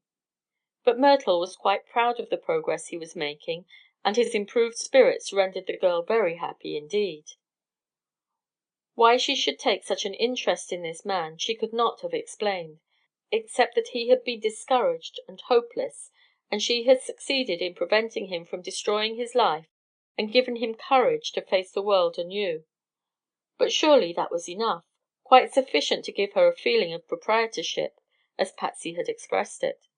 In this queer personage, aside from all this, she was growing to like the man who owed so much to her. Neither Patsy nor Beth could yet see much to interest them, or to admire in his gloomy character, but Myrtle's intuition led her to see beneath the surface, and she knew there were lovable traits in Mr. Jones's nature if he could only be induced to display them. Chapter 22. The Confession. After that evening the man attached himself to the party on every possible occasion. Sometimes in their trips around Coronado he rode in their automobile. At other times he took Myrtle and perhaps one other in his own car. Every day he seemed brighter and more cheerful, until even Major Doyle admitted he was not a bad companion. 3 weeks later they moved up to Los Angeles, taking 2 days for the trip and stopping at Riverside and Redlands on the way. They established their headquarters at one of the handsome Los Angeles hotels, and from there made little journeys through the surrounding country, the garden spot of Southern California. One day they went to Pasadena, which boasts more splendid residences than any city of its size in the world. At another time they visited Hollywood, famed as the paradise of flowers. Both mountains and sea were within easy reach, and there was so much to do that the time passed all too swiftly. It was on their return from such a day's outing that Myrtle met with her life's greatest surprise. Indeed, the surprise was shared by all but Uncle John, who had religiously kept the secret of Mr. Jones's identity. As they reached the hotel this eventful evening, Mr. Merrick said to the girls: "After you have dressed for dinner, meet us on the parlor floor. We dine privately tonight." They were mildly astonished at the request, but as Uncle John was always doing some unusual thing, they gave the matter little thought. However, on reaching the parlor floor an hour later, they found Mr. Merrick, the Major and Mr. Jones in a group awaiting them. and were all garbed in their dress suits, with rare flowers in their buttonholes. "What is it, then?" asked Patsy. "A treat?" "I think so," said Uncle John, smiling. "Your arm, please, Miss Doyle." The Major escorted Beth, and Mr. Jones walked solemnly beside Myrtle, who still used crutches, but more as a matter of convenience than because they were necessary. At the end of the corridor a waiter threw open the door of a small but beautiful banquet room, where a round table, glistening with cut glass and silver, was set for six. In the center of the table was a handsome centerpiece, decorated with vines of myrtle, while the entire room was filled with sprays of the dainty vines, alive with their pretty blue flowers. "Goodness me!" exclaimed Patsy, laughing gleefully. "This seems to be our little Myrtle's especial spread. Who is the host, Uncle John?" "Mr. Jones, of course," announced Beth, promptly. Myrtle blushed and glanced shyly at Mr. Jones. His face was fairly illumined with pleasure. He placed her in the seat of honor and said gravely: "This is indeed Myrtle's entertainment, for she has found something. It is also partly my own Thanksgiving banquet, my friends, for I, too, have found something." His tone was so serious that all remained silent as they took their seats, and during the many courses served the conversation was less lively than on former occasions when there had been no ceremony. Myrtle tried hard to eat, but there was a question in her eyes, a question that occupied her all through the meal. When, finally, the dessert was served and the servants had withdrawn and left them to themselves, the girl could restrain her curiosity no longer. "Tell me, Mr. Jones," she said, turning to him as he sat beside her, "what have you found?" He was deliberate as ever in answering. "You must not call me Mr. Jones hereafter," said he. "Why not? Then what shall I call you?" she returned, greatly perplexed. "I think it would be more appropriate for you to call me Uncle Anson." "Uncle Anson? Why, Uncle Anson is—" She paused, utterly bewildered, but with a sudden suspicion that made her head whirl. "It strikes me, Myrtle," said Uncle John, cheerfully, "that you have never been properly introduced to Mr. Jones. If I remember aright, you scraped acquaintance with him and had no regular introduction, so I will now perform that agreeable office. Miss Myrtle Dean, allow me to present your uncle, Mr. Collinson B. Jones." "Collinson!" repeated all the girls in an astonished chorus. "That is my name," said Mr. Jones, the first smile they had seen radiating his grim countenance. "All the folks at home, among them my sister Kitty, your mother, my dear, called me Anson, and that is why, I suppose, old Martha Dean knew me only as your Uncle Anson. Had she told you my name was Collinson, you might have suspected earlier that C.B. Jones was your lost uncle. Lost only because he was unable to find you, Myrtle. While you were journeying west in search of him, he was journeying east. But I'm glad, for many reasons, that you did not know me. It gave me an opportunity to learn the sweetness of your character. Now I sincerely thank God that He led you to me, to reclaim me and give me something to live for. If you will permit me, my dear niece, I will hereafter devote my whole life to you, and earnestly try to promote your happiness." During this long speech Myrtle sat wide-eyed and white, watching his face and marveling at the strangeness of her fate.